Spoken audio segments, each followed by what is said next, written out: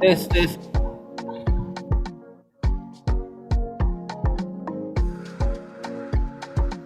test, test,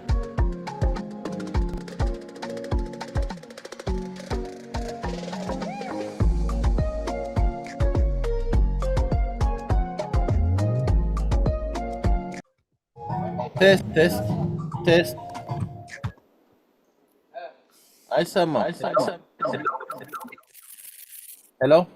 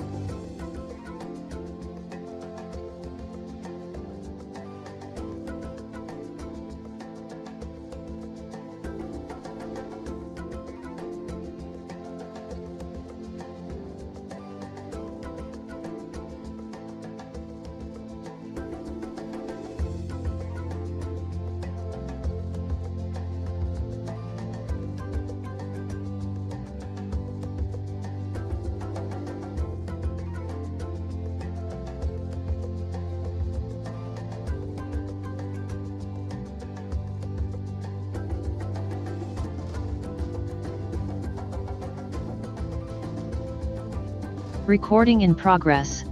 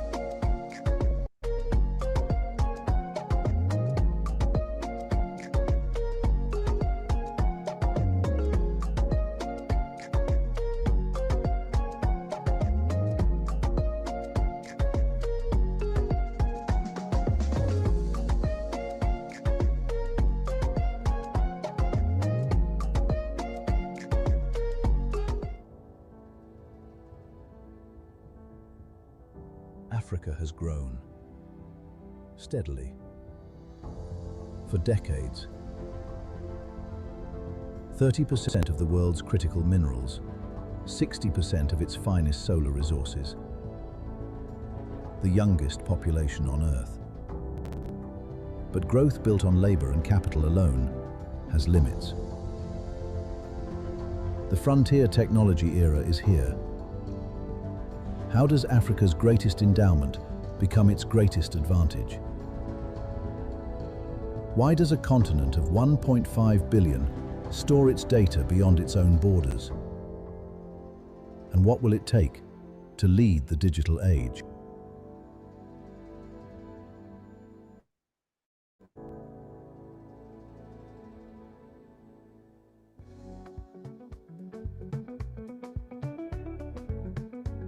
I would like to warmly welcome you to ECA Knowledge Fair at COM 2026. Today, it stands at a space where ideas meet action, where Africa's development challenges are matched with African-led solutions.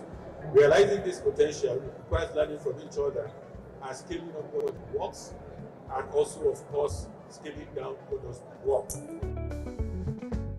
Nous sommes très honorés de prendre part à cette initiative et nous sommes très impatients de faire le tour et de voir ce que l'Afrique est capable de faire.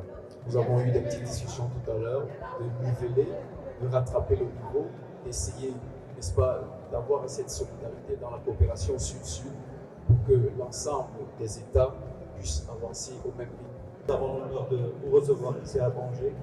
Donc je saisis cette occasion pour appeler tous les participants à tirer profit des stands qui sont sur place. Je pense qu'il y a pas mal d'opportunités de créer des passerelles, des échanges avec les partenaires qui sont présents ici à Angers. Shukran Kasira. Shukran.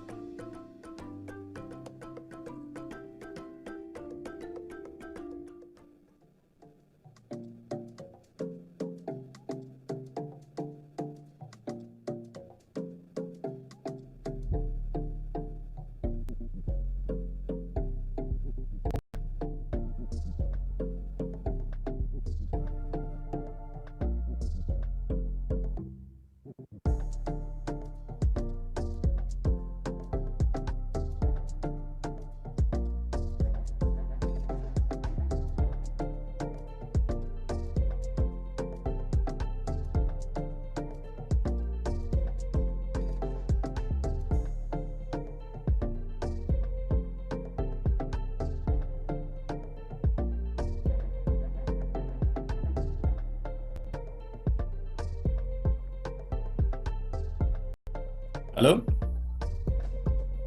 Hello?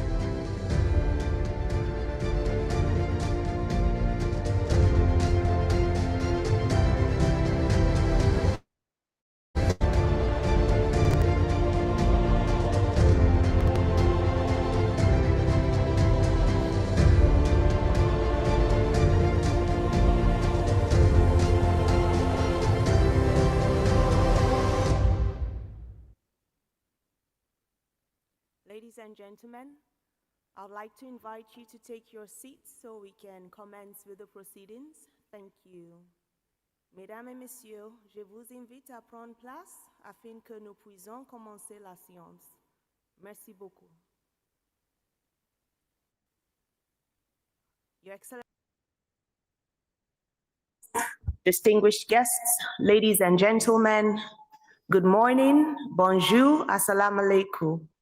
It is my great pleasure and honor to welcome you to the third and final day of the 44th meeting of the Committee of Experts and the 58th session of the Economic Commission for Africa and the Conference of African Ministers of Finance, Planning, and Economic Development. Before we proceed, may I invite you to turn to the person beside you and ask about their plans for tomorrow and the day after.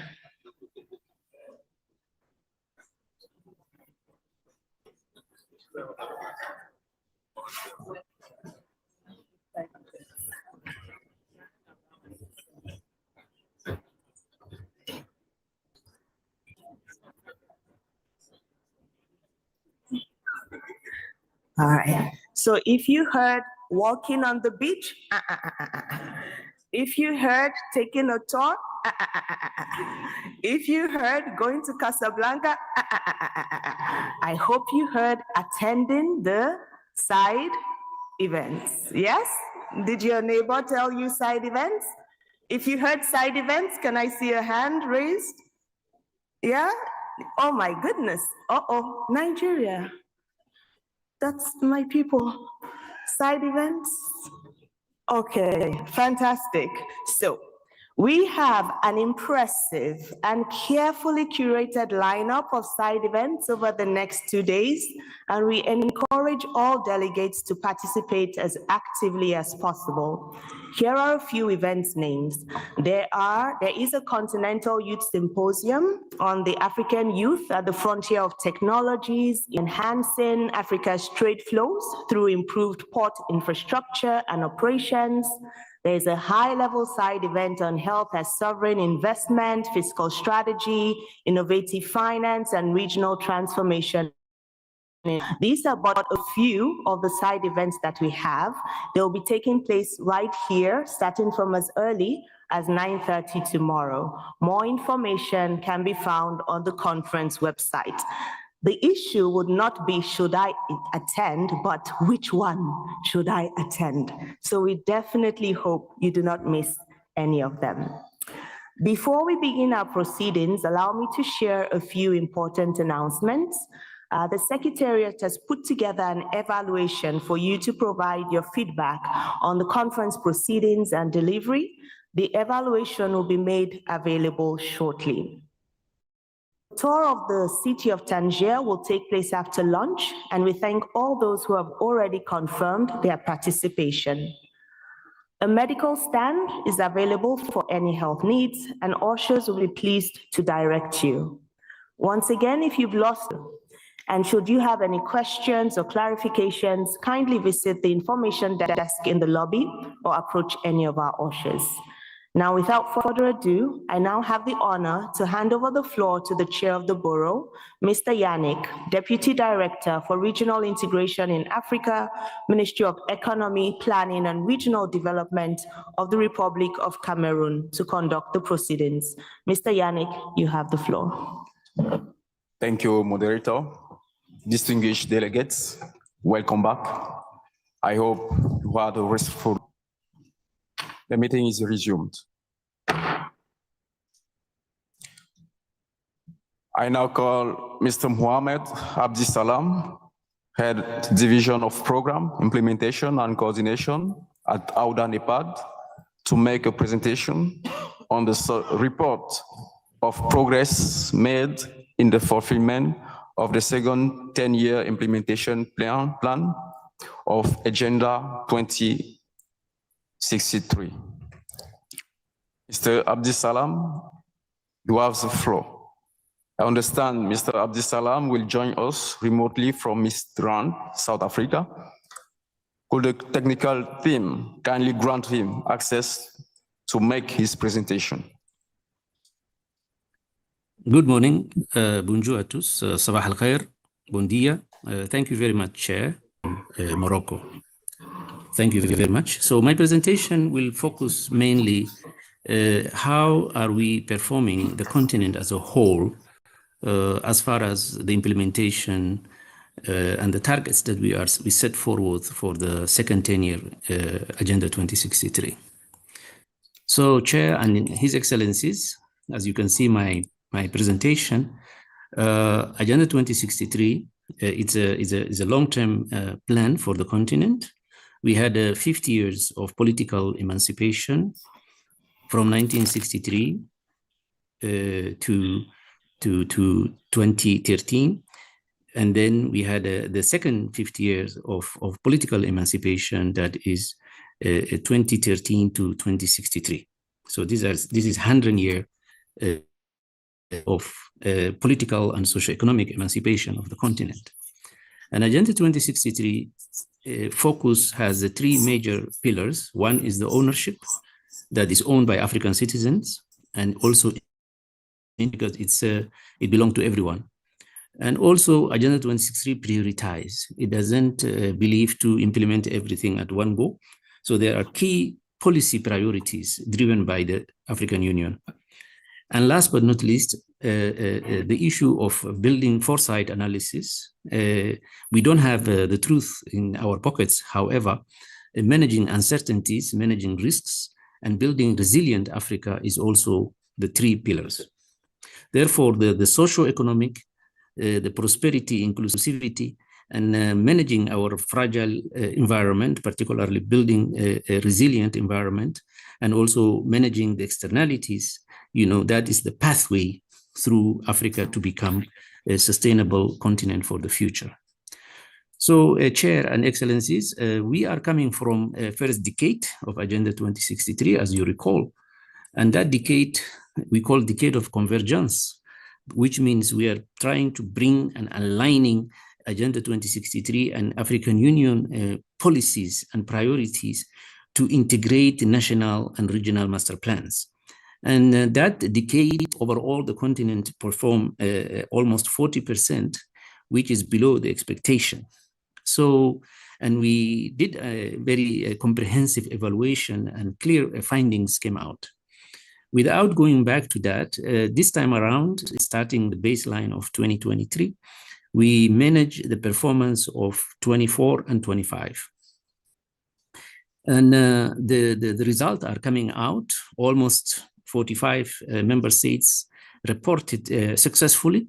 We believe the remaining ones also, Chair and Excellencies, will provide reporting. I must congratulate countries that never reported in the past. This time around, they are reporting successfully. Just to allow me to mention some of these countries, like Djibouti, like Somalia, like Burundi, like Liberia, Guinea-Conakry, they never reported.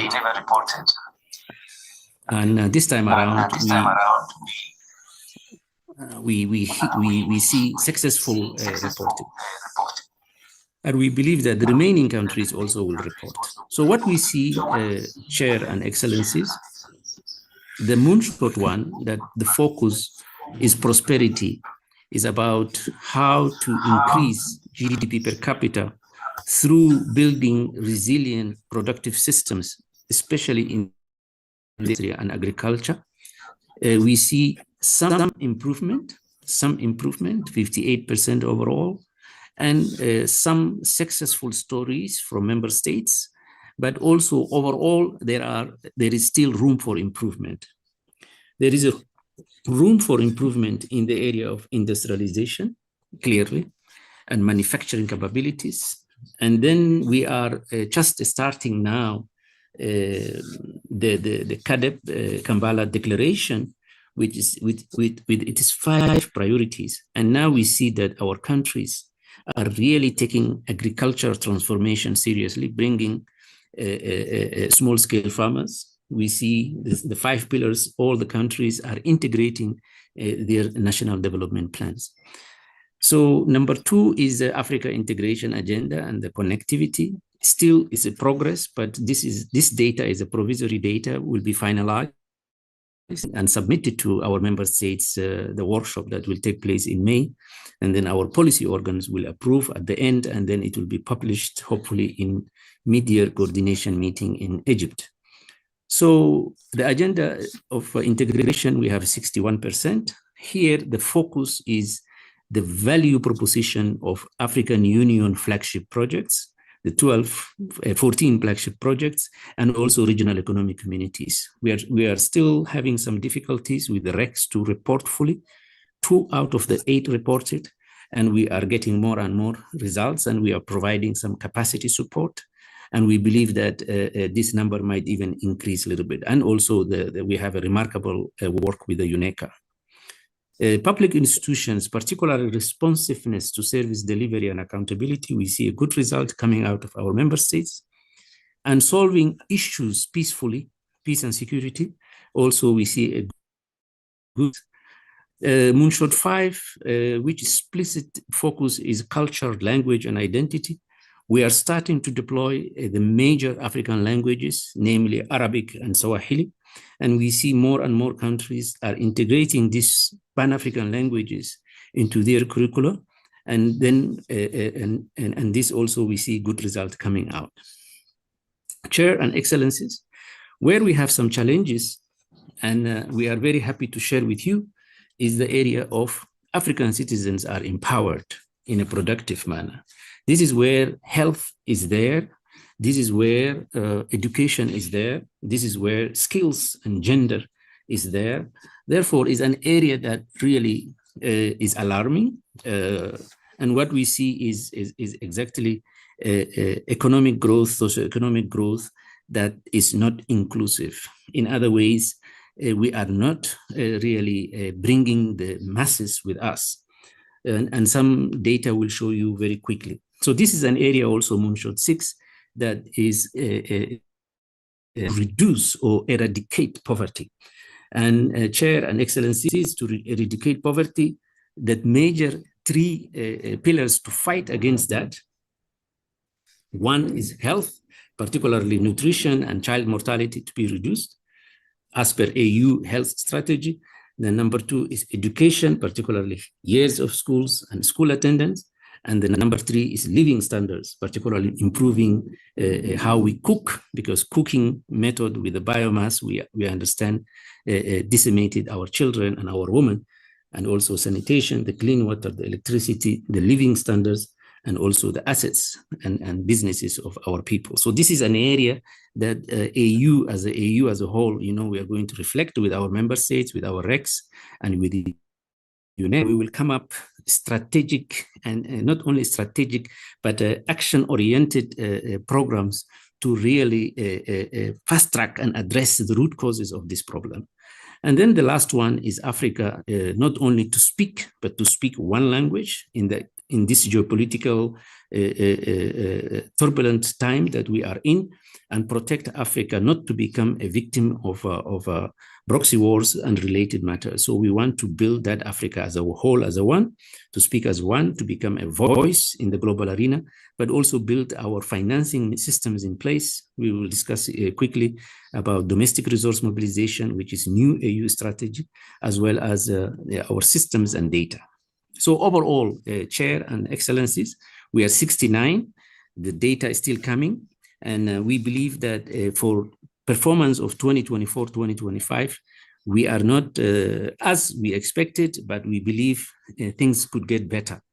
Obviously, the next biennial report, 26-27, might have more challenges in terms of externalities and supply chain problems and energy problems and many other inflationary issue and trade systems and all the things that is happening as we speak. They might affect the next biennial report. Therefore, we need to really build very resilient systems in place to safeguard Africa as a whole, its sovereignty and its people and its resources. So, Excellencies, I will go a little bit fast. As you can see, the strategic objectives of Moonshot 1, which is Prosperity Moonshot, you know, most of them, they are performing. The one that is a little bit below expectation is a blue economy. But blue economy, we have a EU strategy on blue economy, but we have to now bring the agenda of blue economy at the country level, at the REC level, as well as the country level, so that we can unpack this very important topic, the blue economy. And also we are moving through the circular economy, the blue economy, etc., and hydrogen economy, etc. So what we see here in terms of GDP per capita, according to the data that we received from our member states, baseline 2023, we are 2015, actual number is 1968. So basically $10 per person has been increased. Is a modest. It's below what we wanted to achieve, but we are in progress and we need to accelerate. Excellencies, if you look Moonshot 6 now, which is the moonshot of concern, you see education, you see ensuring health lives, gender equality, and all other things, youth and children. All these things, you know, are below expectation. We are not performing as a continent as a whole. Is even worse, as you can see, not worse, but it's not performing compared to 2025, compared to 2023. They are, all of them are below expectations. So they are going down. So this is something that we need to revert very, very quickly. And last but not least, you can see health performance. For example, we see even ARVs, HIV ARVs, you know, the number is declining and many other issues. So these are indicators that requires a rapid deployment solutions at the national, regional, continental level. So Excellency and Chair, what we are talking is just the past now. It's up to 2025. So whatever happened. We are just learning what happened in the past. What is more important to us is understanding and building the future. And the future, what we did with the collaboration with UNECA, what we did was we foresight, you know, how countries and the RECs perform overall. And this one is, for example, different scenarios, you know, business as usual. I'm taking the case of Angola, you know, how Angola can perform in the business plan is business as usual compared to Africa, and how Angola can perform using AU push targets. And what we see is, for example, this one is agriculture import dependency. Agenda 2063 says eliminate, not even reduce, eliminate, zero import food. And country like Angola, which is blessed, one of the best resources and land in the world, can do that. And according to us, when you look the blue one, you see that Angola can achieve a reduction at least from the current 25 to 10% by 2033, although overall the could be zero. And so now the question is, if that is the target, what must we do Angola to achieve that target, to stop importing food rather than Angola exporting food to the continent and beyond the continent. So this is where we need to put policy options and choices and prioritization to the country. And then we did it all 55 countries, by the way, all the African countries, we did it, and we used different scenarios, and this very important foresight analysis we call country profiles is completed, and we are appreciative the work we do with the UNECA, and this will be validated by our member states, and then from there, it will help our countries to navigate in their future and build scenarios and build also resilience to anticipate future externalities, current and future externalities. So, Excellencies and Chair, what emerges from the biennial report, really number one, is that we see more and more our countries, our RECs, and even AU has a very interesting, very integrated planning system in place. So the challenge now is transitioning from planning into implementation. So we need to unblock anything that blocks implementation, whether it's financing, whether it's capacity, whether it's organizational, whether it's governance, whatever it is, we need to unblock implementation. Number two is, as we have seen it, there is economic growth, service expansion, but it's not translated into prosperity, bringing people with us. So the people is not with us. We are investing into things, but we need to invest into people and bring the people with us. And then we see there is a need for financing. This is investment and financing in order for us to do not business as usual. For us to do business is a data and statistical systems are there, but we need to improve further, especially at the AU level, and use different technologies, including geospatial. So this is just to give you some sort of introduction to what we are going to provide you in due course. It's like an antipasto for you, because you are the member states, therefore we have to share information that you provided to us. But Chair, we are also taking very seriously, and based on the evaluation of the first decade, how are we going to finance our issues? So this is a serious matter. Our member states, our policy organs requested AUC, the commission led by our chairperson and African Union, our CEO, to really come up with a feasibility study, to address, and come up with the sustainable solutions. From there, we developed also a domestic resource mobilization strategy, which we are going to deploy at the union level, at the regional level, and at the continental, at the national level. That will come. And one of the pillars of the domestic resource mobilization strategy, in fact, is the development fund, in which we are working also with our brothers UNECA. So what we see is what we want is the country, our continent and our countries, to have GDP growth of let's say 6-7% by 2033, so that there is also per capita. We know that our demographic profile is positive, is good, but we want to also this demographic to be potential, not as a threat. Therefore, we want to increase GDP per capita. So far, as you have seen, it is $10 up to last year, but we need to accelerate faster.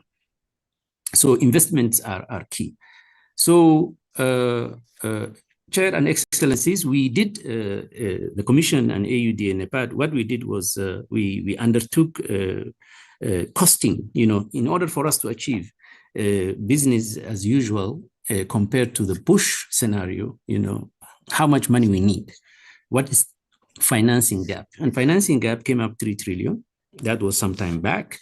This data is kind of obsolete, because now if we repeat again, it may even go bigger. The gap might be even bigger. So this is what came out, 300 billion per year.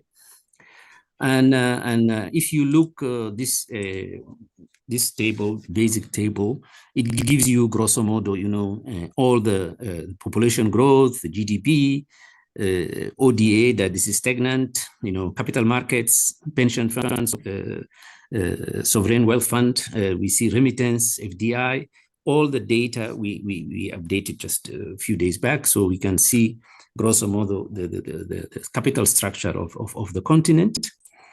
And then we did deep studies also in the issue of debt and debt spiral and debt, how African countries are dealing with the debt as a country by country, and also the cost of capital, cost of debt and servicing. We did modeling, and this is very complex data that we are happy to share with you in another platform.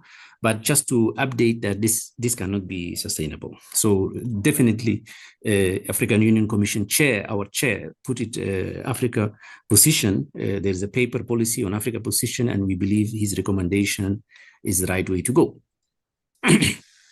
This one is just to show the amount of investment that comes to the continent and the returns that go out of Africa. So we want that return to remain in the continent. So in the feasibility study, we undertook comprehensive analysis of the African financing landscape and also globally. We look Greek Climate Fund and others.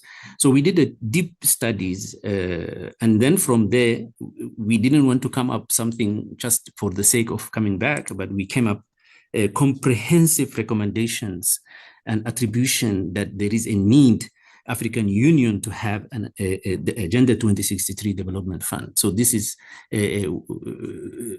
responding the Executive Council decision to undertake this work, and this work is almost at the final stage. So what we did, Chair, we bring also the objectives of the fund and the windows and all these details which we can share with you. But came up with a 9 or 8 resource mobilization source. And all these studies we shared with the African Ministry of Finance and Planning, the 15, we call F15, and they undertook deeper review and assessment, and they approved. And now we are going through the leadership of our chairperson, African Union chairperson, we are going to interact to our member states to report back. So here, Chair, we did a very complex econometric analysis.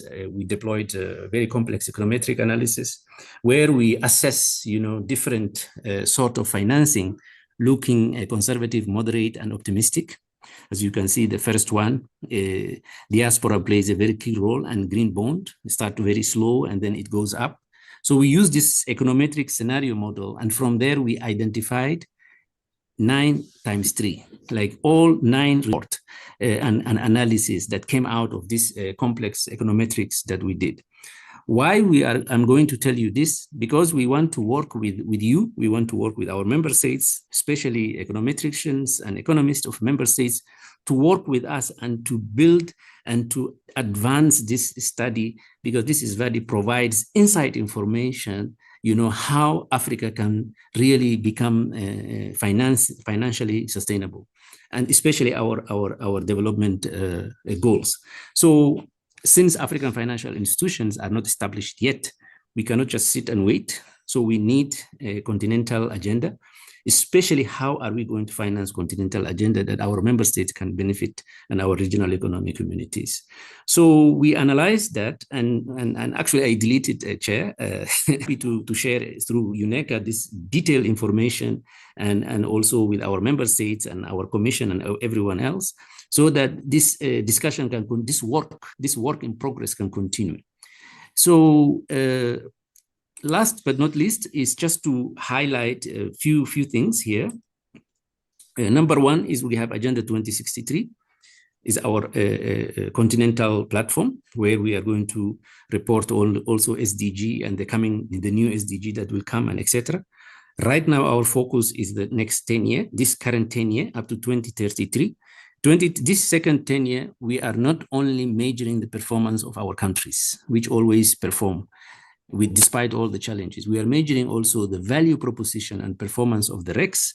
We are measuring the value proposition and performance of AU, particularly the Union, African Union Commission, pathways, what pathways we are taking to achieve the second 10 year. Are they the right ones? Are they yielding the expected result, or they are the wrong ones? And why? Also, we are looking what we call enablers. Enablers means financing mechanism, partnership. We are going to measure our partners, their partnership. Is it yielding the result we expect? We are going to measure resilience, domestication and alignment, planning, etc. We have 9 enablers also. And now we have an African Union medium-term plan, which is the 5-year out of the 10 that is approved, that we are implementing through all the organs. We have continental and regional policies, in different domains, in health, in infrastructure, in education, and also regional policies. And then we have the driver of everything, which is our national development plans. Our countries very closely to align national development plans with Agenda 2063 and UN cooperation framework. And in this case, we work with the UNDP and UNECA. We have also AU flagship projects, as I highlighted. We are going to measure them now. One of them is continental free trade, single air transport, CADEP, continental power master plan, etc.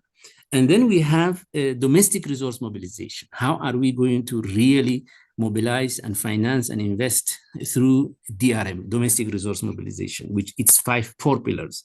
And then the last but not least is the development fund that become an engine really to invest in strategic investment projects that are continental level, not at the national level. And then the whole thing come together. Thank you very much, Chair. Merci beaucoup.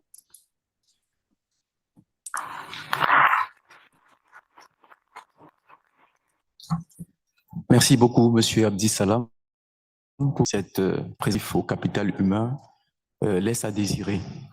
Or, l'Afrique a un potentiel naturel qui ne saurait être valorisé si nous n'avons pas des ressources humaines en santé et bien formées. Et donc, les expériences que nous avons de par le monde, c'est qu'il vaut mieux avoir un capital humain bien structuré que d'avoir des ressources naturelles qu'on ne peut pas exploiter. Alors, nous retournons également ces propositions des modes alternatifs de financement parce que justement, la situation d'endettement de l'Afrique a un effet d'éviction sur des investissements massifs que nous devons faire sur le capital humain. Et donc, il y a cette stratégie de mobilisation des ressources nationales. Il y a ce fonds de développement de l'UA qui apparaissent justement comme des alternatives pouvant nous permettre de mobiliser encore plus de ressources pour davantage valoriser notre capital humain. Merci beaucoup. Distinguished delegates, the floor is now given to the delegates. The floor is open.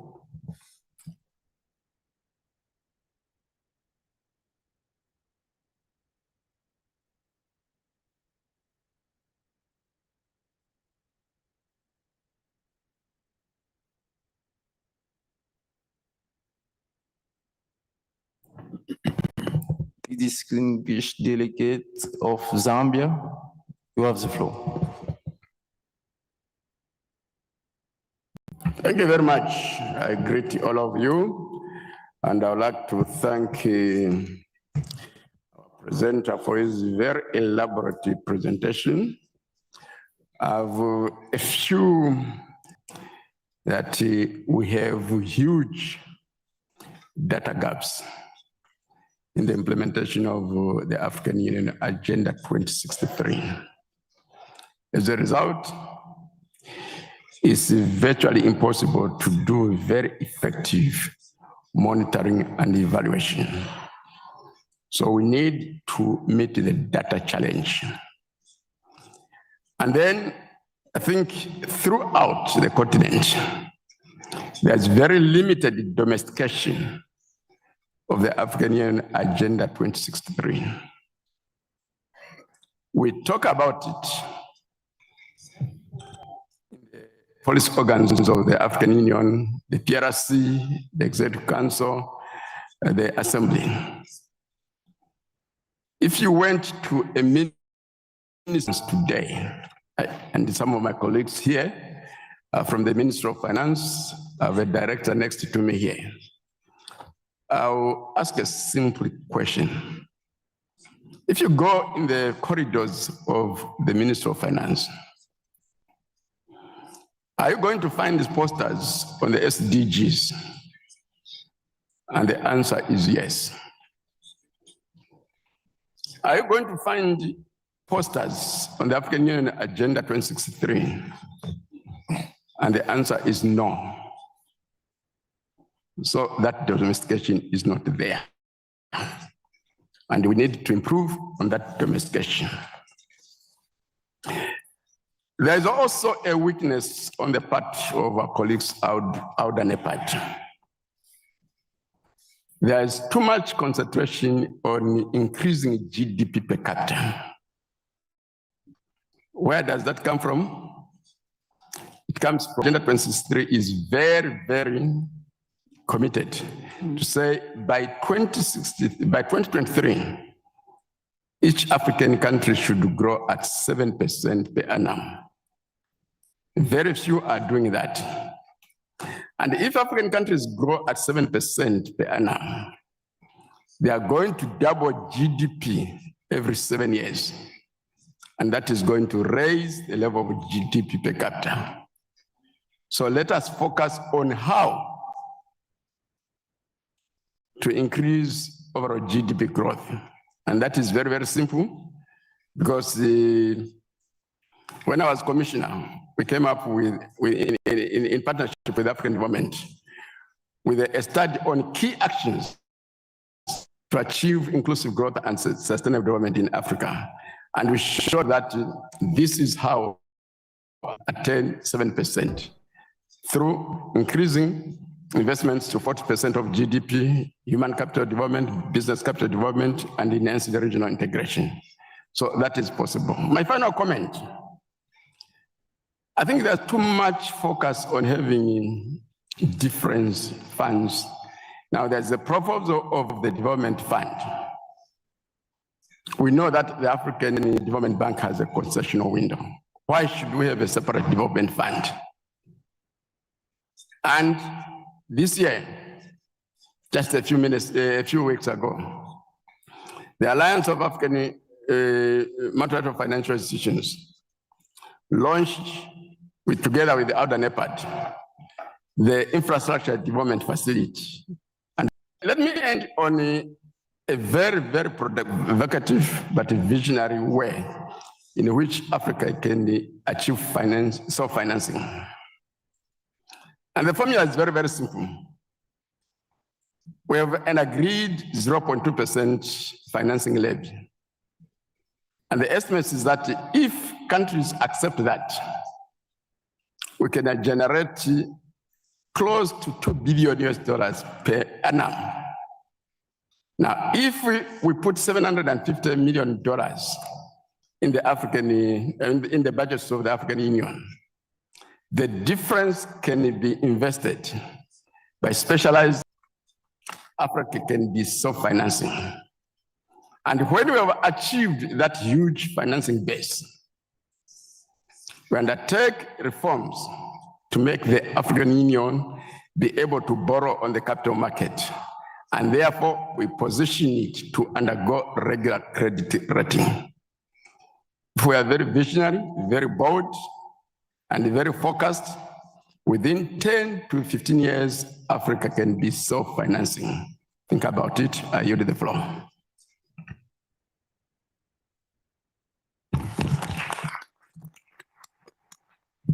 Thank you.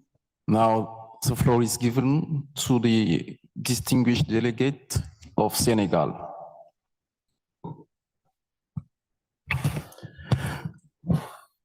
Voilà, merci beaucoup, Monsieur le Président.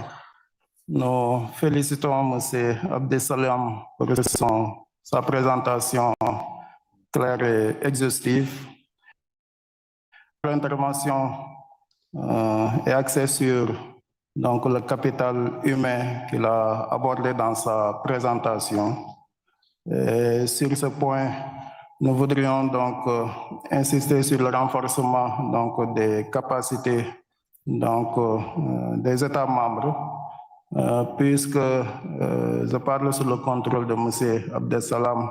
Lors de la première décennie de mise en œuvre, il a été constaté qu'environ 30 États membres avaient soumis le rapport de mise en œuvre du plan décennal. Et la raison de ce faible taux d'ombre. Et à ce propos, je voudrais inviter à une plus grande collaboration peut-être entre ODA-NEPAD et des instituts comme l'IDEP, l'Institut donc de comment dirais-je, donc l'instrument opérationnel majeur de la CIA, donc l'IDEP qui joue un rôle stratégique en combinant avec efficacité formation, recherche appliquée et l'appui direct aux administrations nationales. Effort illustré par la formation au cours de l'année passée d'environ de plus de 5000 acteurs publics à travers 52 pays africains.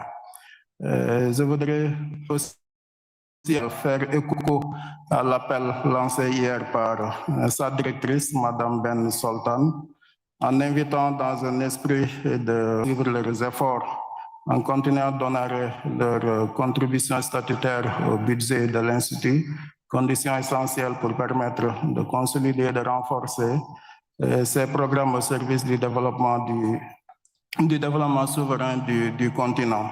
Étant entendu que le renforcement des capacités et la formation requiert des ressources adéquates. En tant que pays hôte de l'IDEP, je voudrais réaffirmer l'engagement constant du Sénégal à accompagner donc l'IDEP dans l'accomplissement de sa noble mission. Merci beaucoup, Monsieur le Président. Merci beaucoup, distingué délégué du Sénégal. Et justement, le développement du capital humain, comme nous l'avons évoqué tout à l'heure, fait face à la question de financement. Et concrètement, l'IDEP, qui est l'une de nos institutions phares en matière de gouvernance des politiques économiques des États, fait face justement à ce défi de financement.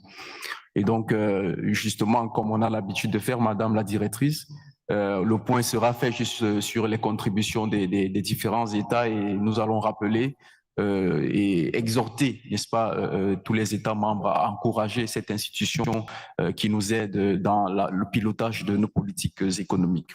Now the floor is given to the distinguished delegate from Kenya.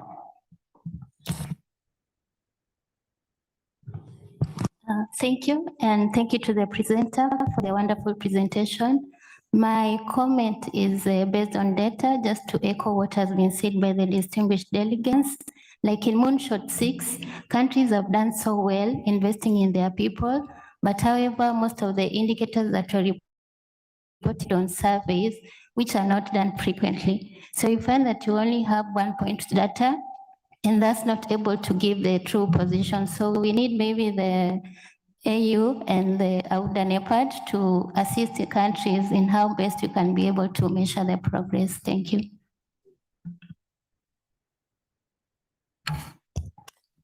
Thank you. The floor is given now to the distinguished delegate of Gambia. Thank you very much, Mr. Chair, for the opportunity and very good morning. You know, there are issues that were highlighted and they are, correlated to some of the presentation we had in the last 2 days. So we saw that the FDI is mainly focusing on the extractive industry.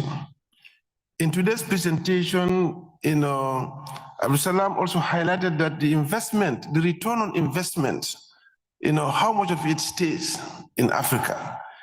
So you can see the correlation, like most of that investment may be in the extractive industry, and then they, find their ways back out of Africa. So this is something Abdul Salam highlighted, and it's important to, have a focus on, as we discussed earlier.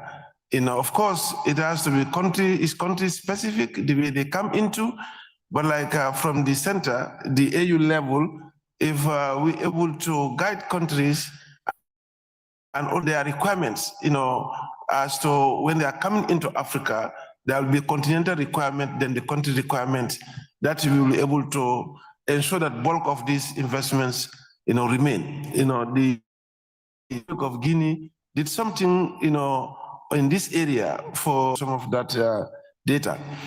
The issue of debt also has come up, from the presentation, being unsustainable and a problem for our development. But yet we are also promoting, blue bond, green bond, and so on. These are also debt, so that we do not lose sight of, the overall impact or the problem debt is, causing to us, the unsustainable nature. We have about at least 5 countries that are in debt distress, around, 8 or more that are high risk of debt distress, and so on. And it is not abating. So that is also affecting our progress. So, but I would not leave actually without buttressing, on one of the earlier comments. But at the country level, domestication is very low, So I think we need to also design some policy to see how do we promote that. From the presenter, he was mentioning they are doing some work because some of the financial institutions that we are to establish under AU, are not yet fully on board. So they had to carry out some of the work now, in a way to carry the process forward. So, and it was all due to the domestication issue. Some of those ones are ready. The protocols are developed and agreed, but domestication is lacking. So I think we need to have a refocus, and see how to domesticate some of those very good, instruments that we are developed, but not domesticated, and we cannot realize the full potential. Thank you. Merci beaucoup pour cette intervention. Est-ce que M. Abdi Salam est en ligne pour pouvoir apporter quelques compléments ou quelques commentaires supplémentaires avant que nous ne puissions passer à la prochaine présentation?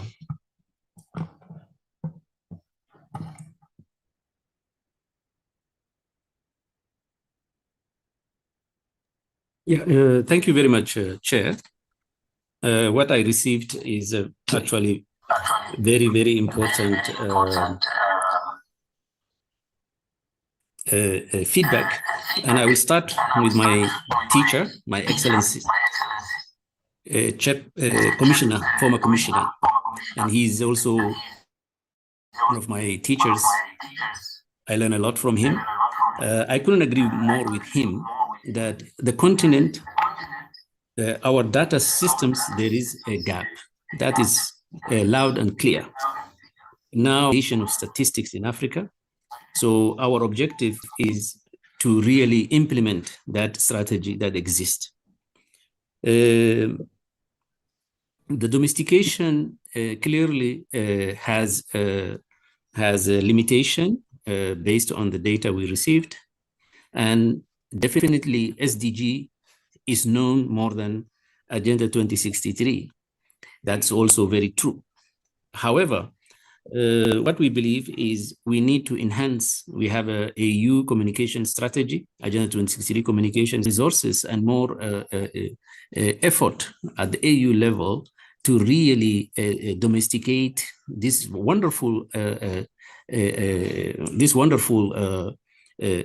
transformation plan that Africa has. This is what brings Africa together, is Agenda 2063. This is the only continent that has a clear developmental pathway up to 2063. It's the only continent. That's why when we went to SDG is actually our baby, because it's Africa that really drove SDGs. As you recall, in several meetings during the formulation of the SDGs. So Agenda 2063 is very important. Ideally, we believe under the leadership of the Union, the Chair and UNECA, to organize once a year, under our champion, who is the president of Agenda 2063 discussion. Ideally, each country should have even a ministry of Agenda 2063.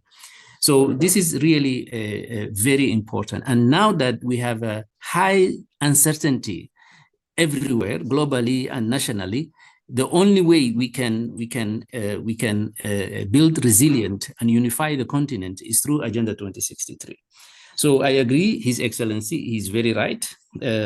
We need to improve, and we believe also his remarkable leadership, the former commissioner, can play a very important role in this domain.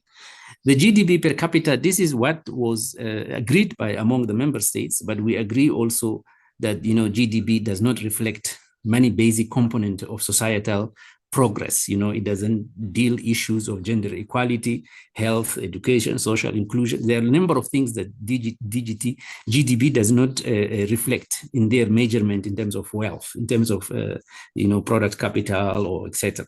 So we are 100% with him. However, this is what we have now as a measurement gap that will help us to understand some of the performance. But then we can go even deeper later on.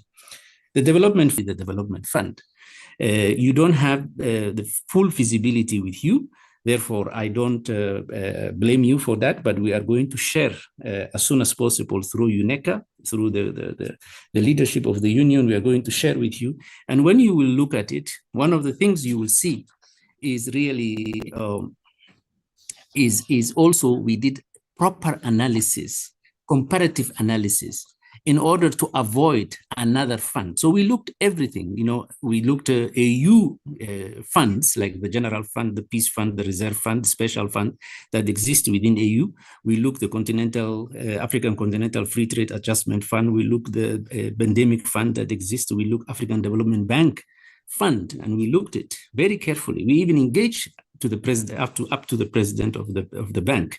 But remember, African Development Bank looks 32 countries. It doesn't look 55 initiatives, continental strategic initiatives. And it's not the wish of AUD, NEPAD, or AUC, is the wish of our member states. It's member states that requested through Executive Council decision to undertake this feasibility. So our role is to complete the feasibility, consult with our member states, and go back and through the chairperson of African Union to go back and say, this is what we did. Now they will decide the second phase of this very, very important product. As my brother from the Gambia highlighted, African financial institutions are not there yet. So what we do, and we know that most of our African financial institutions, they focus to work with member states, which is very, very important.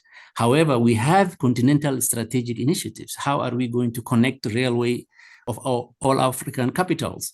How are we going to build a maritime system and shipping trade? How are we going to undertake our pharmaceuticals or minerals and value addition? How are we going to build corridors, food corridors? How are we going to do continental power master plan, bringing regional power pools and connecting and trading energy and exporting energy Africa to the rest of the world? There are strategic initiatives, sovereignty of the continent, the wealth of the continent. Those strategic initiatives, there's no an instrument that can finance today. And the union, African Union, is the best placed to drive that agenda, especially the chairperson and also the development agency. I totally agree, my brother from Senegal, in terms of capacity development. We work with IDEP in Dakar. I took a number of member states there, and we have an excellent working relationship, that historical building and the work that they do. We work together very well, and we continue building that relationship. Our sister from Kenya, data improvement. Yes, this is a crux of the matter, because when it comes to data, everything begins with civil registration vital statistics. This is the mother of every data. Every useful data we are talking is the civil registration vital statistics. But then from there you go, doing agriculture surveys, understanding the land and the topography and the soils, and then we go household, administrative, economic, environmental, and then geospatial, that brings everything together. We have a very good relationship with some of African countries, the geospatial institutions like Morocco, Algeria, Nigeria, Ghana, South Africa, Egypt, etc., Kenya also. So we are trying to use all instruments, all technology possible. But what we want also is to build where we do what we call data repository. So to keep our data, privacy is very important. Data governance is very important. So that even now, just to give you presentation, some of the data, I have to delete it because, I want to give you this information personally because, and through UNECA, because these are sensitive data that comes from our member states. So we have to be very vigilant, what we share, what we don't share, how we share, who we share, what protocol we use. So we are very sensitive in this domain. Thank you very much, Chair. And really, we took a note, and we are going to work with you in the near future. Thank you very much. Thank you, Mr. Abdisalam. Nous allons donner la parole à Madame la modératrice pour qu'elle puisse préciser les modalités de l'évaluation de notre session.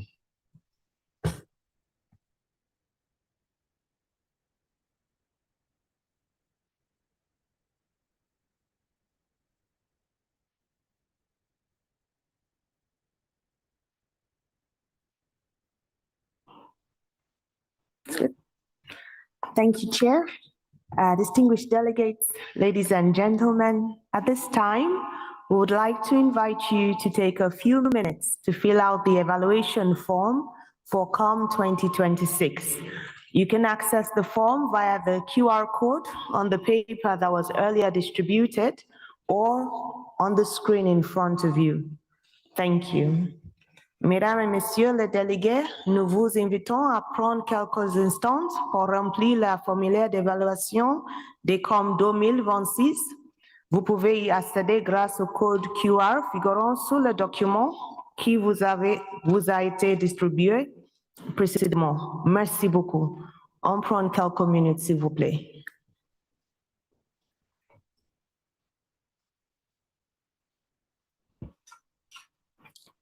Also to note, not only for delegates, but partners, ECA colleagues and staff, please kindly fill out the evaluation form. Thank you.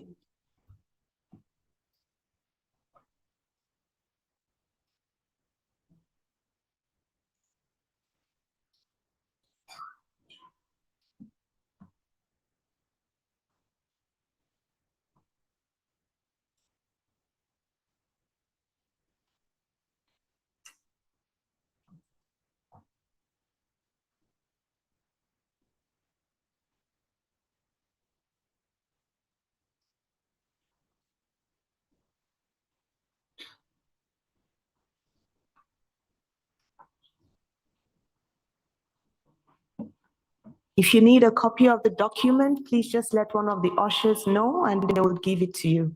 If you do not have a copy of the QR code, if you prefer it on paper as opposed to the screen, anything you need, we will make available for you to be able to fill out the forms.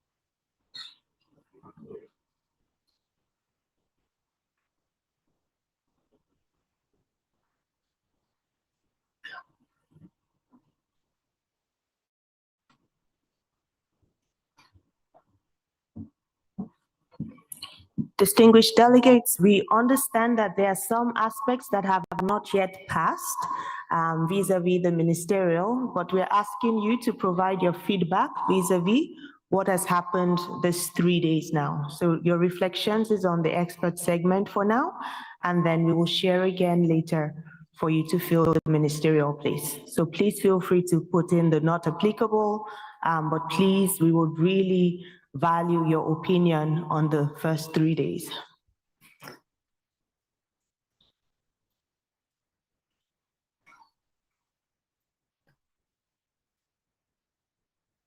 I know there's been a lot of informal feedback on the cold, but I don't know if they put it there as a feedback for us. But apart from the cold,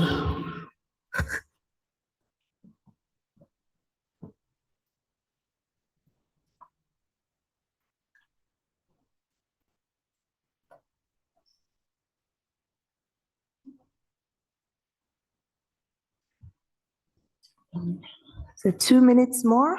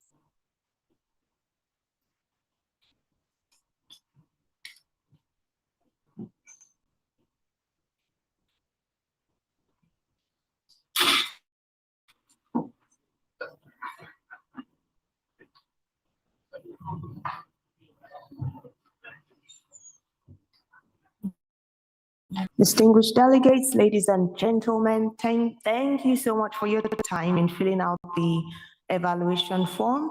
I'll now pass it back to the chair, Mr. Yannick, to continue with the proceedings. Thank you. Thank you, moderator. Distinguished delegates, I invite the committee to now turn to agenda item 7, entitled Date, Venue of the 59th session of the Economic Commission for Africa. I would like to draw the attention of the committee to the note by the Secretariat entitled Date, Venue, and Theme of the 59th session of the Economic Commission for Africa, issued as document ECA/COE/44/22.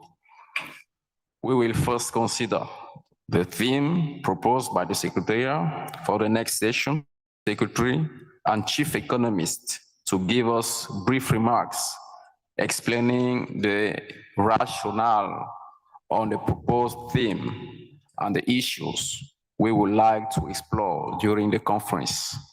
Ms. Mosi, you have the floor.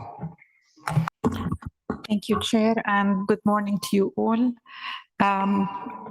As always, we are here to discuss with member states, both in terms of the venue for next year Conference of Ministers, as well as the theme. So what we are proposing as a venue for next year is to be held where state offers to host for next year. And that would imply that this member state would also be offering to defray the actual cost difference in terms of hosting elsewhere, both direct and indirect cost.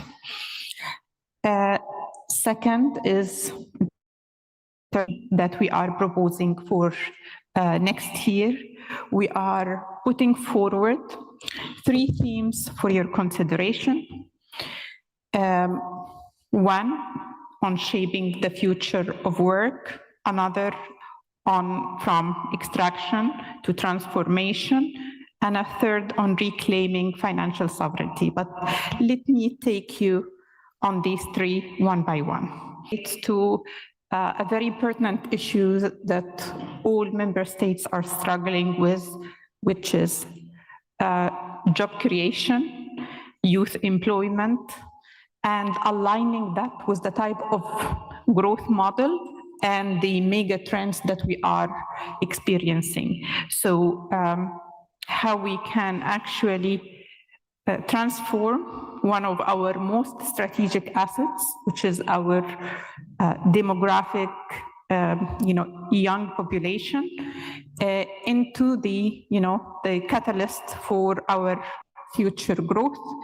The models that had worked before are not going to work any longer, so it cannot be the old industries that are labor intensive of the past. It needs to be fit for the future, given all the technological and innovative, transformation globally that are happening. We need to make sure that the youth are equipped with the type of skills that we need, whether in terms of green industrialization, technology, AI. So we need to train them for what is coming, not what we had before. And that means that our growth models need to fit with that. So that's, the theme the first theme that we are suggesting, which really involves thinking about future trends, but also aligning it with the job creation needs, demographics, and growth models. We believe that this would be a very timely, among the three, on number of the things that we've been doing. So this year we talked about, what does it mean to have growth through innovation? What is needed to make this, frontier technologies and AI and data, the catalyst for economic transformation. Now we need to translate that into what it means to create jobs, to skill our youth, and to align our growth models.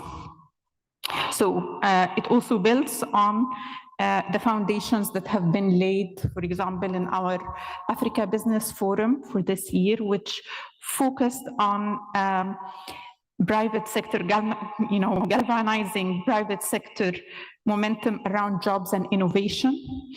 So it would fit very well, in what the momentum that we've been building, and we hope that you are aligned with us on this, and you see the value of kind of having this building on all our discussions and the different both analytical work, convening, and thinking that we've been to move to concrete action and more analytics, particularly focused on that area. The second option has to do with critical minerals and moving from extraction to transformation, leveraging critical minerals and biodiversity for Africa, industrialization and green growth. And this would also fit very well, and would like to ask for your consideration, actually, for considering kind of having a longer way of planning for the themes, so that we can have build kind of connecting dots in terms of the work, the analytics, and so on, to maximize the benefits of our gathering and our convening. So we are suggesting that we focus on, that you consider this theme for the following year of 2028, especially that it would build on all the discussions we've been having, but it also aligns with the fact that in that year we will have the COP hosted in Addis Ababa, and an African COP, and it would fit very well with the type of things that we can have in terms of analytics that can anchor the African position on these issues, and can help in thinking, how can we translate that into concrete action along with these discussions.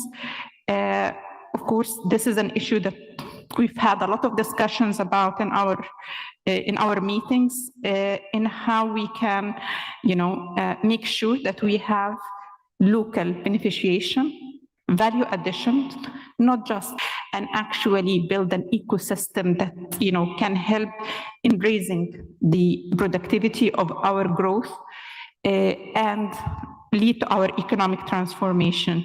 And in addition to critical mineral, because it's not just about critical minerals, it's also about nature. And so the issues of biodiversity, the issue of, carbon credits, how can we really anchor our development on the resources that we have, be it critical minerals or biodiversity. So we are hopeful that this, fits well with the thinking of member states and aligns in terms of timing, particularly that we will have this African COP in the same year in 2028. The third option that we have here has to do with reclaiming financial sovereignty for Africa to drive sustainable and inclusive, resilient development. And this topic is really, based on the African countries. Many African countries have been talking, particularly in the current context, the need for more self-reliance. The fact that, the reliance on foreign flows have affected resilience, have exposed vulnerabilities. And we saw that, for example, with the massive declines in official development assistance impact on health sector and the implications. So the need for self-reliance in terms of focusing on more domestic resource mobilization, in terms of developing financial and capital markets, in terms of improving frameworks and governance so that we can curb illicit financial flows, in terms of also improving debt management and transparency. So this has to do with what can we do at home to improve self-reliance and financial sovereignty for our countries. So these are the three themes that are being put forward, and our recommendation is for shaping the future of work for next year COM and year to give us time to provide strong analytical input for the African thinking and position, ahead of the African COP that would be in 2028. Thank you for your consideration.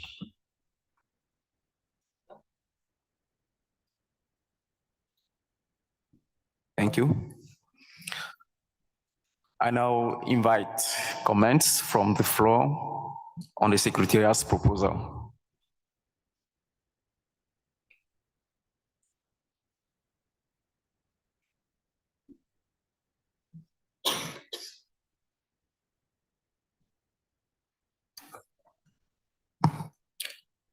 The distinguished delegate Cameroon, you have the floor. Et merci, Monsieur le Président. Monsieur le Président, la délégation du Cameroun voudrait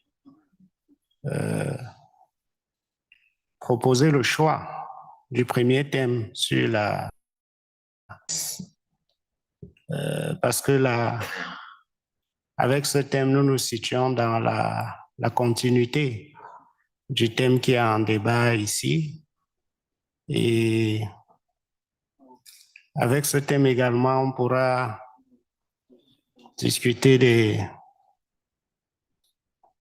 questions de mobilisation de la jeunesse dans le cadre de la mise en œuvre de l'agenda 2030, de l'agenda 2063. Et partant ici aborder les questions c'est un thème transversal qui également absorbe le deuxième thème sur les questions de transformation productive et également des questions de développement durable et de résilience climatique quand on sait que la jeunesse est le moteur de la résilience climatique. Et donc, voilà, Monsieur le Président, le choix que nous pouvons proposer pour la prochaine COM. Merci. Thank you. We now give the floor to the distinguished delegate of Zambia. Once more, Chairperson, thank you very much. And I'd like to thank the Deputy Executive Secretary for Programs and Chief Economist for the presentation of the possible themes that the Conference of Ministers can look at next year. Not very strongly committed to it. If others feel that we go the other way, we have no problems. Zambia is going to follow that. But our proposal would be on number 2. Why?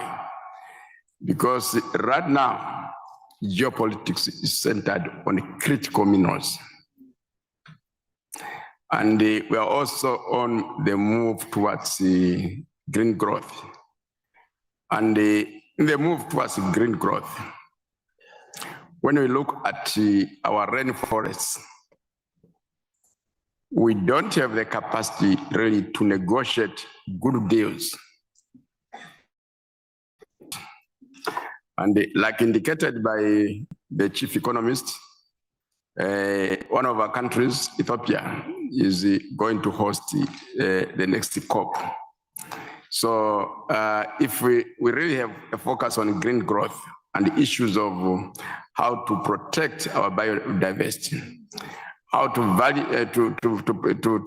to promote value addition at source of our critical minerals, then it would be very well positioned to really contribute to the success of COP27, the COP which is coming in next year in Ethiopia.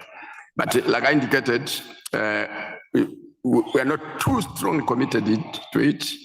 If the emerging consensus to go to other themes, we have no problems. But we have given our reasons for supporting theme number 2. Thank you.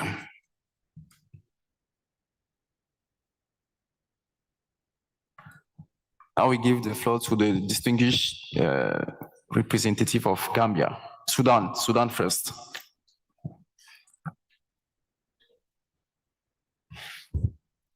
السلام عليكم. شكرا جزيلا سيد الرئيس. شكرا سيدة مرسي على التقديم.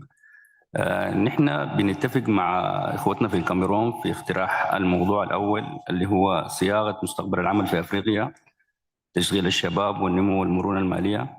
تعتبر عقار رصاء شابه ولا بد من وضع خطط عمليه ناجحه لتعليم تدريب وتشغيلهم، ومن المؤكد انه ده حيتحول لنا لمحرك للنمو في القاره.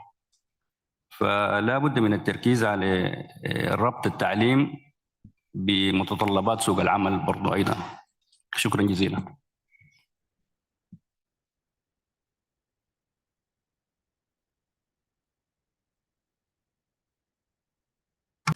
Now we give the floor to Gambia.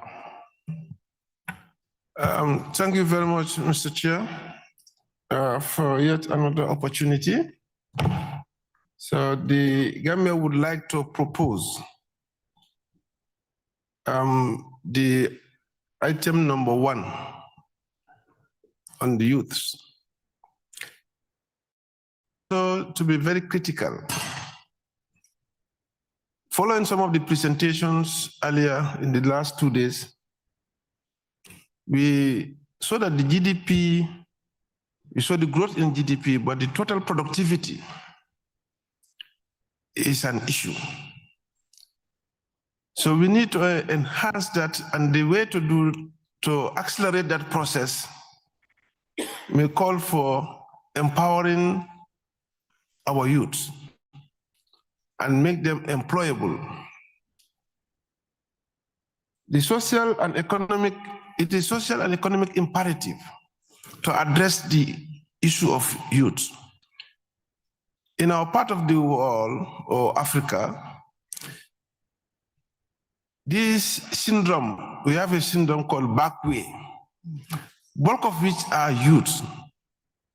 The country, through that dangerous journey, because there's lack of employment, there are underemployment and unemployment prevalent. That is driving and scaring our youths away. Listening to the statistics also in the last 2 days, Africa has a youth population. And this cannot be permanent. We need to harness it now, not to wait any longer.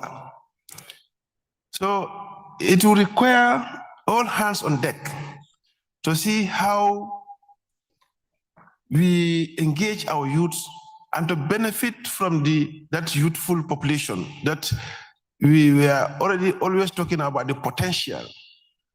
But we should start to put in place processes and mechanisms to benefit from that potential or to realize that potential.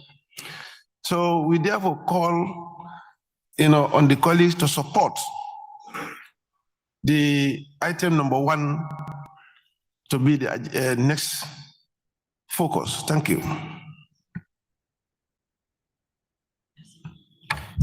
Thank you, distinguished delegate from Gambia. We now give the floor to the distinguished delegate from Guinea.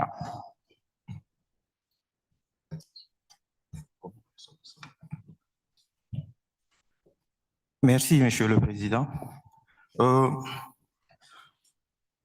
Moi, je pense que ces 3 thèmes sont aussi importants parce qu'il y a un lien qui se trouve entre ces 3 thèmes-là, parce que nous parlons d'emploi de la jeunesse africaine aujourd'hui, compte tenu du rythme à laquelle la population africaine évolue. Il y a vraiment une nécessité de trouver des moyens et solutions pour donner de l'emploi à nos jeunes.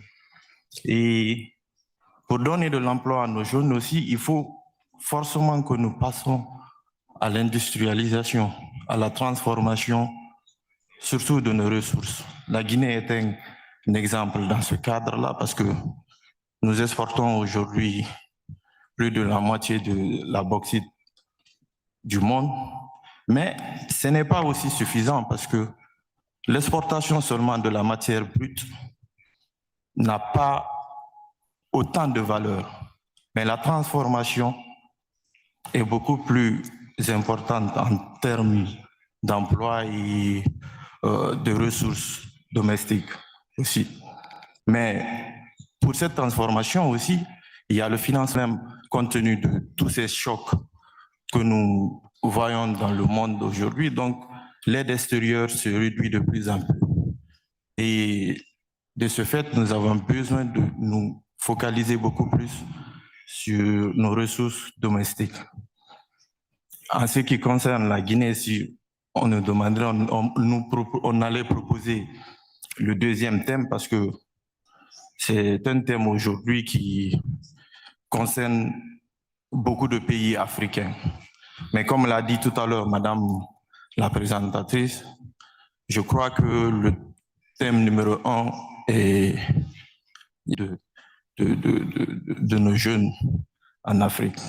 Et bon, c'est vrai qu'aussi que le sujet de minerais critiques est un sujet qui a commencé ces dernières années. Donc, il faudra peut-être mûrir assez le sujet pour vraiment avoir des discussions très profondes et pertinentes à ce sujet. Donc, c'est ce petit commentaire que nous, on voudrait ajouter. Je vous remercie. Merci beaucoup, distingué délégué de la Guinée. À ce stade, nous avons davantage besoin d'une position claire. Alors, la Guinée se prononce concrètement pour lequel des thèmes? On se prononce sur le premier thème. Thank you so much. We now give the floor to the distinguished delegate of Senegal.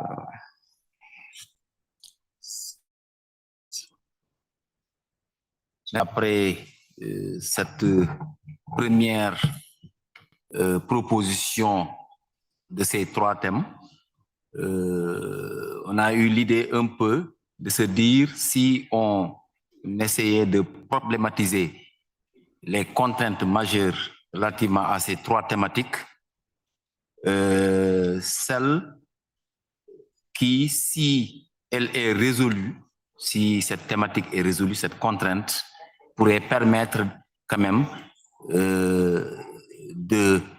d'amener avec elle les deux autres. On se dit que la formation des jeunes, l'emploi des jeunes dans nos pays qui, pour la plupart, nécessitent une certaine stabilité, et c'est la frange jeune qui est la plus vulnérable, qui est plus actrice un peu en général, en tout cas, de ces instabilités auxquelles nous assistons, mais également le travail des jeunes qu'on a constaté qui est au plus bas, les NITS, ceux qui ne sont ni formés, ni employés, ni bien formés, occupent une frange importante. Dans certains pays, c'est plus du tiers des jeunes, dans beaucoup de pays. Et l'avenir, c'est la jeunesse. L'avenir, c'est la jeunesse, c'est la formation également de nos jeunes Africains. Je pense que si cette formation est effective, l'extraction et la production de ces minerais, pétrole, or, gaz, j'en passe, au niveau surtout interne avec ce développement endogène souhaité, si cette frange de la jeunesse est bien formée, l'avenir de l'Afrique devrait être prometteur. Donc, la première thématique permet quand même de solutionner, au moins sur le moyen et bien sûr sur le long terme davantage, la contrainte de la première thématique. Relativement à la seconde, si une bonne frange de la population travaille, c'est des revenus additionnels, c'est véritablement une souveraineté financière ça peut permettre quand même de solutionner la deuxième. Donc, je pense que si on raisonne en termes de hiérarchisation des contraintes, solutionner les problématiques relatives à la première permettent quand même de solutionner une bonne partie quand même des deux autres thématiques et des problèmes de l'Afrique. Par ailleurs, cette première thématique va en droite ligne d'avec, parce que nous souhaitons un avenir meilleur pour l'Afrique, cette première thématique permet de solutionner quand même, et en phase avec la thématique sur l'innovation, sur tout ce qui est numérique, intelligence artificielle, qui constitue en réalité l'avenir de demain, et il faut que cette jeunesse soit formée, bien formée pour ce défi majeur et qui quand même mérite d'être très bien prise en charge. Au cas contraire, pratiquement l'avenir de l'Afrique pourrait être comprometteur. Donc, nous, Sénégal, nous pensons que quand même, la première thématique revêt un enjeu beaucoup plus important. Merci beaucoup. Merci beaucoup, distingué délégué du Sénégal. Avant de poursuivre avec le distingué délégué du Nigeria, je souhaite signaler ici, sous réserve bien évidemment de la confirmation de mon ministre lors de la réunion ministérielle de jeudi et vendredi, que le Cameroun se propose déjà d'abriter la COM de 2027. Donc, je vais donc de ce fait passer la parole au distingué délégué du Nigeria. Merci.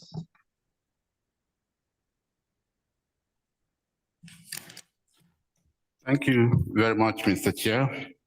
Nigeria aligns closely with the last speaker, the distinguished delegate from Senegal. We are opting for the first one, which is youth employment. And just like the last speaker rightly noted, this can be achieved under the context of macroeconomic stability. So while we are pursuing this theme, invariably we are going to be discussing a lot of macroeconomic issues because employment is a core or key macroeconomic variable. And this has become very topical in recent time, youth employment. Even during the IMF World Bank annual meetings last year, I think the World Bank has youth employment as a very key area of work that it's going to be looking at in the future. Africa has a young population, as we know, and because of the youth tend to leave the continent with their skills in search of greener pastures. This is not good for development. We need to see how to create an enabling climate for youth to be gainfully employed. With advancement in technology, we should seek to align skills to technological innovation and encourage youth, especially in the areas that we see their interests like, for instance, creative industry and other areas.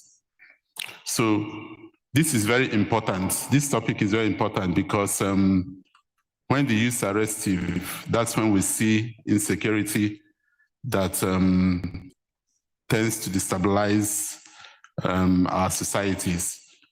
And I think we need to really address this matter. We need to see how we're going to involve the private sector through public-private partnerships to give the youths what they want, and also encourage development partners to align their objectives as well to youth empowerment, youth employment. All this we have been discussing growth, we've been discussing macroeconomic issues in the last 2 days. But when we have these figures, they are mere figures if they are not inclusive. So I believe that youth employment is taking the discussion further to make growth and development more inclusive. So, the sub-themes will also be selected in such a way that the numbers 2 and 3 will be reflected in the discussions at the end of the day. Thank you. Merci beaucoup, distingué délégué du Nigeria. Nous donnons la parole au distingué délégué de Comores.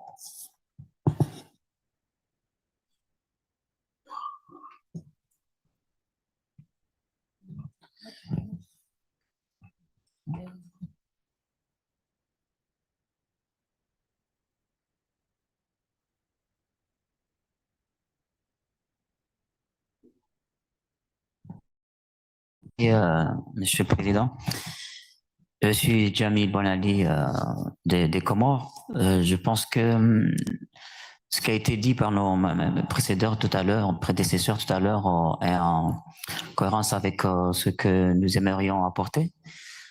Juste une particularité, c'est que pour nous, petit État insulaire, la question de la jeunesse aussi pose problème parce que nous connaissons actuellement des flux migratoires aussi, et c'est encore très périlleux parce que nos jeunes, ils traversent la mer. Et nous sommes aussi très enclavés par rapport aux autres pays, et donc nous avons des spécificités insulaires que nous ne partageons pas avec les autres. En ce qui nous concerne, effectivement, je pense que la troisième thématique aurait été intéressante pour nous parce que nous dépendons beaucoup plus des aides et nous avons des problématiques qui nécessitent quand même sur l'accès au financement pour le développement de nos infrastructures, notamment sur des infrastructures qui sont stratégiques, que ce soit les ports, que ce soit les aéroports, parce que nous sommes très déconnectés au monde sur ces questions-là. Donc, mais je pense aussi que la thématique de l'employabilité des jeunes est pour nous une priorité. Donc, effectivement, mais cela étant, il est difficile de penser à l'employabilité des jeunes sans penser à l'accès aussi au financement de ces jeunes. Donc, j'ose croire qu'à l'intérieur de cette thématique sur l'accès au financement sera aussi abordée, car les jeunes porteurs d'idées sont souvent confrontés à l'accès au financement qui empêche l'épanouissement de ces talents, que ce soit dans les différents secteurs.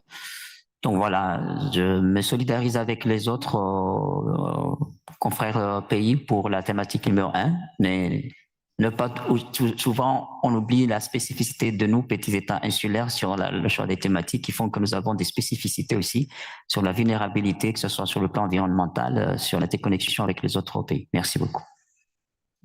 Merci beaucoup. La démarche qui est celle de la CEA, de l'Union africaine et des États partis, c'est justement celle de l'inclusivité. Et hier, nous avons suivi les rapports sur les États insulaires, les États enclavés, les États en voie de développement. Donc, je pense qu'on fait les efforts possibles pour prendre en compte ces spécificités. Et justement, la spécificité comorienne, elle sera bien évidemment prise en compte lorsque nous allons ébranler la machine pour préparer la COM 2027. Merci pour cette contribution. Et nous retenons que les Comores se prononcent pour l'option numéro 1. Merci. Now we give the floor to the distinguished delegate of Tunisia. Merci, Monsieur le Président. On remercie également Madame Morsi pour les thématiques pertinentes avancées pour la COM 2027. Ceci dit, la Tunisie est favorable pour la première thématique concernant l'emploi des jeunes et de la croissance durable en Afrique, qui pour nous revêt une importance stratégique majeure. Et ce, compte tenu du poids démographique de la jeunesse sur le continent. En effet, cette thématique constitue à la fois un défi et une opportunité. Sans politique efficace d'insertion, le chômage des jeunes peut accentuer les inégalités en Afrique, fragiliser la cohésion sociale et freiner le développement. En revanche, une jeunesse formée, qualifiée et intégrée au marché du travail peut devenir un puissant moteur de croissance, d'innovation et de dynamique économique. Par ailleurs, cette thématique économique, numérique et écologique. Favoriser leur accès à des emplois décents et durables permet non seulement de renforcer la stabilité sociale, mais aussi de promouvoir des modèles de croissance inclusifs et respectueux de l'environnement. Ainsi, investir dans l'emploi des jeunes revient à investir dans un avenir plus équitable, résilient et prospère pour l'Afrique. Ceci étant, il faut aussi savoir que les flux migratoires des jeunes africains reflètent principalement la recherche des opportunités économiques et sociales face au chômage, assez croissant malheureusement en Afrique, et aux inégalités, qu'il s'agisse de mobilité interne ou internationale. Ces flux peuvent entraîner une fuite de compétences, malheureusement, constituent également un levier de développement grâce au transfert de fonds, aux échanges de savoir-faire et contributions de la diaspora. Pour conclure, la première thématique est une thématique assez importante pour nous et nous espérons que la COM 2027 abordera cette thématique. Ceci dit que les autres thèmes pourront être débordés, peuvent être abordés également au cours de cette COM et qui pour nous semblent être des thèmes assez importants pour en discuter. Merci beaucoup. Merci beaucoup. Nous donnons la parole au distingué délégué de la Somalie qui est en ligne. Monsieur Abdi Chakour, vous avez la parole. Thank you so much, Mr. Jair and other delegates. I'm Abdul Shakur from Somalia. Somalia takes note, Mr. Jair, of the insightful intervention made by Zambia, Cameroon, Sudan, Gambia, and also Guinea. And we acknowledge Zambia's importance pointing point of critical minerals and the transition, particularly in the context of involving global geopolitics and Africa's strategic natural resources.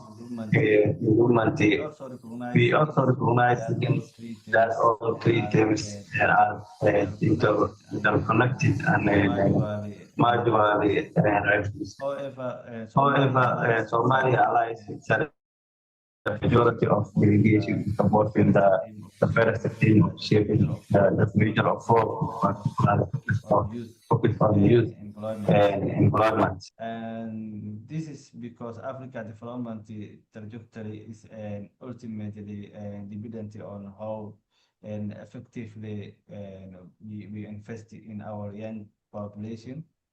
And as highlighted by Sudan and Gambia, the continuity demographic structure presents both opportunities and risky. Without adequate education, skills, development, and job creation, this youth pledge could exacerbate unemployment, informality, and irregular migration. And conversely, with the right policies, it can become a powerful driver of bonus and skills and mismatches and limited access to quality education and constrained private sector growth continue to hinder youth employability, and therefore there's a strong need to ally education system with a labor market demands expanded technical and vocational training and promote entrepreneurship, especially in emerging sectors such as the digital economy. And at the same time, we recognize that addressing youth employment must go hand in hand with broader structural transformation, include productivity growth and economic diversification. And in this regard, investment in sectors such as a green economic, natural resources highlighted by Zambia can also create new opportunities for decent jobs for young people. Finally, Mr. Jair, Somalia underscores the importance of coordinated regional efforts, knowledge sharing, and also efficiency-based policy making to effectively enhancing Africa demographic dividend and ensure a more inclusive and sustainable future work. I submit. Thank you, Jeff.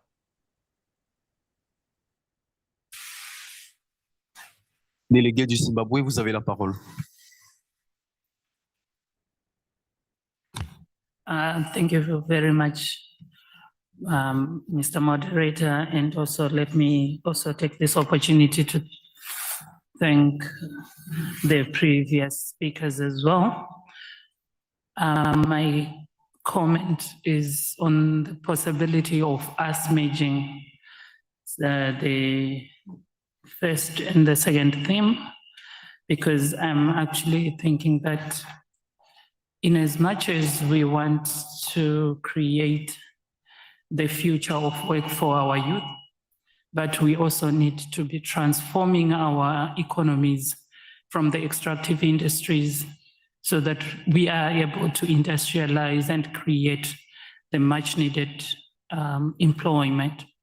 So my submission will be maybe to recast the proposed themes to shaping Africa's future of work, leveraging youth, critical minerals, and biodiversity for inclusive growth and fiscal resilience. This, I also think, cover the various diversities that our countries are in, and it will also address the need for us to build fiscal resilience, because we are also noting that it's also of critical importance. So my humble submission will be to merge the two, because when our youth are educated, they need employment, which is supposed to be created from the transformed economies or transformed industries. So this will be my submission for now. Thank you very much. Merci beaucoup, distingué délégué, et votre proposition est bien accueillie par le comité et le secrétariat a pris bonne note. We now give the floor to the distinguished delegate from Ivory Coast.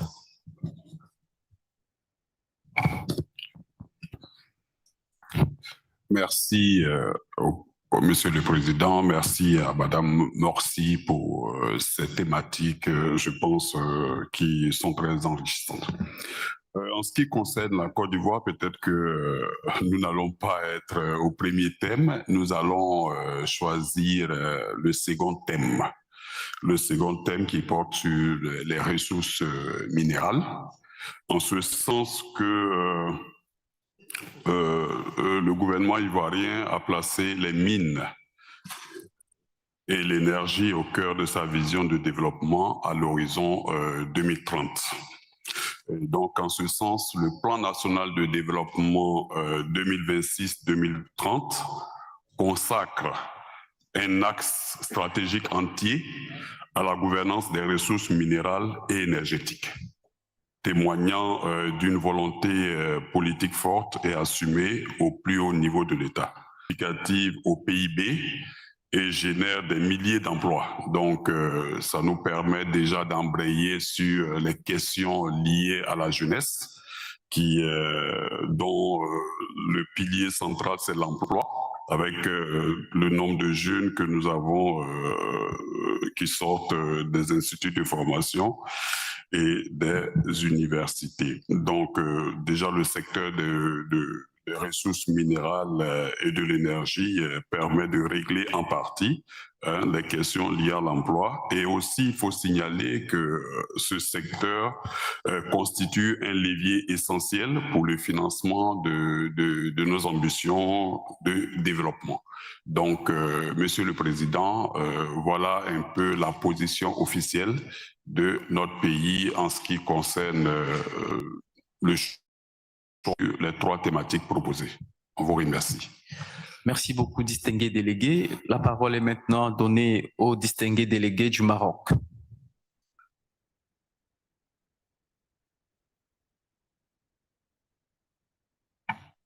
Bonjour, Monsieur le Président, bonjour chers collègues. Pour le Maroc, nous penchons vers la première option relative à l'avenir du travailleur et à l'emploi des jeunes, en raison de son caractère stratégique et transversal. Ce thème s'inscrit d'ailleurs dans la continuité des travaux engagés lors de la session actuelle permettant d'examiner les retombées concrètes de l'innovation sur l'emploi des jeunes et de la croissance. Je tiens à rappeler que l'Afrique dispose d'un potentiel démographique considérable avec plus de 60% de sa population âgée de moins de 25 ans, mais fait face à des défis majeurs dont des emplois sont informels et chaque année, plusieurs millions de jeunes arrivent sur le marché du travail sans perspective suffisante. Donc, dans cette situation, il y a une fragilisation davantage des marchés du travail. Donc, nous proposons de retenir la première thématique. Et je vous remercie. Merci beaucoup, distingué délégué. La parole est donnée au distingué délégué du Burundi. Merci beaucoup, Monsieur le Président, et merci au docteur Morsi pour sa présentation. Pour le Burundi, je dirais pas que c'est un cas particulier, mais c'est je dirais un cas pour les pays moins avancés, comme on l'a vu hier dans la présentation. Déjà, le Burundi est sur, je dirais, une bonne voie de récupération de sa souveraineté, je dirais, économique et budgétaire avec les réformes déjà engagées qui sont en cours.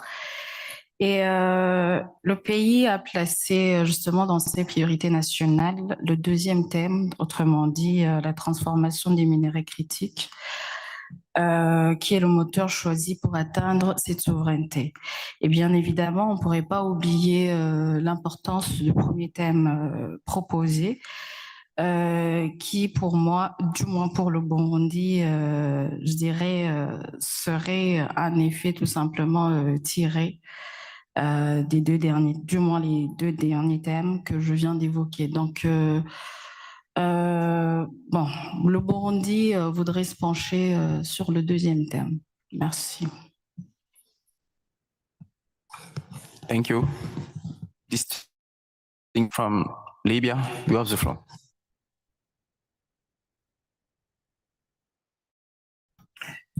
شكرا سيد الرئيس. بالنسبة للموقف الليبي أيضا أنضم إلى معظم الذين سبقوني في موضوع تشغيل الشباب يعني في إفريقيا. مستقبل إفريقيا يرتبط ارتباط وثيق بقدرة شبابها على الاندماج في سوق العمل وتطوير مهاراتهم الرقمية والريادية. من هذا المنطلق إن دعم تشغيل الشباب ليس فقط ضرورة اقتصادية، أيضا استراتيجية لتحقيق الاستقرار الاجتماعي والإقليمي.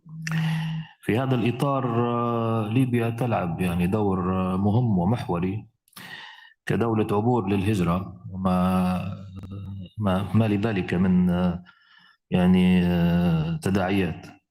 فتمكين الشباب وتنمية مهاراتهم فرصة حقيقية للحد من الهجرة غير واستثمار الطاقات الشابة في مسارات إنتاجية. كما أن المجال التقني والرقمي يعد مجالا واعدا يفتح آفاق واسعة للشباب، نرجو التركيز عليها للإبداع والابتكار والمساهمة في بناء اقتصاديات المستقبل. وختاما نؤكد أن أهمية تعزيز برامج التدريب وريادة الأعمال والتكامل الرقمي للشباب الإفريقي يضمن أن يكون الشباب قوة فاعلة في بناء اقتصاديات رقمية مبتكرة وشاملة قادرة على مواجهة التحديات وتحقيق طموحات القارة الإفريقية الحبيبة. شكرا لكم. Thank you, distinguished delegate from Gabon. You have the floor. Merci, Monsieur le Président. Le Gabon souhaite par cette intervention exprimer clairement son choix. Nous militons pour que le thème de la 59e session de notre commission soit l'option 1, façonner l'avenir du travail en Afrique, emploi des jeunes, croissance et résilience budgétaire. Ce choix n'est pas anodin. Il répond à une réalité que nous partageons tous, mais qui, pour le Gabon, est devenue une priorité nationale absolue.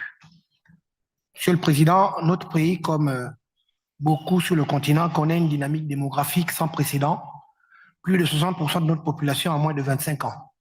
Cette jeunesse est notre richesse, notre avenir, mais aujourd'hui, cette richesse est menacée. Le taux de chômage des jeunes au Gabon a atteint un niveau qui nous inquiète profondément. Chaque jour, des centaines de jeunes Gabonais diplômés pour beaucoup se heurtent à l'absence d'opportunités. Chaque jour, leur frustration grandit. Et cette frustration, si nous ne lui apportons pas de réponse, menace notre cohésion sociale, notre stabilité et notre capacité à financer durablement notre développement. Pourquoi le thème 1 est-il la réponse qu'il nous faut? Parce que, en réalité, il replace l'emploi productif des jeunes au cœur de l'équation économique. Pendant trop longtemps, nous avons considéré l'emploi comme un simple sous-produit de la croissance. Le thème 1 nous invite à inverser cette logique, faire de l'emploi des jeunes un moteur de la croissance et de la résilience budgétaire.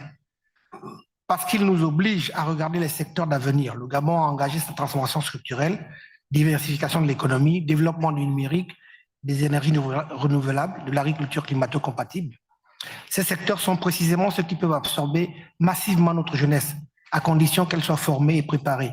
Le thème 1 nous offre le cadre pour construire cette passerelle entre formation et insertion. Parce qu'il nous appelle à la cohérence. Nous ne pouvons plus former des jeunes sans leur offrir des perspectives. Nous devons aligner nos systèmes éducatifs, nos politiques fiscales, nos partenariats publics-privés autour d'un objectif unique, créer des emplois décents et durables pour les générations montantes. Monsieur le Président, le Gabon est engagé et nous avons entrepris des réformes pour moderniser notre marché du travail, renforcer la formation pour l'entrepreneuriat des jeunes. Mais nous savons que ce combat ne se gagne pas seul. Il nécessite une mobilisation collective, un échange de bonnes pratiques, une vision partagée à l'échelle continentale. C'est précisément ce que ce thème nous permettra de construire. Chers collègues, choisir le thème 1, c'est choisir de placer la jeunesse au centre de notre agenda continental. C'est dire que l'Afrique ne se contente pas de subir son dividende démographique. Elle assume sa responsabilité de la transformer en levier de prospérité inclusive. Le Gabon est prêt à contribuer activement à ces travaux. Nous sommes prêts à partager nos expériences, nos réussites comme nos difficultés, pour que cette session soit un tournant décisif dans notre lutte collective contre le chômage des jeunes. Je vous remercie. Merci beaucoup, distingué délégué. La tendance se dégage davantage en faveur du thème 1 et nous avons également reçu la proposition de fusion du thème 1 et du thème 2 du distingué délégué de la Zambie. Mais il serait souhaitable également que les distingués délégués des pays membres qui ne se sont pas encore prononcés donnent peut-être leur point de vue aussi. Nous pensons notamment au Lesotho, à l'Éthiopie ou à la Tanzanie. Distingué délégué du Lesotho.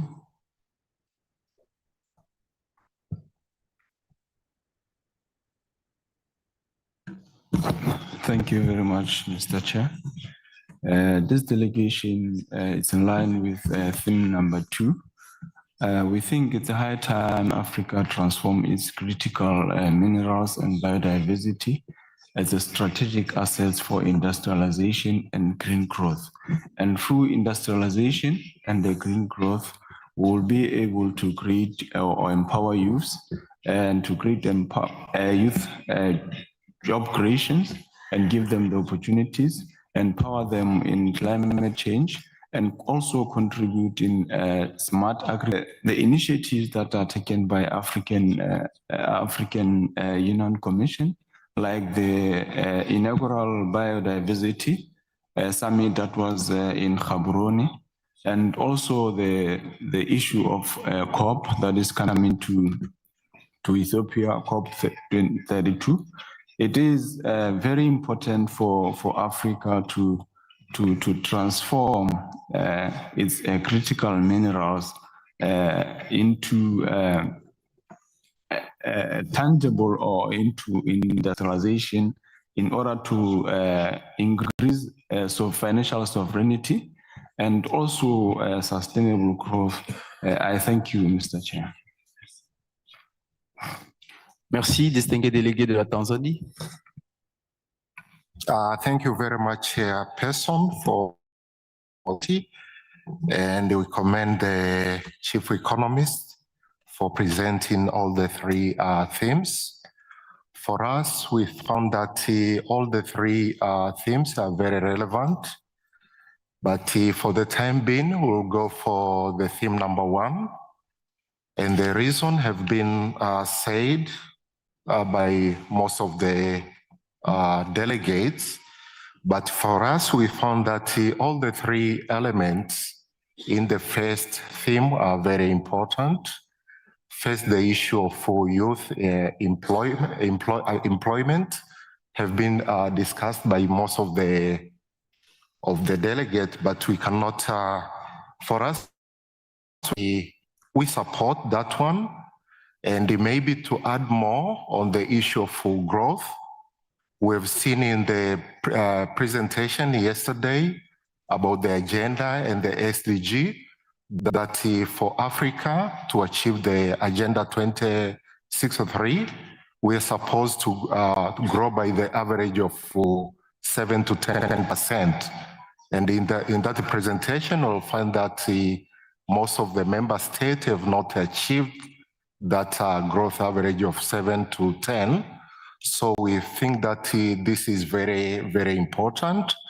And in addition to that, the issue of resilience is important, very important, because we know that we need to build a resilience in order to at least to assist the African countries around the world the economic shocks and the unexpected events.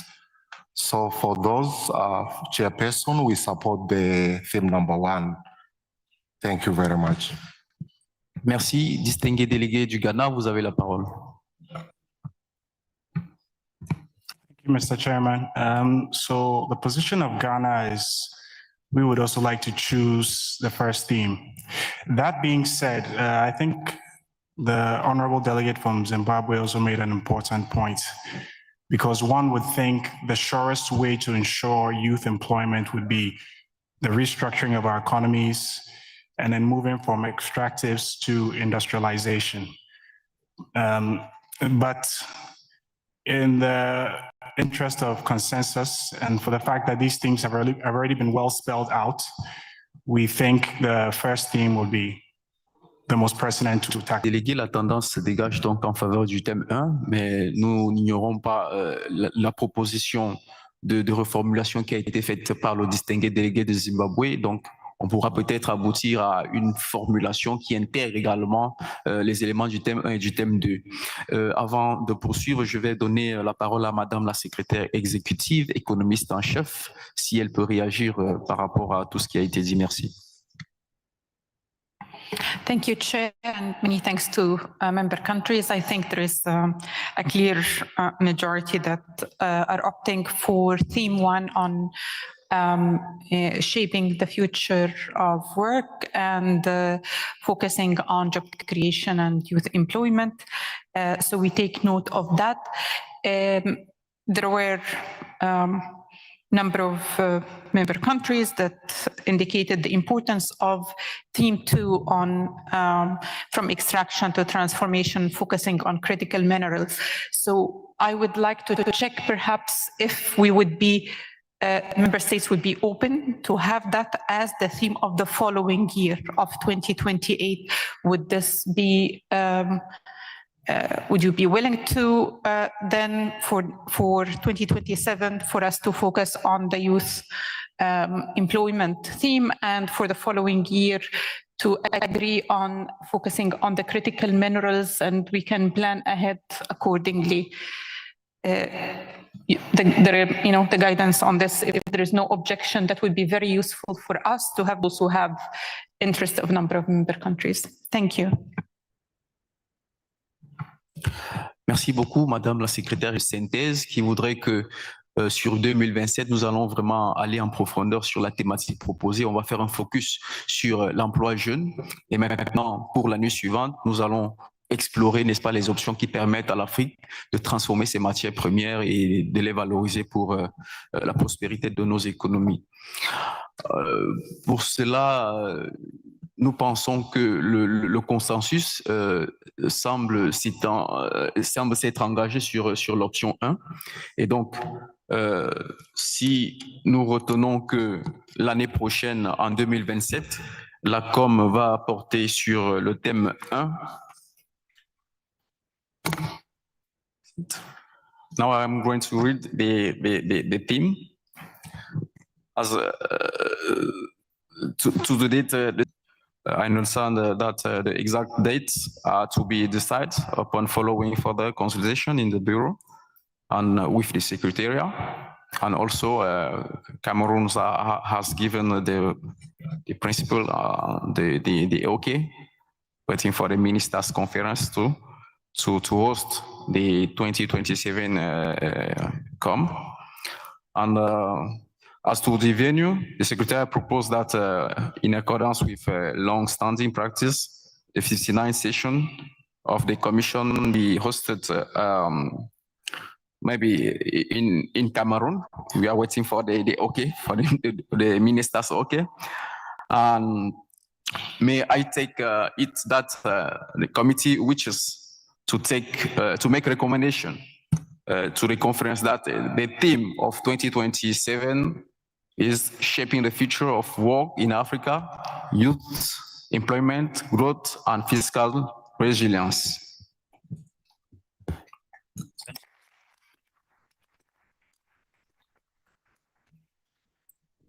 I hear no objection.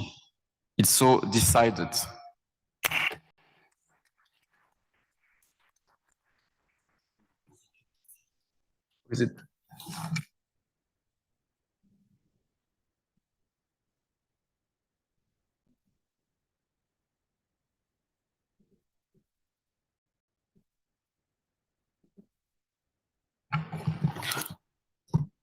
Maintenant, la question se pose, est-ce qu'il y a une objection à ce que le thème 2 soit directement inscrit pour la COM 2028? Donc, s'il n'y a pas d'objection, nous retenons donc le thème 2, From Extraction to Transformation, Leveraging the Critical Minerals and Biodiversity of Africa for Industrialization and Green Growth, the theme of 2028 COM. Oh. It's adopted. It's adopted. Senegal, it's adopted, but make your comment. Merci beaucoup. Je me disais que le défi, c'est aller vers la transformation, non pas des produits, de nos produits miniers, mais c'est beaucoup plus que ça. C'est dans l'agriculture, hein? C'est dans l'élevage, la pêche, l'extractif, hein? Les industries minières. Je pense qu'on pourrait avoir une thématique beaucoup plus englobante, quand bien même celle-là est importante. Mais on pourrait avoir quelque chose de plus englobant qui aille vers la transformation globale de nos principaux produits. C'est un peu l'idée que j'avais. Mais si c'est adopté, je pense que voilà, je suivrai. Merci beaucoup, Monsieur le Président. Merci pour ces précisions. Distingué délégué du Sénégal, distinguished delegates, Côte d'Ivoire, yes.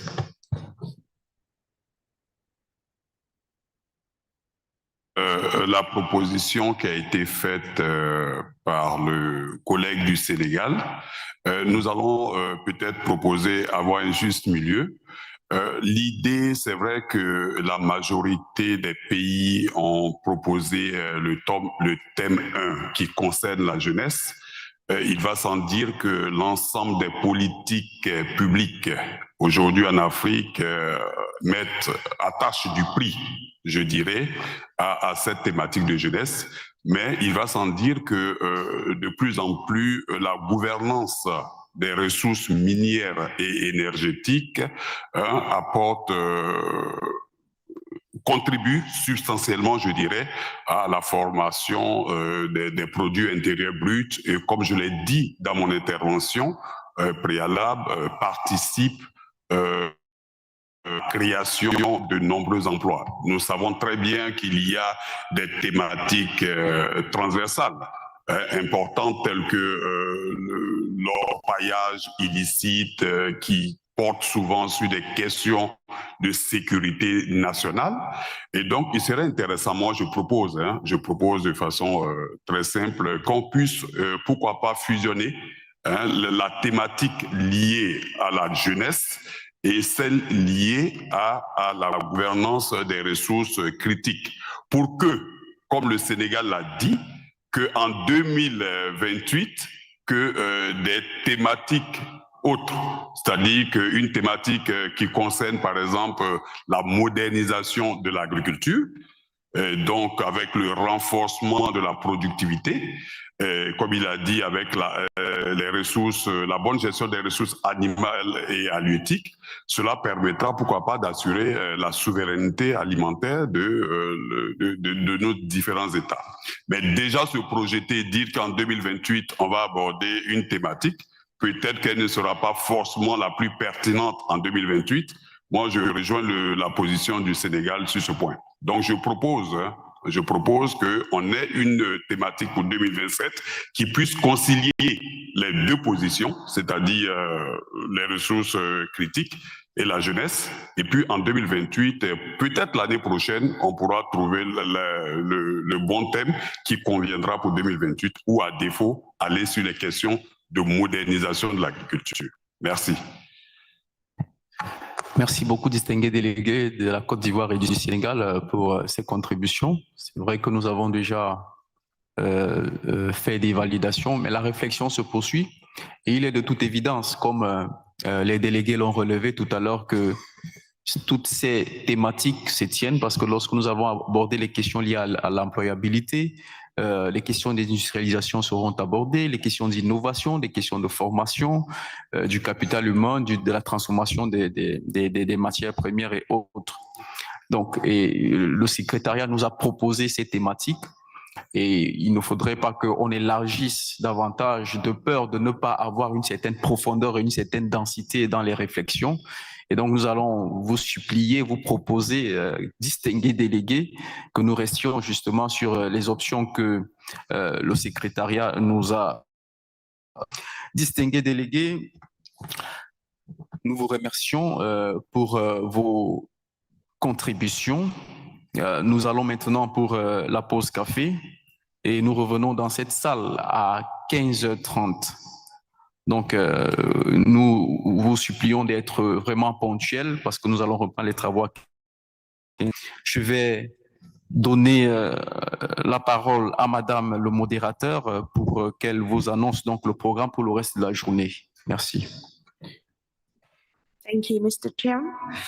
Distinguished delegates, ladies and gentlemen, at this time, we would like to sincerely thank all those who have completed the evaluation survey.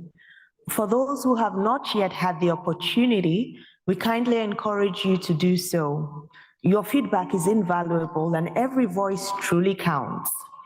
We would also like to once again draw your attention to the important side events of the Conference of Ministers, which will take place on Tuesday, 31st March and Wednesday, 1st April.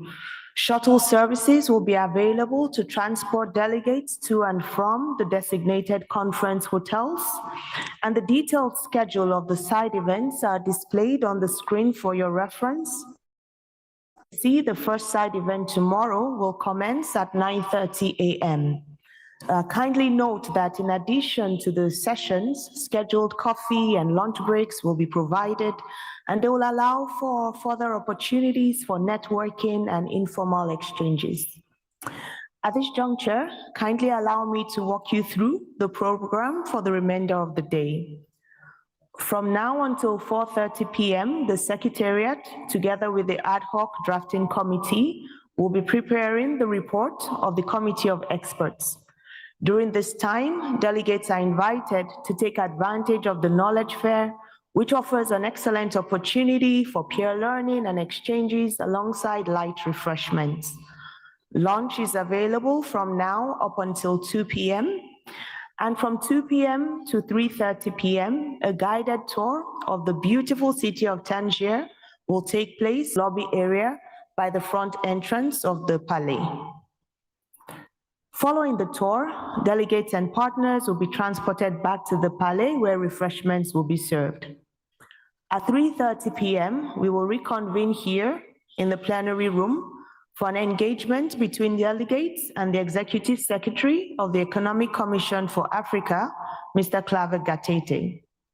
We warmly invite all delegates to take advantage of this opportunity to hear directly from the Executive Secretary on the work of the ECA, to ask questions, to raise concerns, and to share perspectives.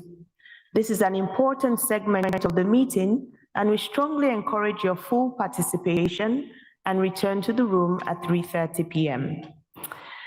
Afterwards, we will proceed with the consideration and adoption of the report of the committee, for which we need your full participation as well. Following that will be the closing of the meeting. Distinguished delegates, I wish you a good afternoon, and we look forward to welcome you back in the room and online at 3:30 p.m. Thank you.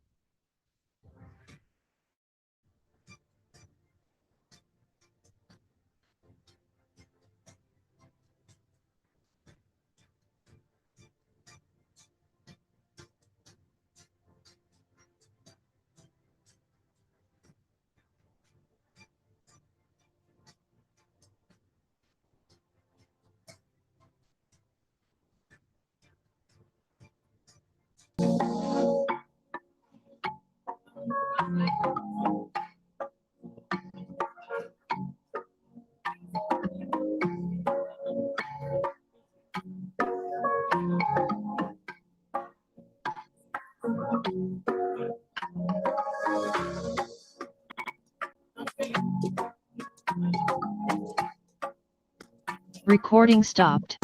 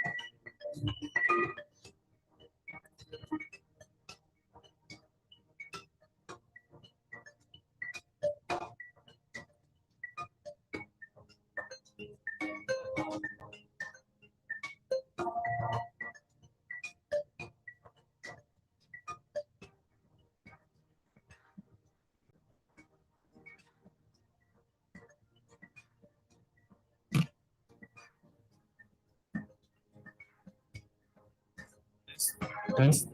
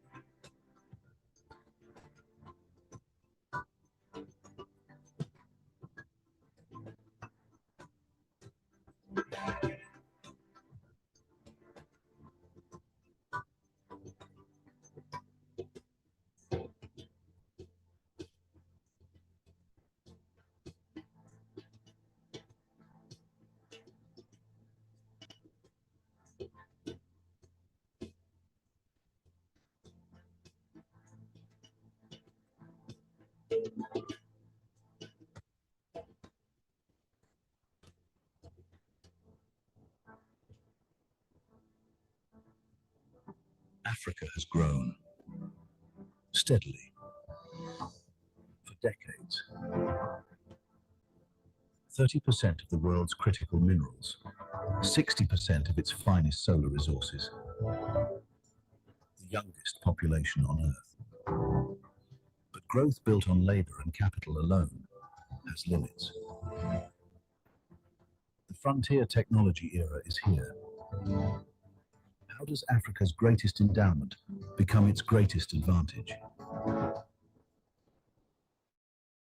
1.5 billion store its data beyond its own borders. And what will it take to lead the digital age?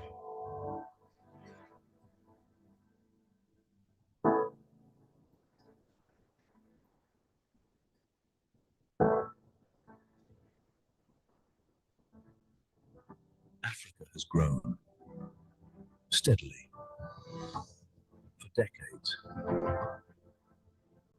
30% of the world's critical minerals, 60% of its finest solar resources, the youngest population. But growth built on labor and capital alone has limits. The frontier technology era is here. How does Africa's greatest endowment become its greatest advantage?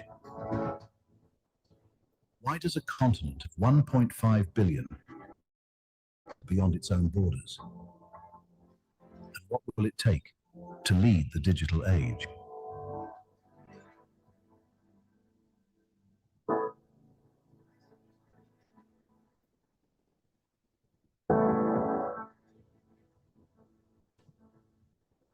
Africa has grown steadily for decades.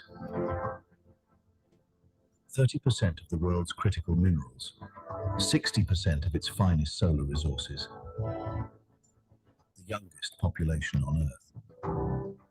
But growth built on labor and capital alone has limits. The frontier technology era is here. How does Africa's greatest endowment become its greatest advantage? Why does a continent of 1.5 billion store its data beyond its own borders? And what will it take to lead the digital age?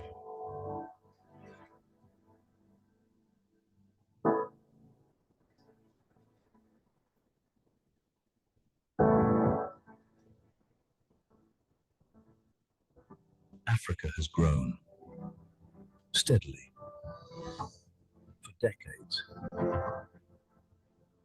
30% of the world's critical minerals, 60% of its finest solar resources, the youngest population on Earth. But growth built on labor and capital alone has limits. The frontier technology era is here. How does Africa's greatest endowment become its greatest advantage? Why does a continent of 1.5 billion store its data beyond its own borders? And what will it take? Digital age.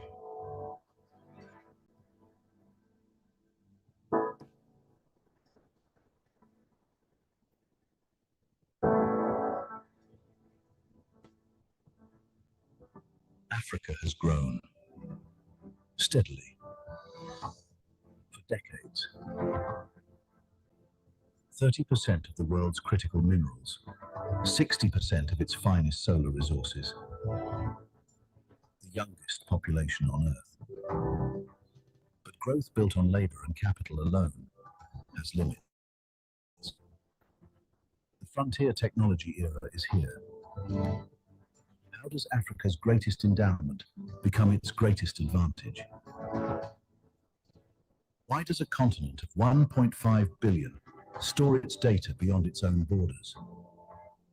And what will it take to lead the digital age?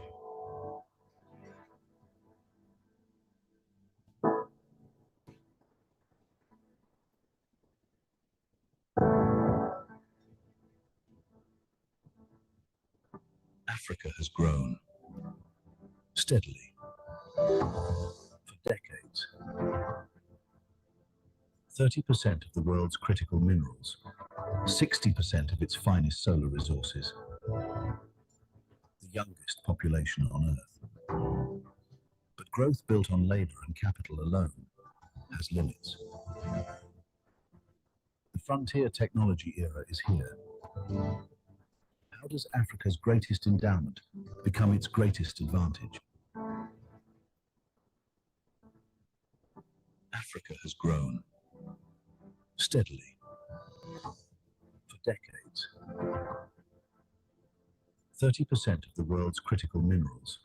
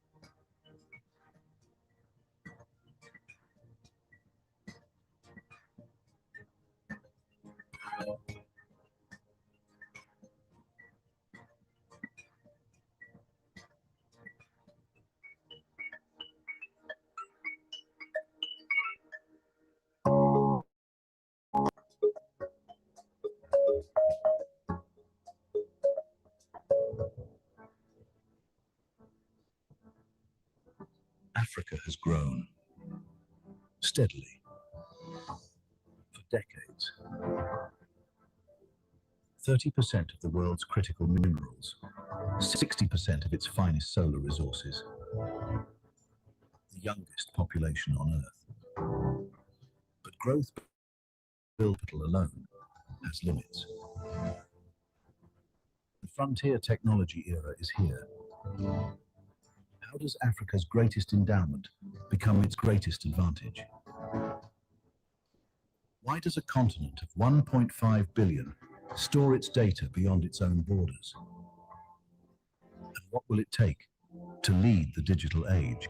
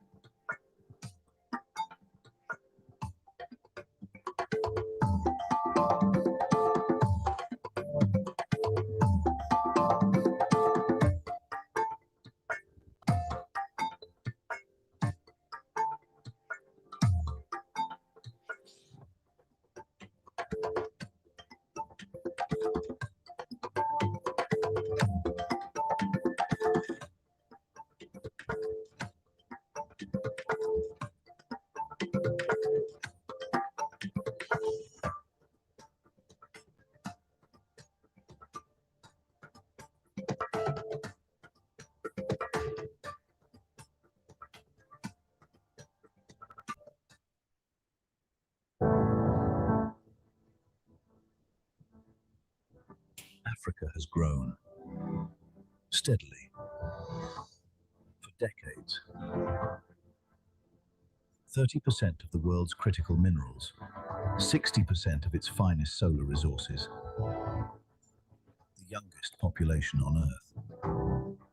But growth built on labor and capital alone has limits. The frontier technology era is here. How does Africa's greatest endowment become its greatest advantage? Why does a continent of 1.5 billion beyond its own borders? And what will it take to lead the digital age?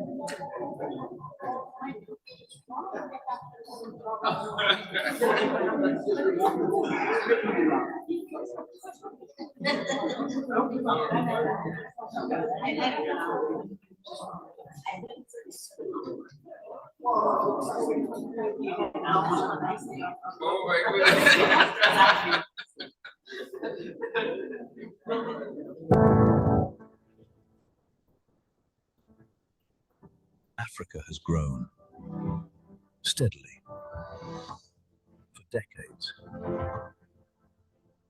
30% of the world's critical minerals, 60% of its finest solar resources, the youngest population on Earth. But growth built on labor and capital alone has limits. The frontier technology era is here. How does Africa's greatest endowment become its greatest advantage? Why does a continent of 1.5 billion store its data beyond its own borders? And what will it take to lead the digital age?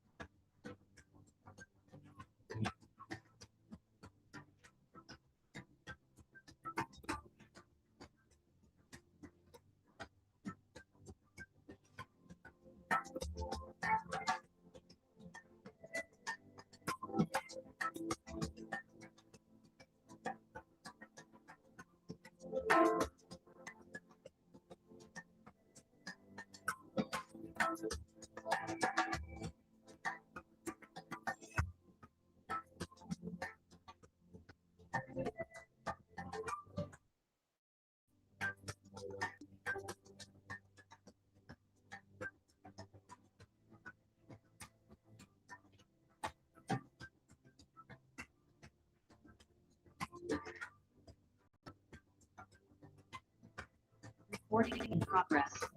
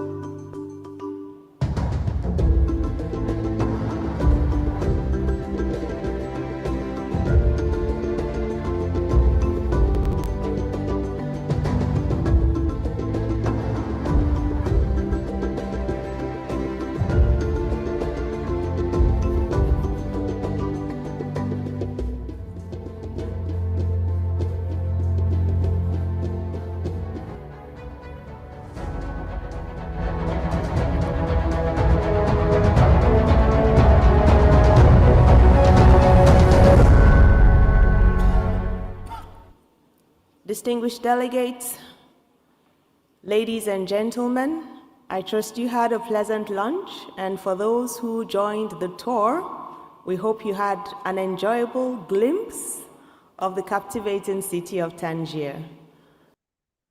We would like to invite you to take a short coffee break at the lounge.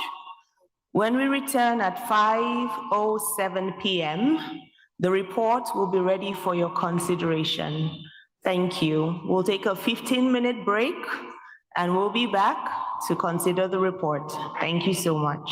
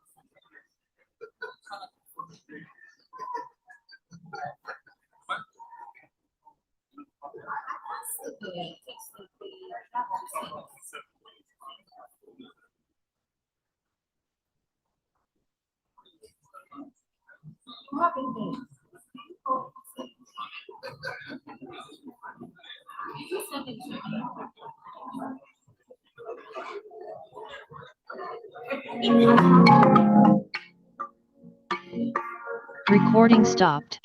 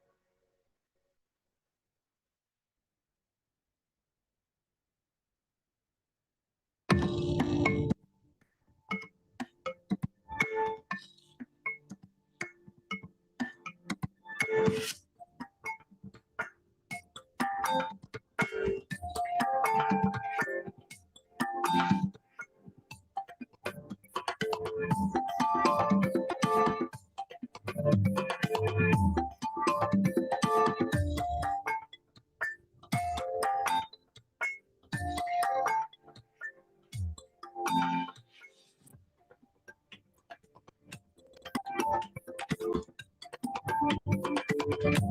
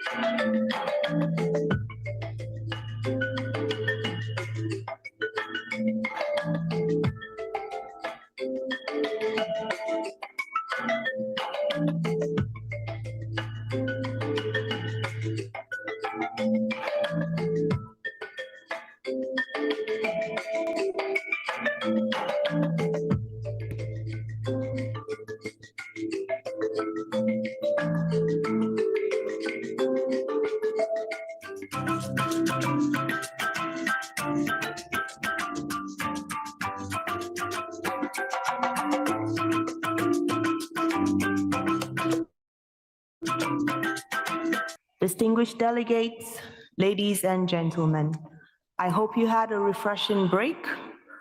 We're pleased to announce that the report of the Committee of Experts is now online and available in Arabic, English, and French. To access the documents, please scan the QR code displayed on the screen or on the paper in front of you to access the Paper Smart portal. We would like to give some minutes to delegates to look through it before we proceed with the formal proceedings.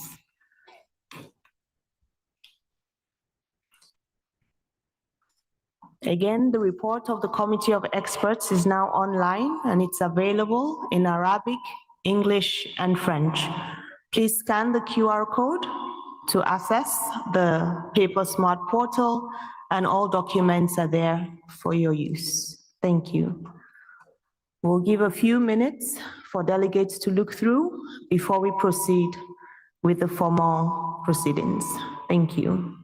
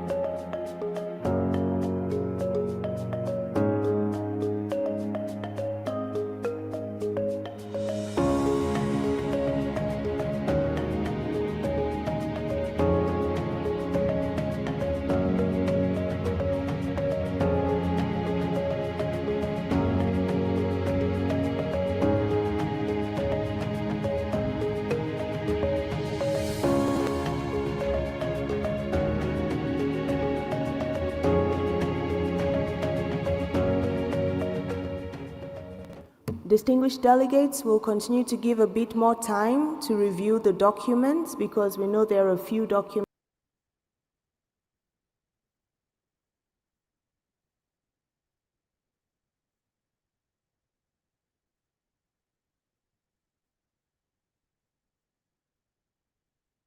Recording in progress.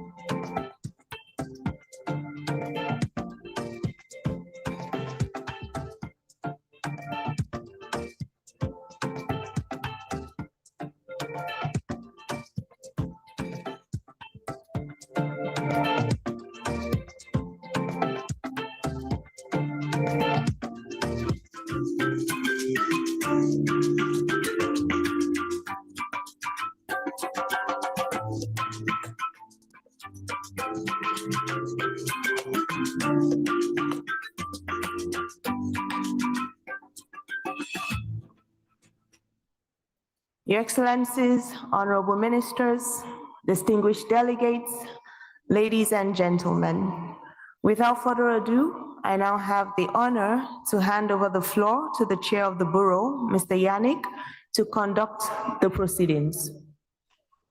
Mr. Yannick, you have the floor. Thank you so much. The meeting is resumed. Distinguished delegates, welcome back. I hope you had a good lunch and that some of you managed to see a bit more of the beautiful city of Tangier. We will now proceed to the item of our agenda, today entitled Consideration and Adoption of the Report of the Committee of Experts and Consideration of Recommendations and Draft Resolutions. I call upon Mr. El Rami Zakaria, Rapporteur of the Committee of Experts, to present the draft reports. But before, je voudrais préciser que la composition du comité de rédaction de ce rapport est celle qui reflète l'ensemble des 5 régions que nous avons et le comité est constitué de 10 membres et 2 membres par région. Ce rapport que nous allons examiner reflète les échanges que nous avons faits ici et surtout les contributions des États. Et nous félicitons le comité qui, en si peu de temps, a abattu ce travail de titan en nous produisant ce rapport lorsque nous le parcourons qui reflète justement les échanges que nous avons eus ici depuis avant-hier.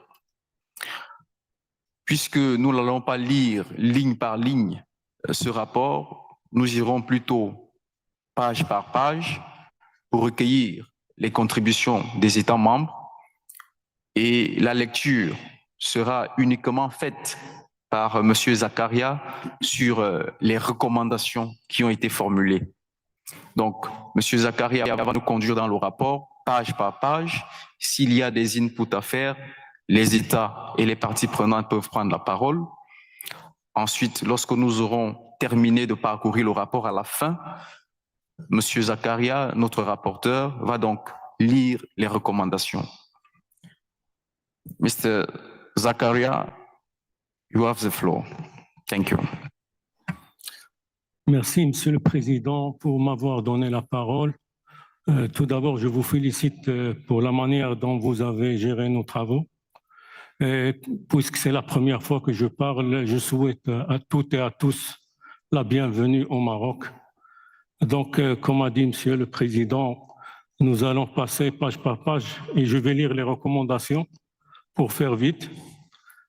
Donc, projet de rapport de la 44e réunion du comité d'experts, la 44e réunion du comité d'experts de la conférence des ministres africains des finances, de la planification et développement économique de la Commission économique pour l'Afrique, s'est tenue à Tanger, Maroc, du 28 au 30 mars 2026 dans un format hybride permettant une participation en personne et en ligne.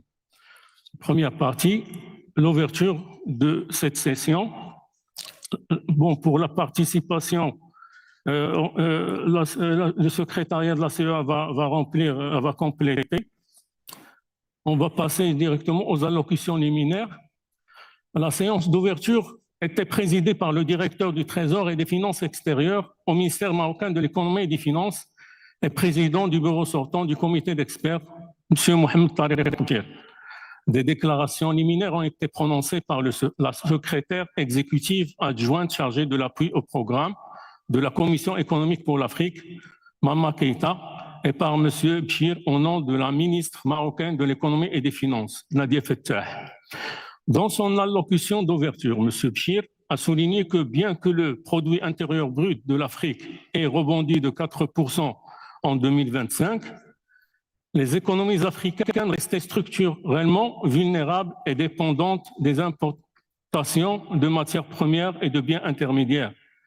L'Afrique devait consolider les progrès récents, notamment en augmentant les investissements en capital tout en s'attaquant aux faiblesses structurelles persistantes, en particulier la sous-utilisation de sa population jeune.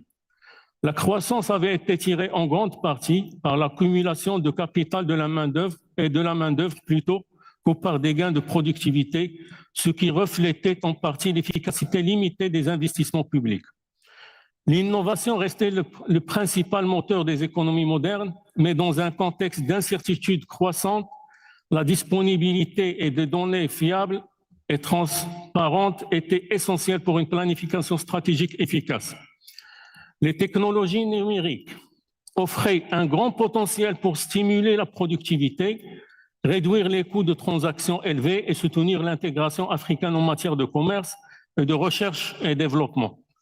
Il a conclu en appelant à un approfondissement rapide de l'intégration régionale et au renforcement des chaînes de valeur régionales.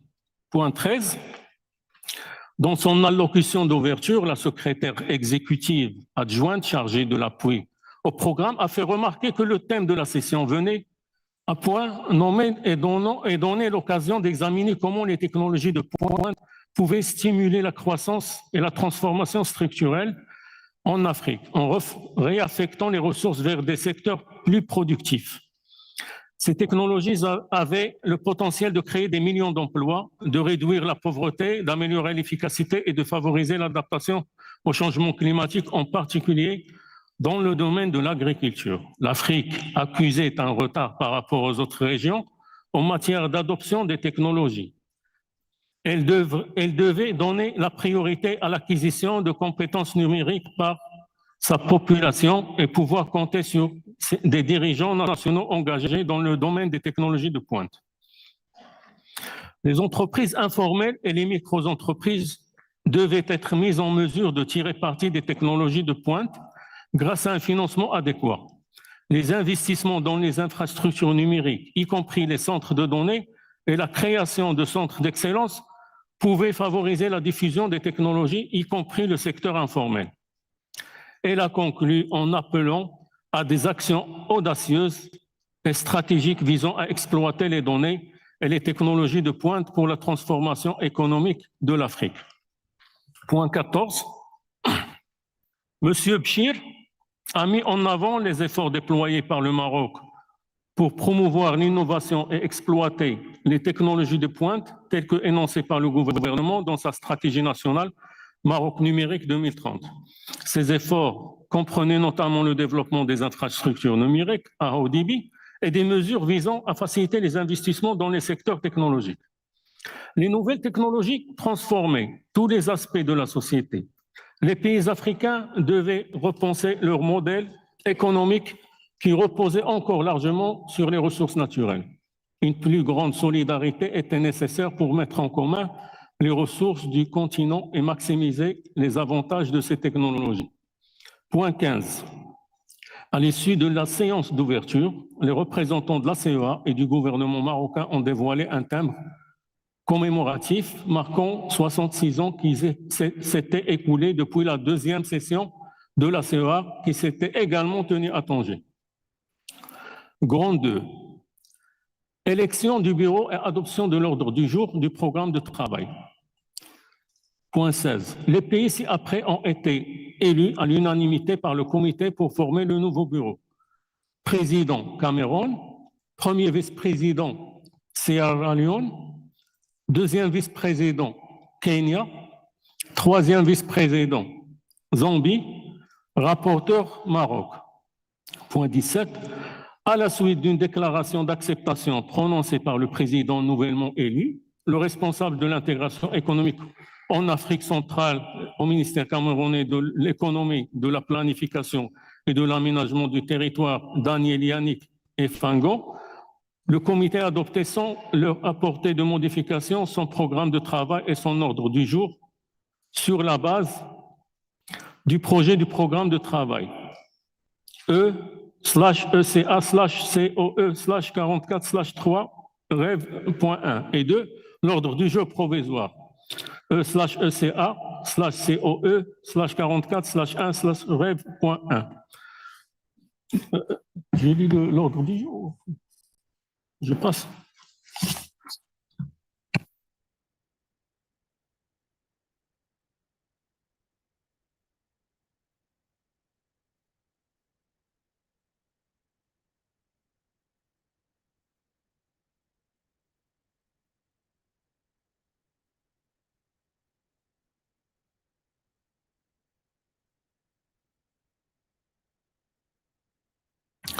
OK, pour continuer, donc je vais énoncer juste le programme.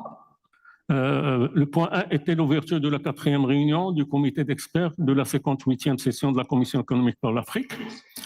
Élection du bureau, deuxième point, est adoption de l'ordre du jour et du programme du travail. Point 3, aperçu sur l'évolution récente de la situation économique et sociale en Afrique. Point 4 était l'évaluation des progrès de l'intégration régionale en Afrique. Il y avait un point 5 sur le thème, la présentation du thème de la 58e session de la Commission économique pour l'Afrique. Et le point 6 était les questions statutaires. Il y avait un rapport du secrétaire exécutif sur les activités de la Commission économique pour l'Afrique, couvrant la période allant de mars 2025 à février 2026. Un rapport sur la suite à donner aux résolutions issues de la conférence des ministres africains des finances, de la planification et du développement économique. Un rapport sur le Forum régional africain pour le développement durable sur sa 11e session, ses activités de suivi. Un autre rapport sur l'appui du système des Nations Unies à l'Union africaine et à l'Agence de développement et l'Union africaine, nouveau partenaire pour le développement de l'Afrique, projet de plan programme et budget programme pour 2027. Il y avait également un rapport sur les travaux des organes subsidiaires de la Commission économique pour l'Afrique et un rapport sur la mise en œuvre du programme d'action d'Avaza en faveur des pays en développement sans littoral pour la décennie 2024-2034. Il y avait aussi un programme d'action de Doha en faveur des pays les moins avancés, un rapport sur les progrès accomplis dans la mise en œuvre des domaines prioritaires en Afrique. Point 7, date, lieu et thème de la 59e session de la Commission économique pour l'Afrique. Il y avait des questions diverses. Maintenant, on est dans le point examen et adoption du rapport du comité d'experts, examen des recommandations et des projets de résolution. Et un point 10 qui sera la clôture de la 44e réunion du comité d'experts. Maintenant, on va passer, comme a dit M. le Président, on va passer en revue juste les recommandations. Je vais prononcer le titre. Puisqu'on a tous vu les présentations, assisté aux présentations, on a fait les débats, donc on connaît tout ce qu'il y a dans le document. On va aller directement aux recommandations. Donc le point 3 était aperçu de l'évolution récente de la situation économique et sociale en Afrique. Recommandations. À la lumière du débat, le comité a formulé les recommandations suivantes. Les membres de la CEA sont encouragés à accélérer les investissements dans les infrastructures énergétiques, numériques et de transport, notamment par le biais de mécanismes de financement mixtes, afin de jeter les bases d'une transformation structurelle, de l'intégration régionale et d'une croissance inclusive. Réorienter les investissements directs étrangers vers la création de valeur ajoutée, l'industrialisation et la transformation locale des matières premières en s'appuyant sur des réformes fiscales favorables aux investisseurs et sur un renforcement des partenariats avec le secteur privé. Point 3, promouvoir la transparence et la responsabilité dans les finances publiques en tirant parti des technologies et des données, notamment grâce à une approche uniforme en matière de gestion de la dette et de communication d'informations. Mettre en œuvre des politiques visant à faire en sorte que la numérisation, la gestion des ressources naturelles et les réformes fiscales se traduisent par une création d'emplois à plus grande échelle et des résultats de développement plus équitables. La CEA est encouragée à fournir des orientations stratégiques en matière de création de valeur ajoutée et d'emplois, en particulier dans des secteurs stratégiques tels que l'exploitation minière et la transformation des ressources naturelles. Fournir un soutien analytique et technique ciblé aux pays en situation de conflit ou sortant d'un conflit afin de favoriser la résilience économique la reprise et le développement. Aider les pays à renforcer leur système de gouvernance des données du numérique, notamment en ce qui concerne la mesure des activités numériques et des performances dans le secteur des services, ainsi qu'améliorer l'accès aux plateformes internationales relatives à la transparence de la dette et au financement concessionnel. Donc, sur ce point, j'arrête ici. Donc, je continue ou j'arrête? Le deuxième partie.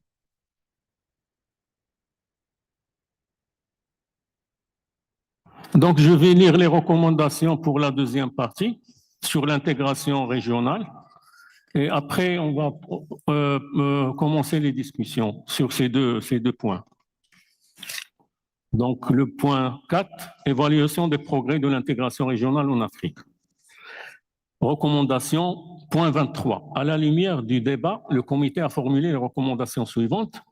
Les membres de la CEA sont encouragés à définir des priorités à court et à moyen terme en matière d'intégration régionale, en mettant l'accent sur des réformes progressives dans des domaines tels que la facilitation du commerce, les infrastructures et les cadres d'investissement, appuyés par des mécanismes concrets de mise en œuvre et de suivi. Point 2, renforcer la mobilisation des ressources intérieures aux moyens de réforme fiscale, de la modernisation de l'administration fiscale et de la mobilisation des capitaux privés afin de réduire la dépendance au financement par la dette et d'accroître la marge de manœuvre du protocole au traité instituant la communauté économique africaine relatif à la libre circulation des personnes, au droit de séjour et au droit d'établissement, en veillant à trouver un juste équilibre entre les avantages économiques, les considérations de sécurité nationale et les capacités de mise en œuvre. Point B, la CEA est encouragée à fournir un appui technique aux membres afin de leur permettre d'élargir leur assiette fiscale, d'accroître l'efficacité de leur administration fiscale et de diversifier leurs instruments d'investissement. Point 2, appuyer les stratégies de développement industriel et renforcer les chaînes de valeur régionales, notamment au moyen d'initiatives telles que le marché unique du transport aérien africain. Point 3, continuer de soutenir la mise en œuvre effective de l'accord portant création de la zone de libre-échange continentale africaine et des cadres relatifs à la libre circulation, tout en aidant les membres à concilier l'intégration économique avec les impératifs de sécurité et de stabilité. Maintenant, on peut, si quelqu'un a des observations, donc je laisse la parole à Monsieur le Président. Thank you, Mr. Zakaria. Distinguished delegates, the floor is now open on the first two presentations made yesterday. If there are any comments.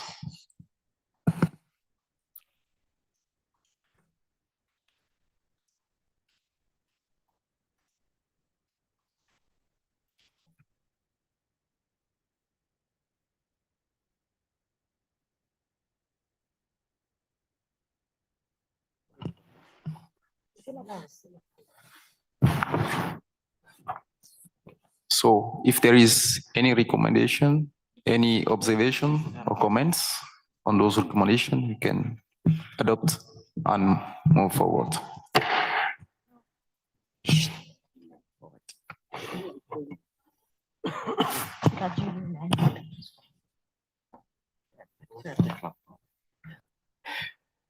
Yes, the distinguished delegate of Morocco, you have the floor. Merci beaucoup, Monsieur le Président. Tout d'abord, je tiens à vous remercier pour la manière dont vous conduisez nos travaux. Ma délégation a juste une petite remarque par rapport à la partie sur la participation. Alors, par souci de transparence envers les représentants des États membres ici présents, la délégation marocaine pense qu'il est opportun de préciser la liste des membres des différentes catégories de participants indiquées dans les premiers paragraphes avant l'adoption de ce rapport. Et ceci va nous permettre de rationaliser le texte et par conséquent, s'il y a des catégories qui ne sont pas représentées, il faut les biffer. Merci beaucoup. Merci Merci beaucoup. Le secrétariat prend bonne note de cette observation. Nous allons intégrer les parties prenantes.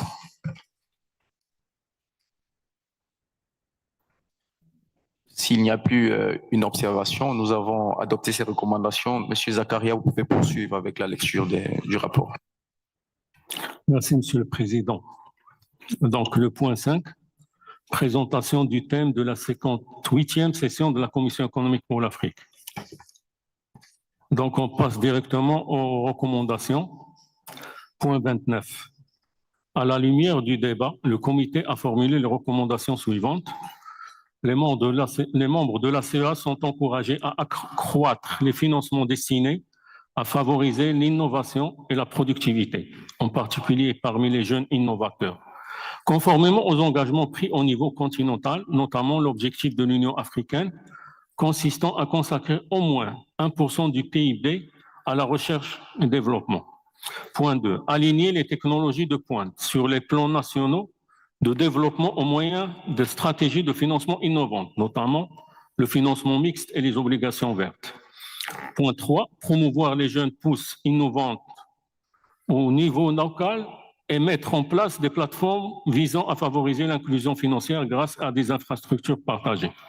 Point 4. Adapter l'éducation, le développement des compétences et l'apprentissage aux besoins des secteurs à forte productivité, en particulier l'industrie. Point 5. Associer activement le secteur privé à la mise en œuvre de politiques visant à aligner les compétences sur les besoins du marché du travail en tenant compte des évolutions technologiques, des dynamiques d'innovation et des exigences croissantes de l'industrie 4.0. 6. Renforcer l'autonomie en matière de données et la souveraineté sur l'intelligence artificielle afin de réduire la dépendance vis-à-vis de l'extérieur et consolider les systèmes et stratégies nationaux et infranationaux relatifs aux données. B. La CEA est encouragée à aider les pays africains à élaborer des cadres visant à hiérarchiser et à contrôler l'adoption des technologies de pointe, ainsi qu'à renforcer la gouvernance de l'intelligence artificielle, des données et de la cybersécurité. Point 2. Aider les pays africains à élaborer des cadres juridiques et institutionnels plus solides pour une prise de décision inclusive et fondée sur les données, en particulier dans les secteurs économiques clés. Point 3. Appuyer la collaboration régionale et internationale en matière de recherche et développement, y compris le développement technologique. Point 4. Fournir un appui technique à l'élaboration d'un cadre continental visant à orienter les investissements étrangers directs, notamment dans les industries extractives, assorties d'exigences minimales relatives aux retombées pour les pays africains. Point 5. Promouvoir la création de centres d'excellence spécialisés dans l'intelligence artificielle ainsi que dans la gouvernance et la gestion des données. Monsieur le Président, est-ce que vous voulez que j'arrête là et qu'on discute ou qu'on continue? On continue? Continue. OK. Point 6. Questions statutaires. Ces questions statutaires, il y avait plusieurs rapports. Donc, on va partir. Il y a le rapport du secrétaire exécutif sur les activités de la Commission économique pour l'Afrique, couvrant la période allant de mars 2025 à février 2026. Le point B, il y a le rapport sur la suite à donner aux résolutions issues de la conférence des ministres africains des finances, de la planification et du développement économique. Donc, comme ce qu'on a fait avant, on va partir directement aux recommandations. Donc, le point 35, à la lumière du débat, le comité a formulé les recommandations suivantes.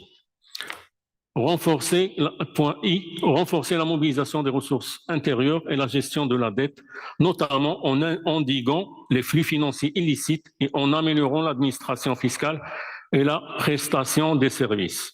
Accélérer la mise en œuvre de l'accord portant création de la zone de libre-échange continentale africaine en s'attaquant aux difficultés rencontrées dans ce cadre. Point B, la CEA est encouragée à continuer à soutenir une position africaine commune sur la réforme de l'architecture financière mondiale et la restructuration de la dette. Point 2, accroître son soutien aux notations souveraines de ses membres, au développement de marchés de capitaux et à la mise en place d'une agence de notation africaine. Point 3, accompagner ses membres par le renforcement des capacités et l'apprentissage entre pairs dans les domaines de l'intelligence artificielle et de la gouvernance numérique. Point 4, utiliser des outils de suivi et d'évaluation fiables pour suivre l'impact des activités de la CEA au niveau des pays et en rendre compte. Point 5, collaborer avec le reste du système des Nations Unies afin de fournir une assistance technique adaptée aux besoins spécifiques de ses membres dans des domaines de l'accès au financement climatique, des procédures d'accréditation, des capacités de préparation de projets et de l'évaluation des investissements climatiques en termes de profit, de risque et de rendement. Merci beaucoup, M. Zakaria. Distingués délégués, à ce stade, nous allons encore marquer une pause pour recueillir les questions et les observations éventuelles. Je vois déjà le distingué délégué de la Gambie qui peut prendre la parole. Merci. Thank you very much, Mr. Chair, for the opportunity again. This was raised in the earlier pause, but it was on paragraph 12. It's in the second sentence of paragraph 12.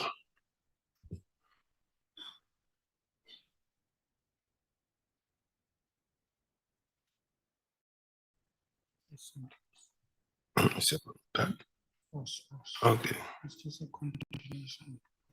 Okay. So I prefer to see the English one. Anyway, so where you use the word import, it said import of raw material. So I believe either you want to mention the import of finished goods or export of raw materials.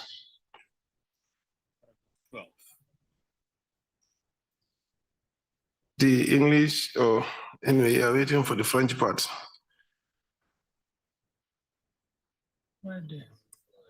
Yes. It says African economies remain structurally vulnerable and dependent on import of raw materials. Is that the correct characterization?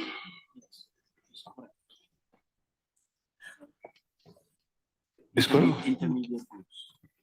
Import of raw materials. Merci beaucoup pour cette remarque. Je pense que s'agissant des matières premières, pour les pays africains, on parle davantage de l'exportation. Donc, je crois que le secrétariat on va. Merci beaucoup.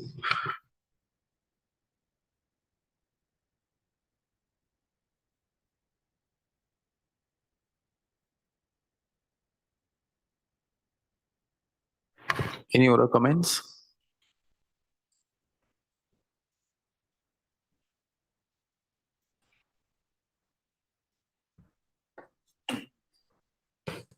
Yes, the distinguished delegate of Tanzania. Thank you very much, Excellence Chairperson, for this opportunity. And this delegation commend you in the manner in which you are steering our meeting. Chairperson, we have comment on paragraph 29, B, Roman numeral 5. Please, can you give the page? Paragraph 29B, Roman numeral 5. Yeah, we have noted that this recommendation is too broad and lack clarity in the sense that it's not specific and no action. So we propose to improve it further to make it a bit actionable. That we propose that this one, you can read that it's written to promote the establishment of a Center of Excellence. So Chairperson, for us, we found it to be very broad and we need to improve. Maybe is it that we can recommend that maybe the ECA to provide the technical assistance or support in that respect, or maybe you can improve further. Thank you, Chair.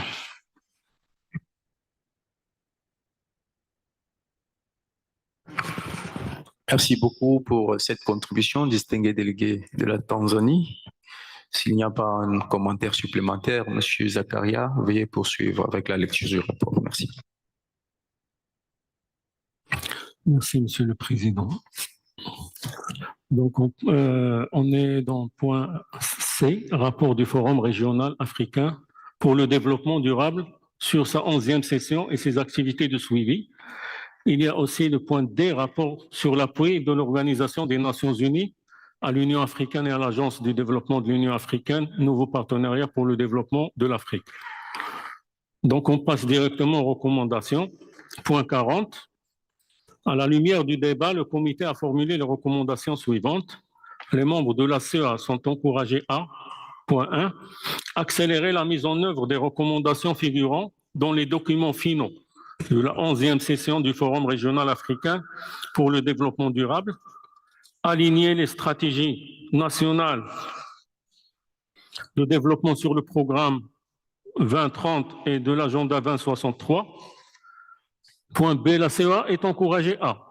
Point I, renforcer le soutien apporté à ses membres en matière de planification des développements fondés sur les données et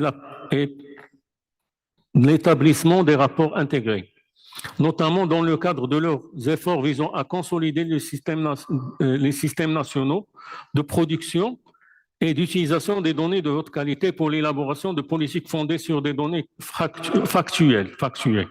Point 2, aider ses membres en partenariat avec la Commission de l'Union africaine et d'autres parties prenantes à harmoniser les objectifs du programme 2030 et de l'agenda 2063 grâce à des cadres nationaux intégrés de planification, de mise en œuvre et d'établissement de rapports, notamment par le biais d'une assistance technique ciblée et de services de conseil en matière de politique. Point 3, développer et renforcer davantage son tableau de bord et ses laboratoires de données destinés au suivi des objectifs de développement durable en Afrique dans le but d'améliorer la disponibilité, la facilité d'utilisation et la visualisation de données de haute qualité et actualisées, ce qui permettra de soutenir l'élaboration de politiques fondées sur des données factuelles, d'améliorer le suivi des progrès réalisés dans la mise en œuvre des programmes 2063 et de l'agenda 2030 et de l'agenda 2063, ainsi que de favoriser une plus grande transparence et une meilleure coordination. Point E, projet de plan, programme et de budget programme pour 2027. On passe au point 46, les recommandations. À la lumière du débat, le comité a formulé les recommandations suivantes. Point A, les membres de la CEA sont encouragés à. Point I, renforcer la coordination entre leurs missions permanentes respectives auprès de l'Organisation des Nations Unies à New York en vue de promouvoir et de défendre conjointement le programme et le budget de la Commission pour 2027.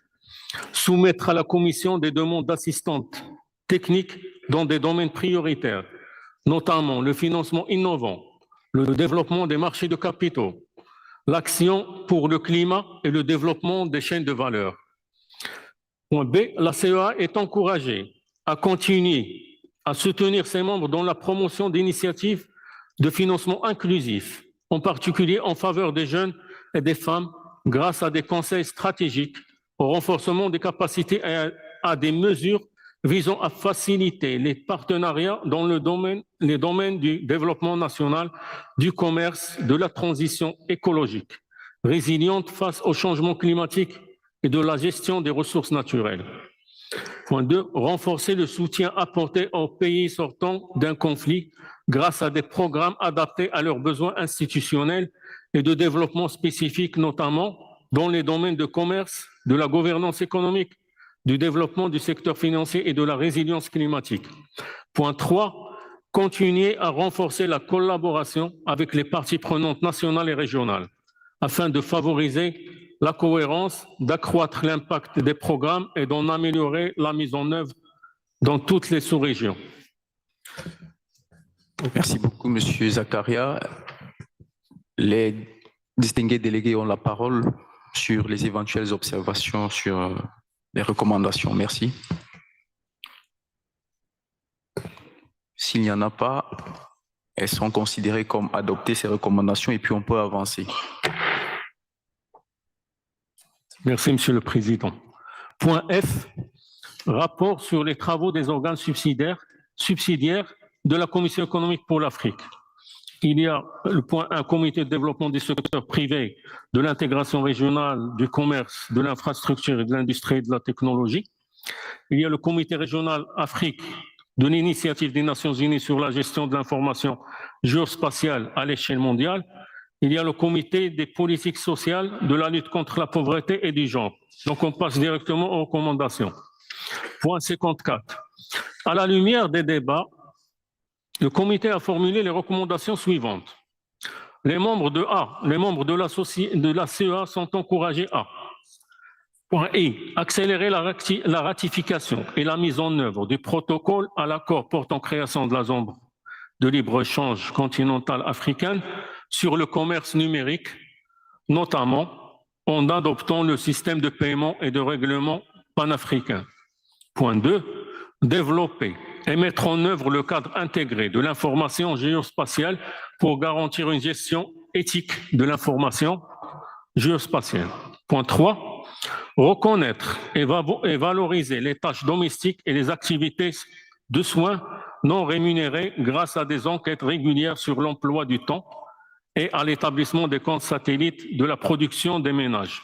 Point 4, renforcer les systèmes nationaux de statistiques et de données, notamment en intégrant des mesures multidimensionnelles de la pauvreté, des données tenant compte de la dimension du genre et des informations géospatiales dans la planification du développement.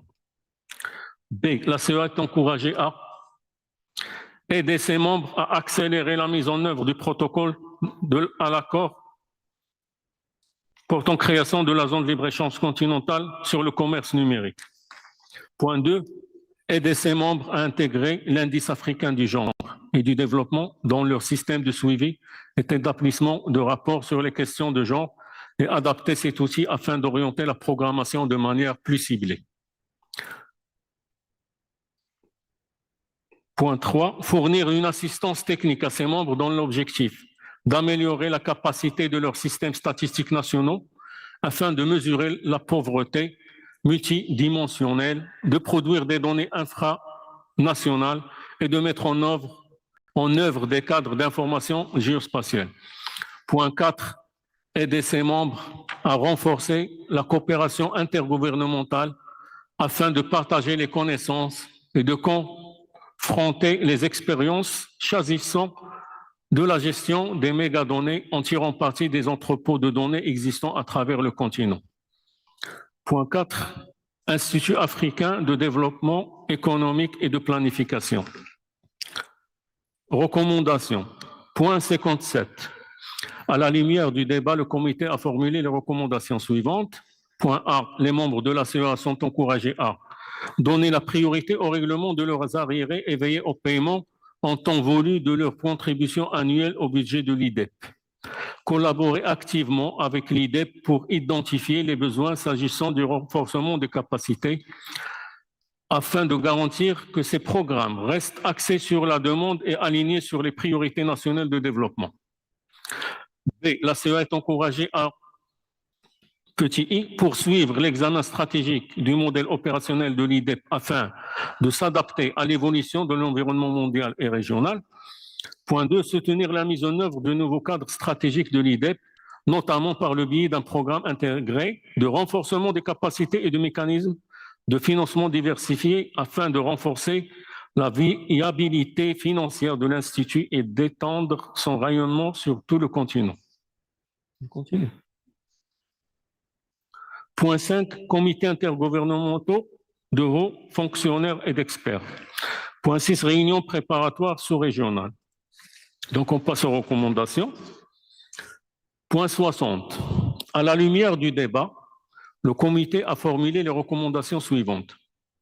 Petit a, les membres de la CEA sont encouragés à, petit i, accélérer la numérisation de leur système d'administration fiscale et de gestion des finances publiques afin d'élargir l'assiette fiscale, de réduire les inégalités fiscales et de renforcer la mobilisation des ressources nationales. Petit 2, investir dans les infrastructures numériques et la connectivité et adopter des cadres de partage transfrontaliers des données, ainsi que des systèmes douaniers automatisés afin de faciliter le commerce régional et de soutenir la mise en œuvre de l'accord portant création de la zone de libre-échange continentale africaine. Petit 3i, élaborer et mettre en œuvre des stratégies ciblant l'économie bleue, le tourisme durable et les chaînes de valeur vertes comme moteur de la diversification économique et la croissance inclusive, en particulier en élargissant les opportunités offertes aux jeunes et en renforçant leurs capacités.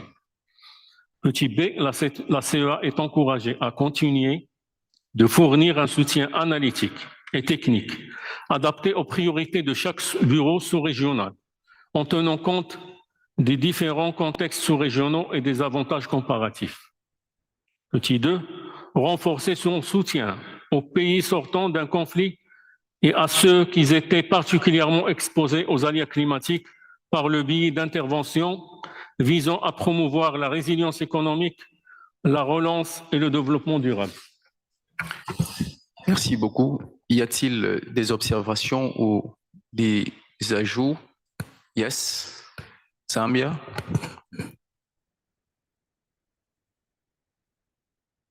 Thank you very much, Chairperson. I would like to draw the attention of this meeting to paragraph 4 and the A in particular, and 1, where it says to accelerate the ratification and implementation of the protocol, the agreement establishing the African Continental Free Trade Area on digital trade, including through the adoption of the Pan-African Payment and Settlement System.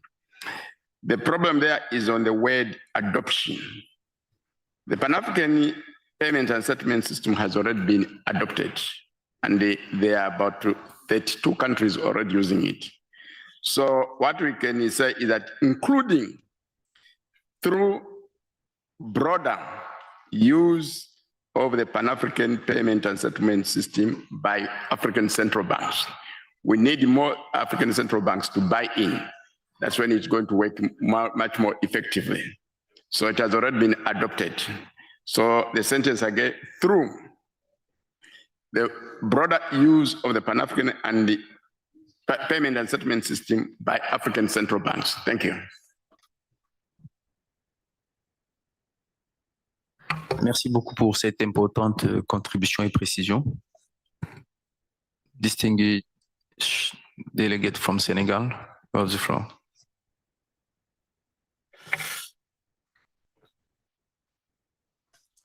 Voilà, merci beaucoup, Monsieur le Président.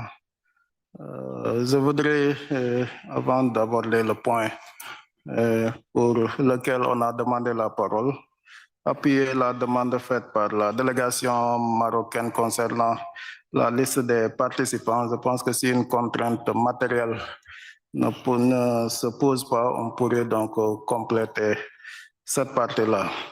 Ceci dit, je voudrais réagir par rapport à la section concernant l'IDEP, point 57, les recommandations.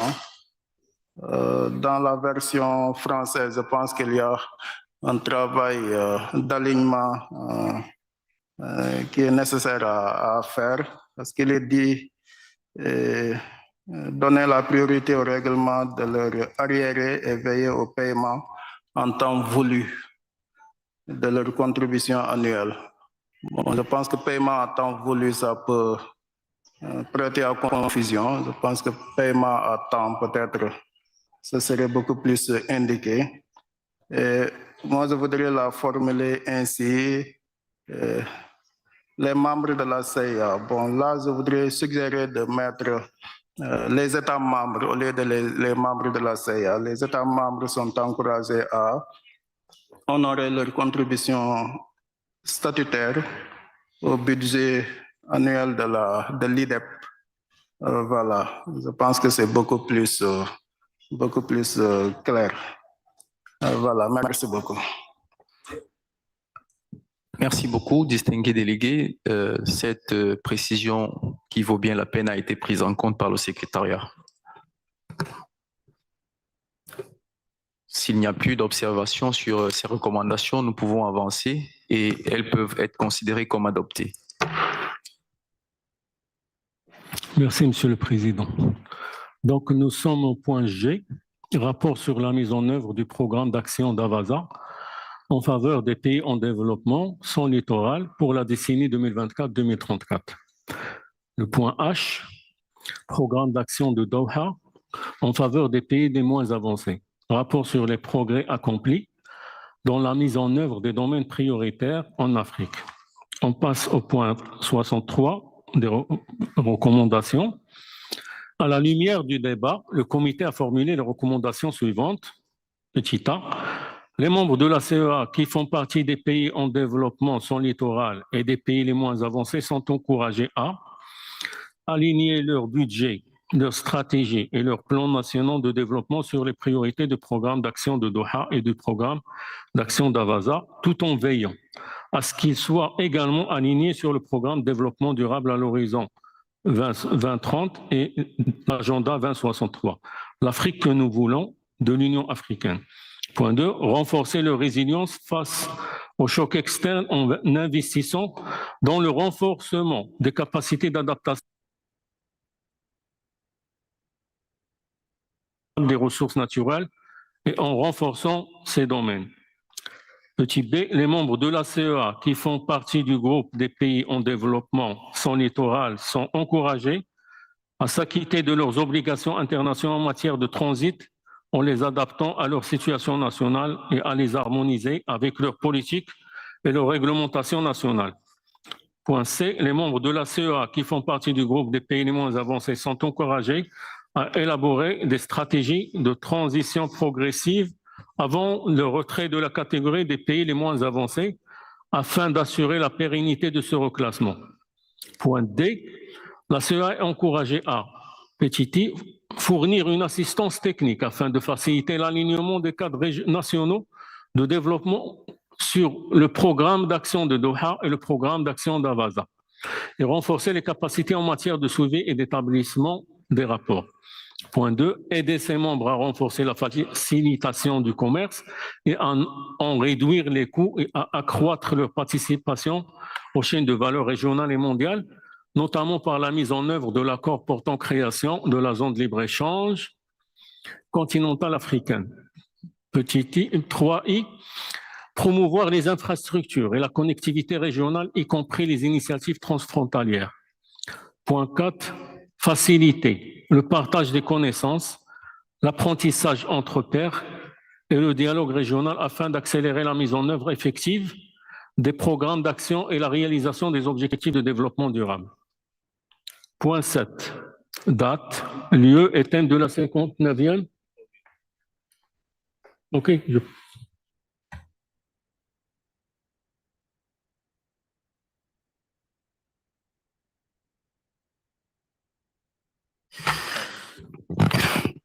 Merci beaucoup. Avant de passer aux autres éléments, nous préférons finir avec les exposés. Donc, nous allons nous arrêter encore un moment pour échanger sur ces deux derniers exposés, surtout sur les recommandations. Les distingués délégués, vous avez donc la parole. Merci.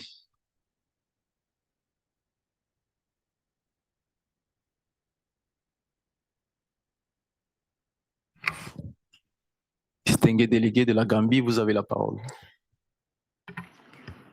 Thank you, Mr. Chair. So it's actually on paragraph 54.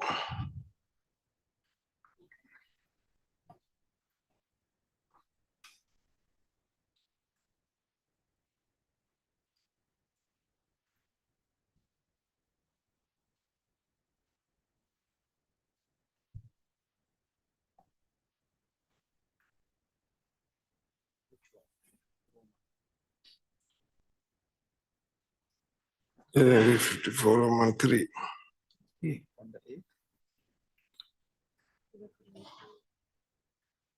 That is, yes, on the A, where you, I, Roman 3. So the issue, I know this was discussed, to recognize and value unpaid care and domestic work through regular time use survey. So, but there were comments to say how ECA could help countries, because this is something perhaps is not been, carried out in many of the countries in valuing this statistically. So I want to suggest perhaps under where we would say ECA is encouraged, to provide technical assistance for countries to undertake, to be able to undertake this, survey.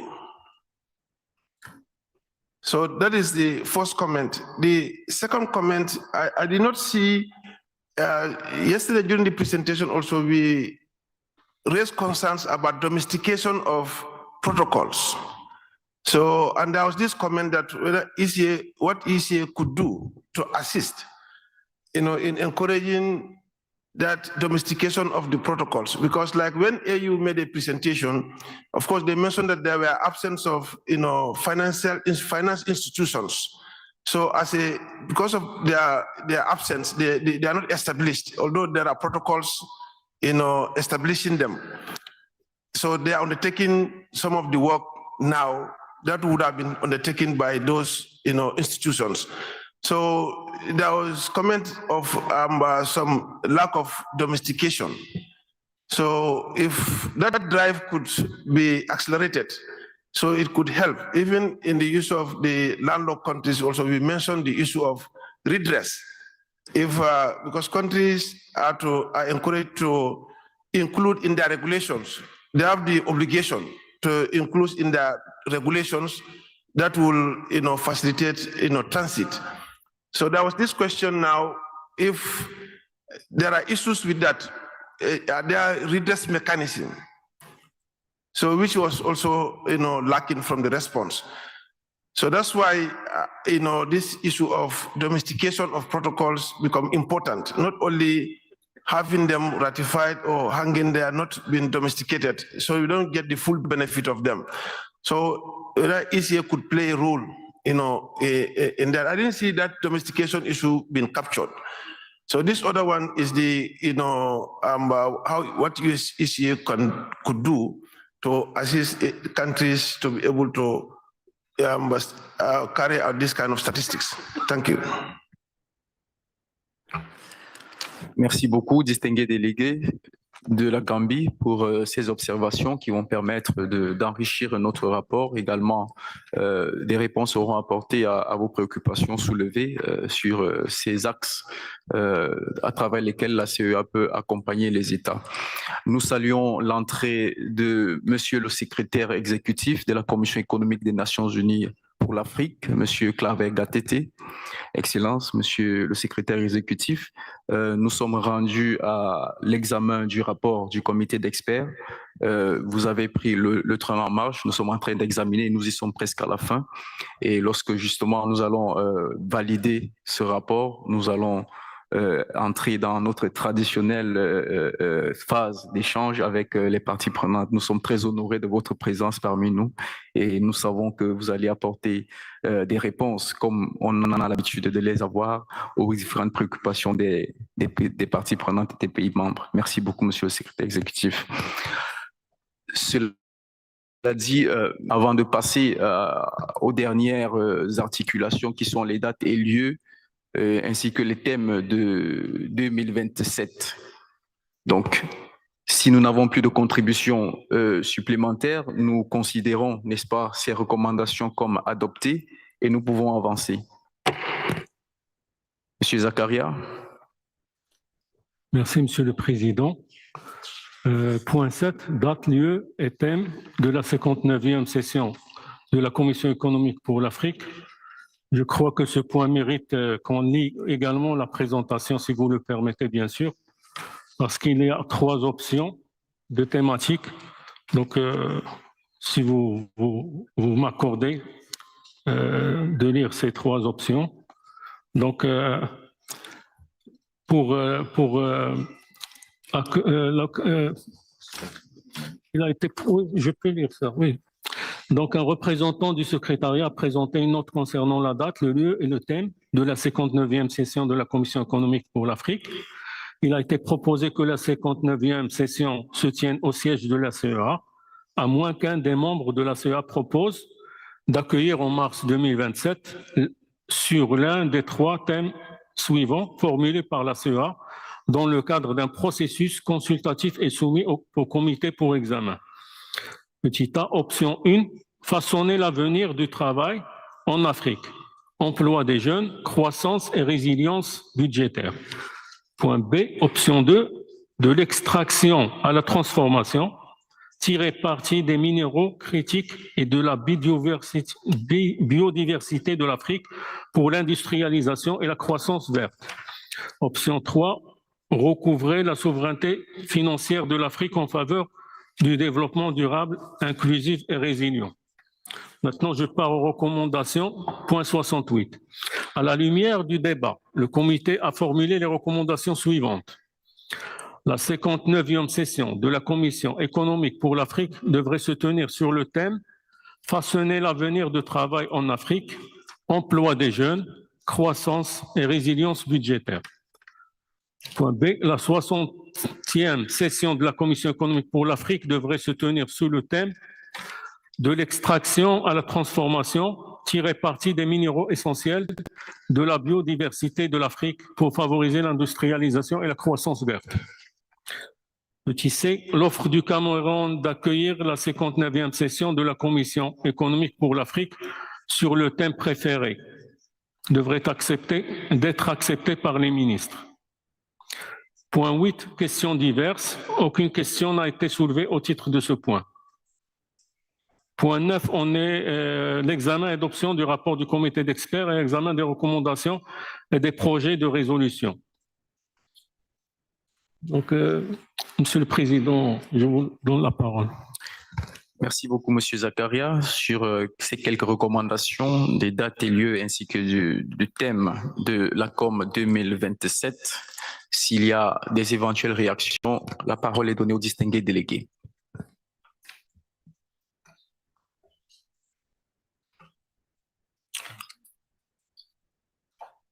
Distingué délégué de la Tanzanie, vous avez la parole.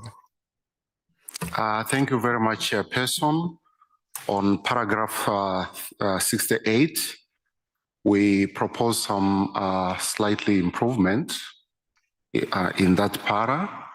Since there is, we are proposing this recommendation to be adopted by the higher level, that is the minister, to be adopted, we propose to delete the word should in both item A, B, and C. The word should, that the 59th session of the Economic Commission for Africa be held instead of should be, because we are recommending it to the higher level for their adoption, that is A and B. And for item C, after the word should, we remove the word should and also to add the word considered instead of accepted. So the preferred theme be considered by the minister. That is our proposal. Thank you, Chair.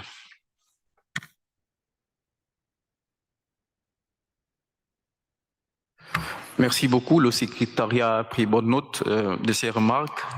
Distingué délégué, s'il n'y a plus de remarques ou de suppléments de commentaires sur notre projet de rapport, nous allons plutôt avancer et nous voulons rappeler que justement, au-delà des échanges qui ont été menés ici, toutes les régions ont été représentées dans le comité de rédaction et que donc ces échanges, ce qui est contenu dans ce rapport reflète, n'est-ce pas, la volonté des États. Et nous félicitons une fois de plus le comité de rédaction de ce rapport pour ce travail bien fouillé et bien structuré.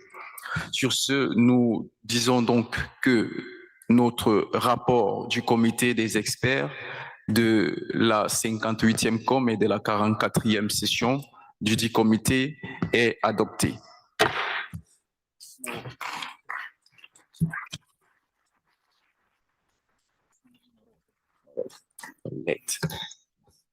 Yes.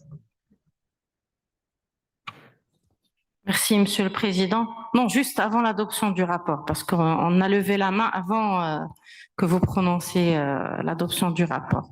Donc, on aimerait juste réitérer la demande de ma délégation concernant, bien sûr, on demande au secrétariat de la CEA de nous préciser la liste des participants des différentes catégories. Je parle bien de la partie A, participation, parce qu'il y a des catégories ambiguës. Donc, il faudrait nous préciser maintenant la liste des participants. Sinon, biffer carrément cette partie, laissez juste les États membres.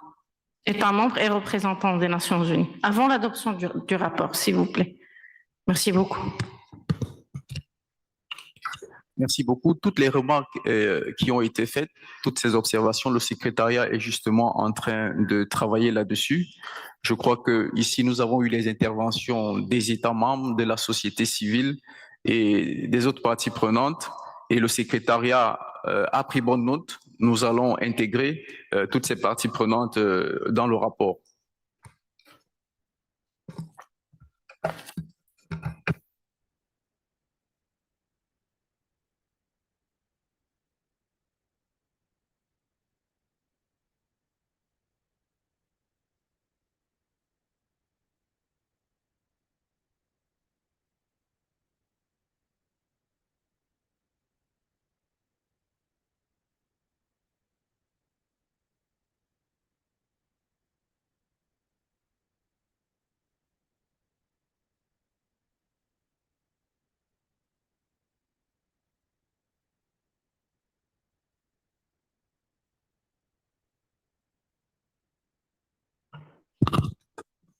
Excusez-moi, Monsieur le Président, est-ce qu'on peut avoir une réponse claire de la part du secrétariat?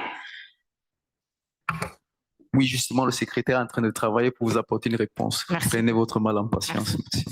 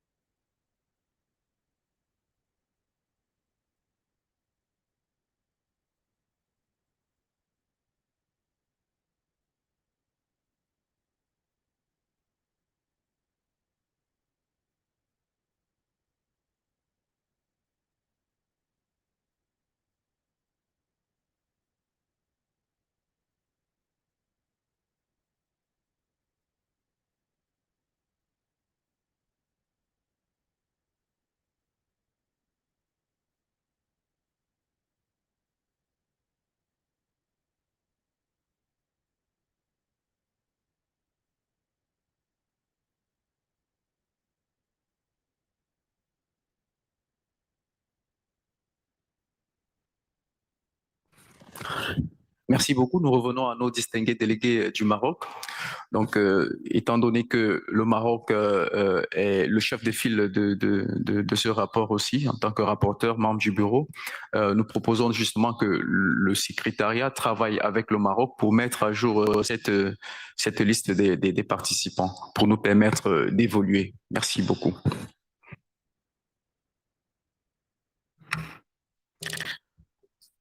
Distinguished delegate, we will now turn to another important segment of our meeting, where the ECA Executive Secretary will make brief remarks, and we will open the floor for him to interact with delegates and for questions and comments on the work of the Commission over the past year.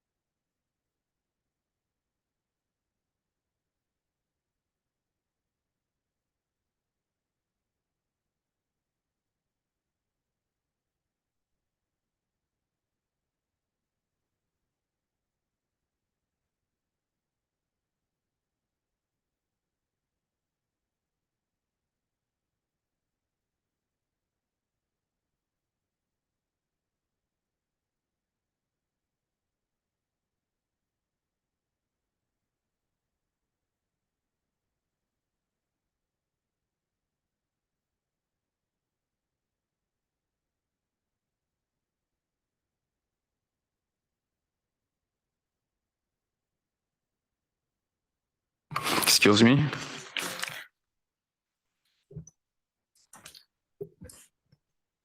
I therefore understand that there may be support to adopt the report. If there is no objection, it's so I decided, and the report is hereby adopted.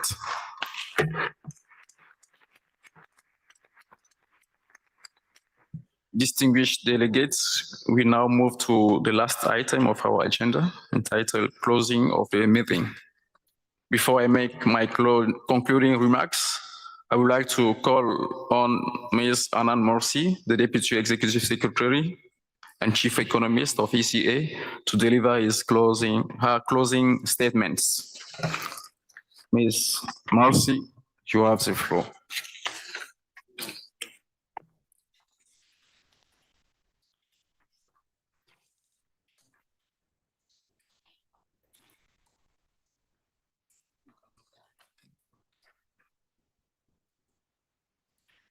Excellencies, esteemed experts, distinguished delegates, as we conclude the 44th session of the Committee of Experts, I would like to extend my sincere appreciation to each one of you for the richness of our discussions, the quality of insights shared over the last 3 days.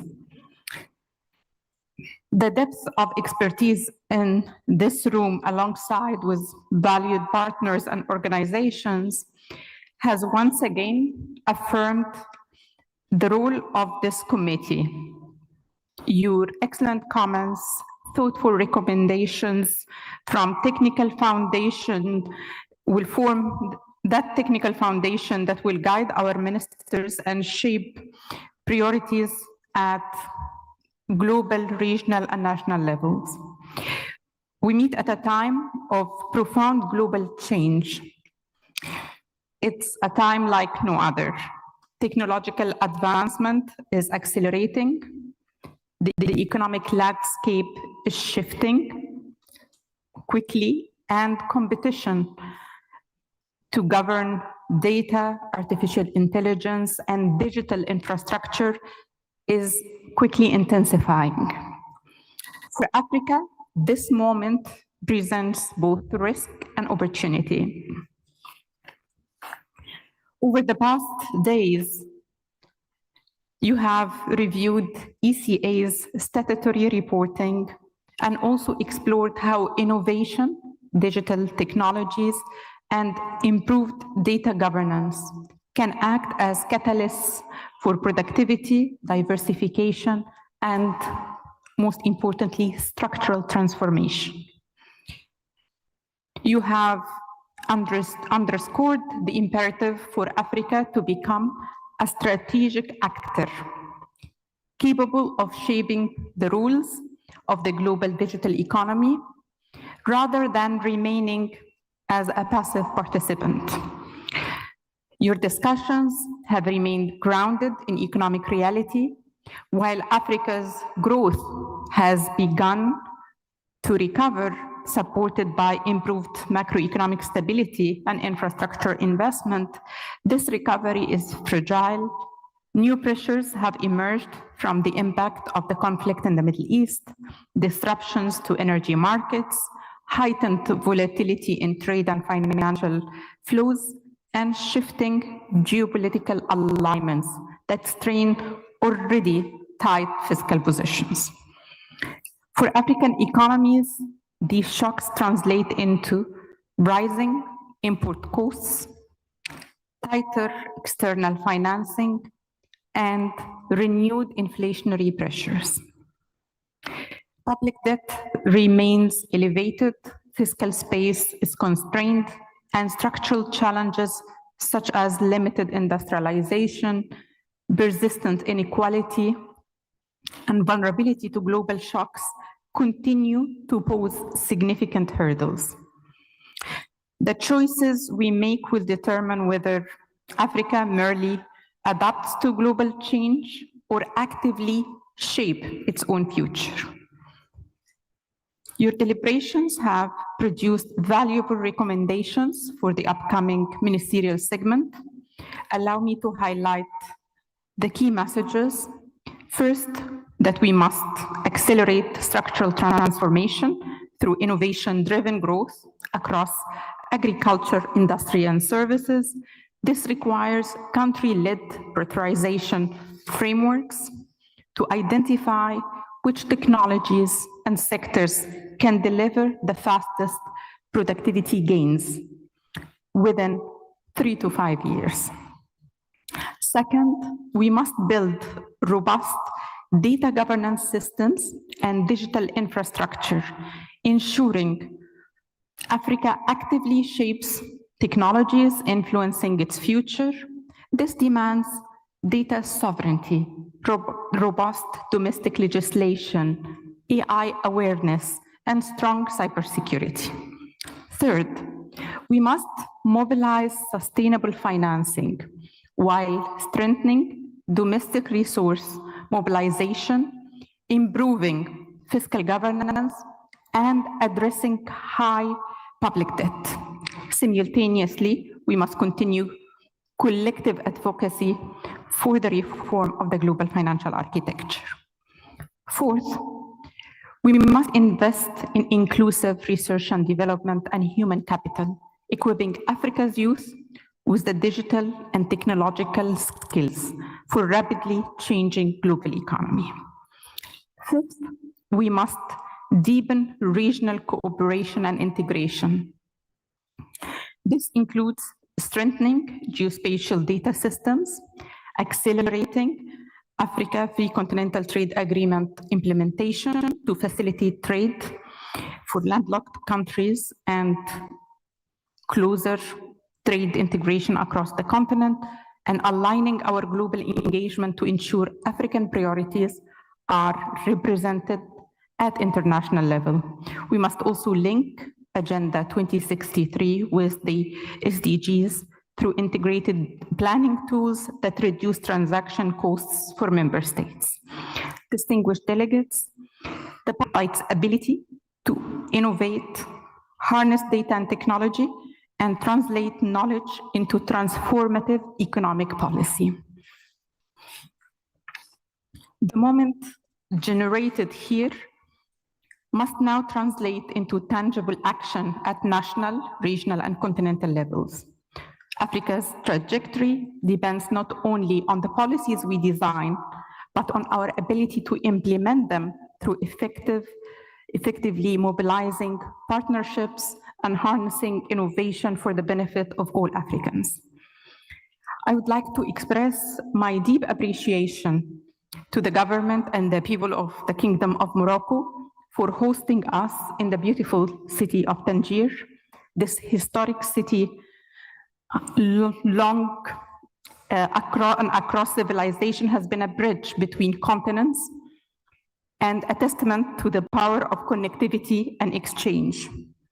This has provided an inspiring setting for our deliberation, and it's a fitting reminder that Africa's strength has always been found in its connections across borders, across sectors, and across ideas. I thank all delegations, experts, partners, and colleagues for your active engagement and constructive contributions. And I would like to make sure that we also recognize all the behind-the-scene heroes that made our meeting possible. I'd like to express my appreciation to those who worked very diligently behind the scenes to ensure smooth logistical and operational success of this meeting. Your commitment reflects our shared determination to advance Africa's agenda, and we thank you very much.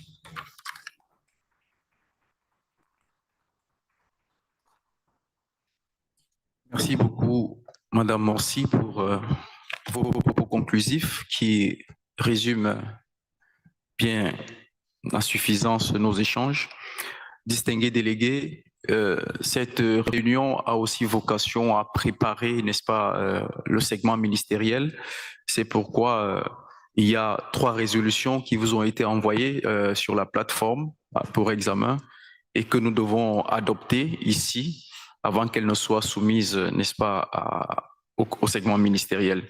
Monsieur Zakaria, vous allez rapidement nous faire lecture des dites résolutions pour que nous puissions les adopter et avancer. Merci. Merci, Monsieur le Président. Donc, il y a une première résolution sur le plan programme et budget programme pour 2027 dans le document E/ECA/COE/44/RES/L.3. Cette résolution sera projetée sur l'écran. Est-ce que vous voulez que je la lise, Monsieur le Président? OK. OK. La conférence des ministres, reconnaissant l'importance stratégique des plans programmes et des budgets programmes annuels pour la mise en contexte et l'exécution du programme de travail de la Commission économique pour l'Afrique, conformément aux orientations stratégiques et aux fonctions essentielles de la Commission, dans le cadre de ces 9 sous-programmes et en application des orientations du Conseil économique et social, rappelons le réalignement du programme de travail de la Commission pour permettre une plus grande concentration sur les priorités émergentes et son harmonisation avec les priorités de développement et les aspirations de l'Afrique, en particulier les principales transformations qui sont nécessaires pour accélérer la réalisation des objectifs de développement durable énoncés dans le programme de développement durable à l'horizon 2030 et à la mise en œuvre de l'agenda 2063, l'Afrique que nous voulons de l'Union africaine.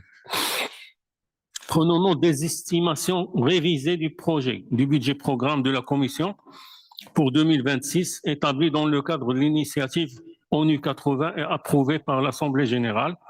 Prenons note également des changements organisationnels qui ont été effectués en vue d'une meilleure efficacité programmatique et organisationnelle de la Commission, tel que décrit dans la note administrative que le secrétaire exécutif de la Commission a soumise à la conférence des ministres lors de la 58e session de la Commission.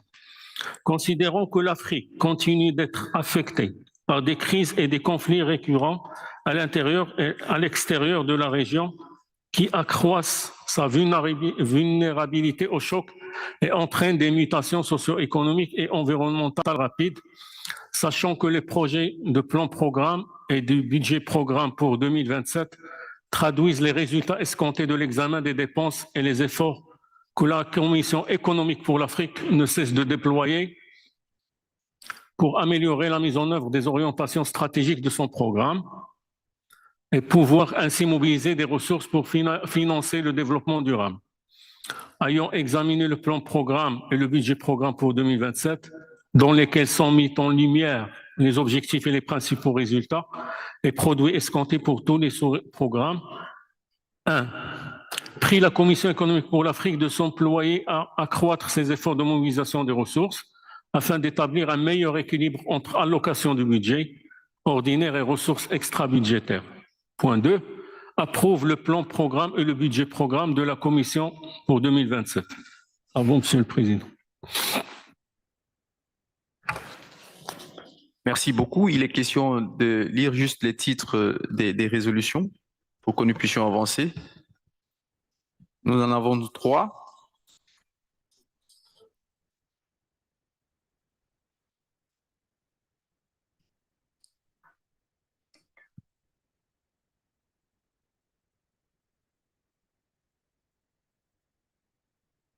Donc, comme suggéré par M.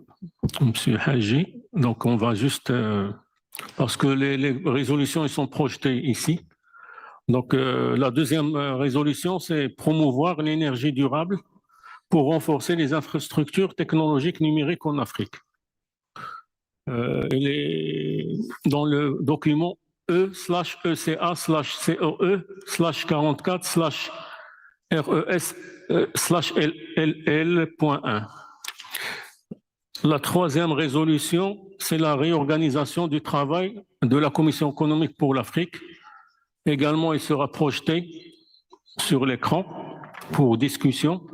Il est contenu dans le document E/ECA/COE/44/RES/L2. Merci. Merci beaucoup, M. Zakaria. Est-ce qu'il y a une observation, un commentaire sur ces 3 résolutions? S'il n'y en a pas, nous allons les adopter et les référer au segment ministériel.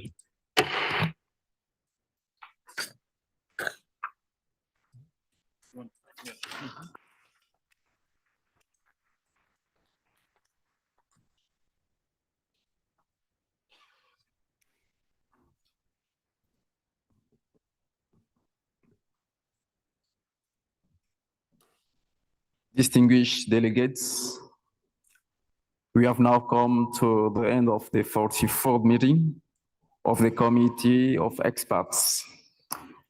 Let me take this opportunity to sincerely thank all the participants for their fruitful exchange and constructive engagement that we have brought us to this point. The report and recommendations reflect the view of all the experts on the issues discussed over the past 3 days. As chair of the Bureau, Cameroon will work with the Secretariat of the President to present your report to the Conference of Ministers on the 3rd April 2026. I thank members of the outgoing Bureau for their commitment and support to the Secretariat. Under the distinguished leadership of Morocco, as chair, the ongoing Bureau has set a very high bar. On behalf of the Republic of Cameroon, I take this opportunity to express our aspiration to continue to this novel tradition of collaboration and support to the ECA Secretariat. Finally, I wish you all a very good evening. I hereby declare the 44th session of the meeting of the Committee of Experts closed. Thank you so much.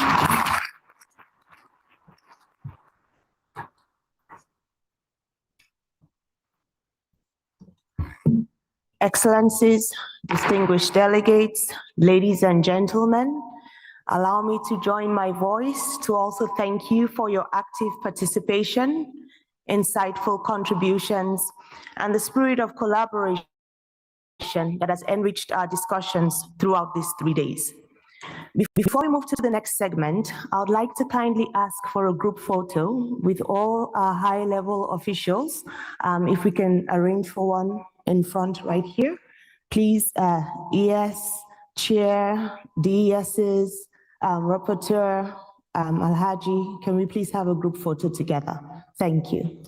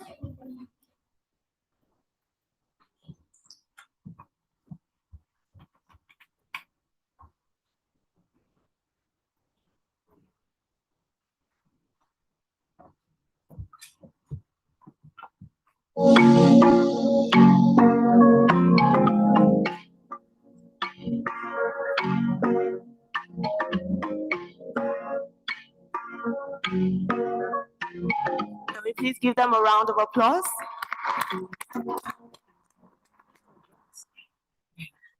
We now move to an important segment of our meeting.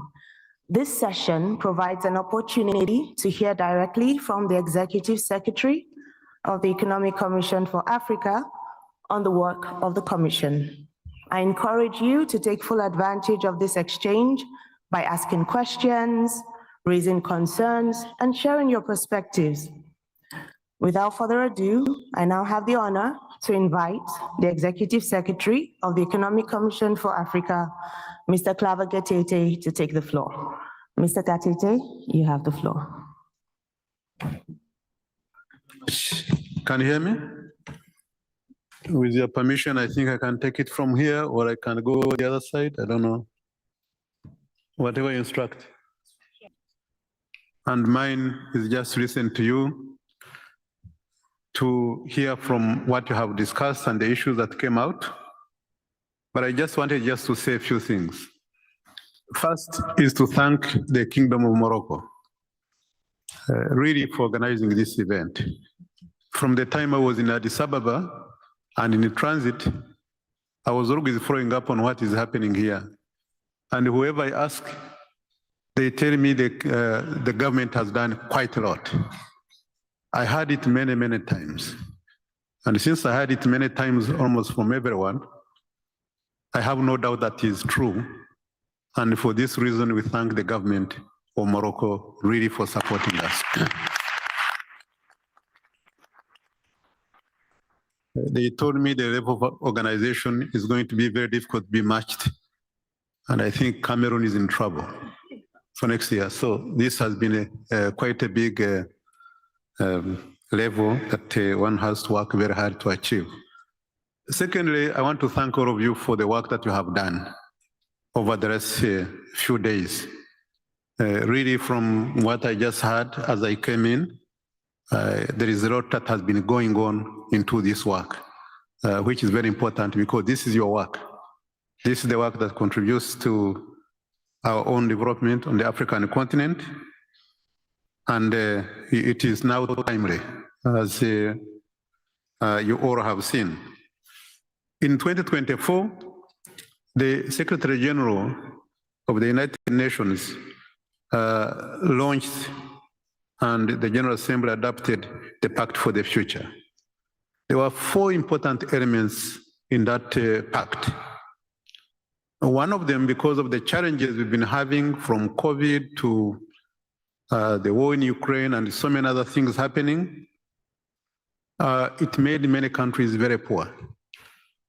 And things became so tough that they introduced the reform of the current financial architecture that has existed since 1945. And he says they must change because they no longer address the challenges of developing countries, especially Africa and many others in the global south. And looking at the issues that we are facing now in terms of debt, in terms of fiscal space, the climate issues, the wars, everything is adding to that. And we are seeing more problems than we are seeing solutions. There was a need for us to have a buffer in terms of addressing some of the challenges. And we are seeing it even today with the war in the Middle East. The second one was looking at technology and how it contributes to the whole entire ecosystem of our life. And the Global Digital Compact was one of the other areas that was really identified as key for today and for the future. No one can do now anything without technology. It's not only an economic side in terms of impact, but also the social, the governance, the security. Technology is everywhere. And we either embrace it or we stay behind. But this one is here to stay. The third one was the intergenerational management. Because if you see the gap between all of you seated here and your children, it is widening every day. And sometimes they are proving to be, and that shapes the way they grow up, that shapes the way they solve the global issues that we are talking about. So that management becomes very key. And it has started, of course, visible in some of the countries.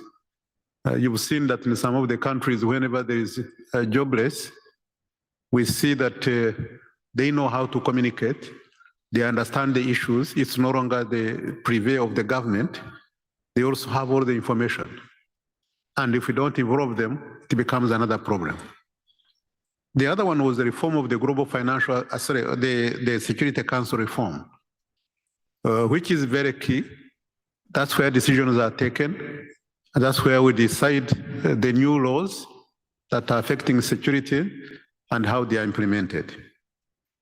But what is very clear, as far as this topic is concerned, and that's why we chose it, is that if you don't embrace technology, if you don't embrace innovation, if you don't embrace science, research and development, and try to leapfrog as Africa, we'll be left far behind.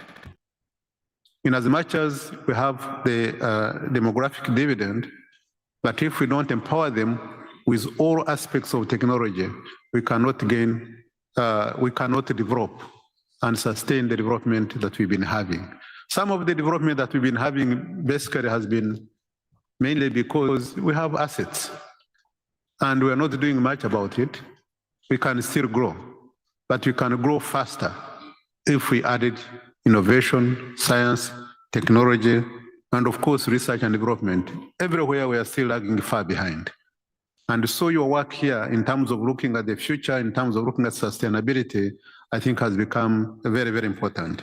So I don't want to spend much of the time here, but I just wanted to say we are in a situation where we cannot afford to do business as usual.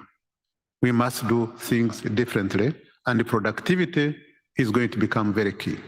And that's where technology comes in to add value in terms of what we produce, how we produce it, and how we embrace it, and how we make sure that this work in terms of technology goes into the whole entire development area.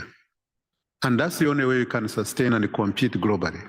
So I just didn't want to say much. I just wanted to hear from you. And if there are any issues, myself and my colleagues here would be able to come in.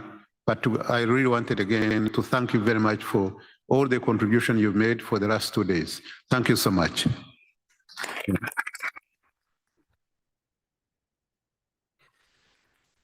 Merci beaucoup, Monsieur le secrétaire exécutif, pour ces brèves remarques qui donnent une vue globale de la situation de l'Afrique et qui nous poussent à pouvoir prendre des actions urgentes en intégrant bien évidemment la technologie pour pouvoir surmonter le défi de la transformation structurelle de notre continent.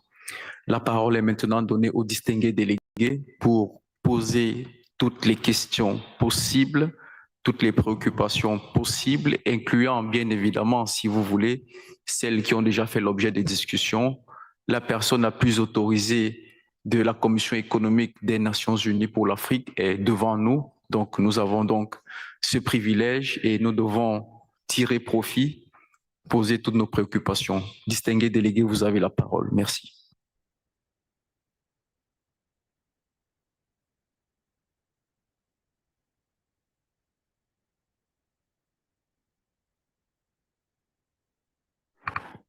Distingué délégué du Sénégal, vous avez la parole.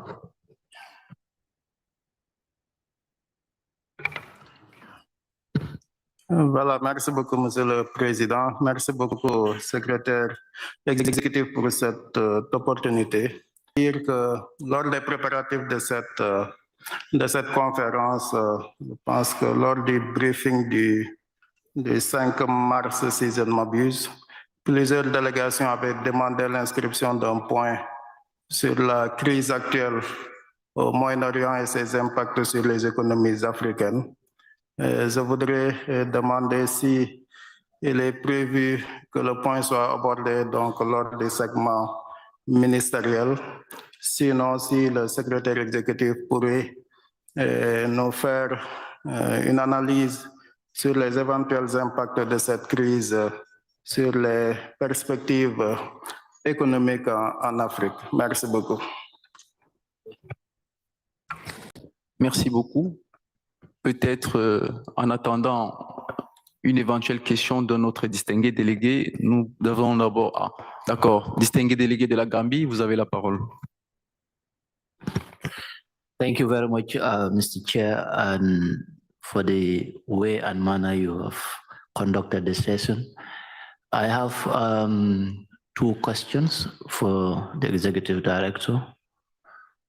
Since the beginning of this session, we have been talking about one of the solutions for our problems in Africa, that is DRM. But I just wanted to ask, because the recommendations that we have in the report, they are on the global end. So I will, since this is a technical committee, I would like maybe the Executive Director to take us through some of the elements of DRM that countries need to focus on. Because countries might, opt for the easier path on tax revenue. And then we know that most of our economies, a large part of it is informal, and broadening the tax base without sequencing those reforms might hinder even economic progress rather than improving in the livelihoods of people. So if we say DRM, what are the major areas that we should focus on, so that we will mobilize the needed resources?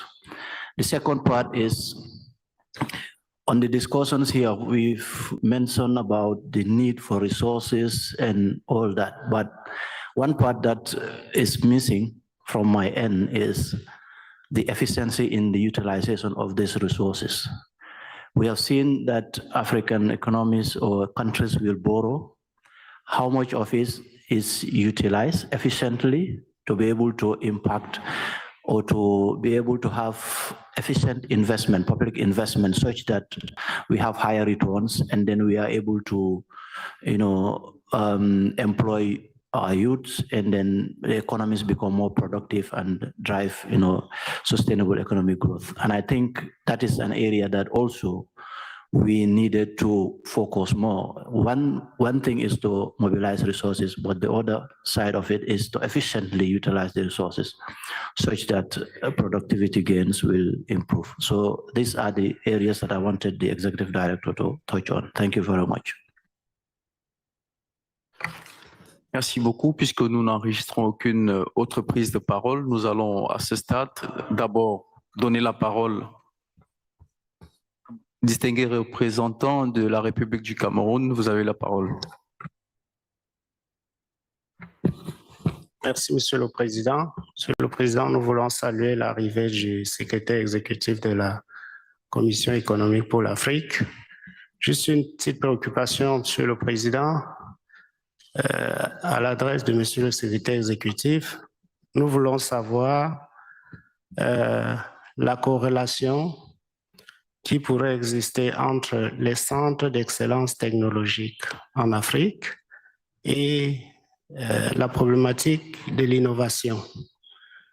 Nous voulons aussi savoir si, au niveau de la Commission économique des Nations Unies pour l'Afrique, s'il y a une étude sur cette problématique des centres d'excellence technologique. Merci. Merci beaucoup, distingué délégué du Cameroun. À ce stade, en attendant d'éventuelles autres questions, nous allons donner la parole à distingué délégué du Maroc. Oui. Merci, Monsieur le Président, Monsieur le Secrétaire exécutif. En fait, ce n'est pas une question, c'est juste un peu par rapport à l'intervention du représentant de la Gambie par rapport à cette question de mobilisation des ressources domestiques. Effectivement, le Maroc, la délégation marocaine est consciente de ce sujet et de ce point qui constitue un réel problème et point de blocage au niveau continental.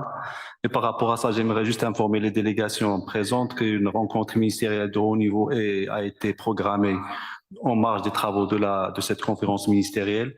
Et justement, il est consacré à approfondir les débats et les échanges entre les ministres des Finances qui seront présents parmi nous à propos de cette question, et essayer d'identifier des solutions et des engagements communs pour les ministres des Finances africains. Donc, cette question sera débattue le mercredi 1er avril à 18h, donc ici même à Tanger. Et donc, l'invitation a été adressée au ministre des Finances et bien évidemment conjointement avec nos partenaires de la CA. Voilà, juste une précision. Et merci, Monsieur le Président. Merci beaucoup pour cette contribution qui nous introduit déjà aux événements parallèles qui démarrent dès demain. Et l'ensemble des délégués, nous sommes encouragés à prendre part à ces débats de haut niveau. Donc, si à ce stade, nous n'avons pas eu une autre question, nous allons donc donner la parole à Monsieur le Secrétaire exécutif pour apporter des éléments de réponse aux différentes préoccupations soulevées par les distingués délégués. Monsieur le Secrétaire exécutif.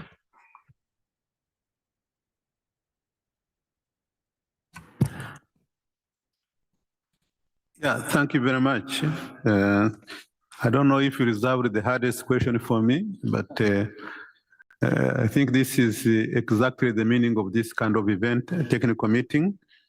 Let me start with the crisis in the Middle East, which is one of the shocks that we are having, and especially when we know that 38% of the fuel that we use here on the continent comes from the Middle East.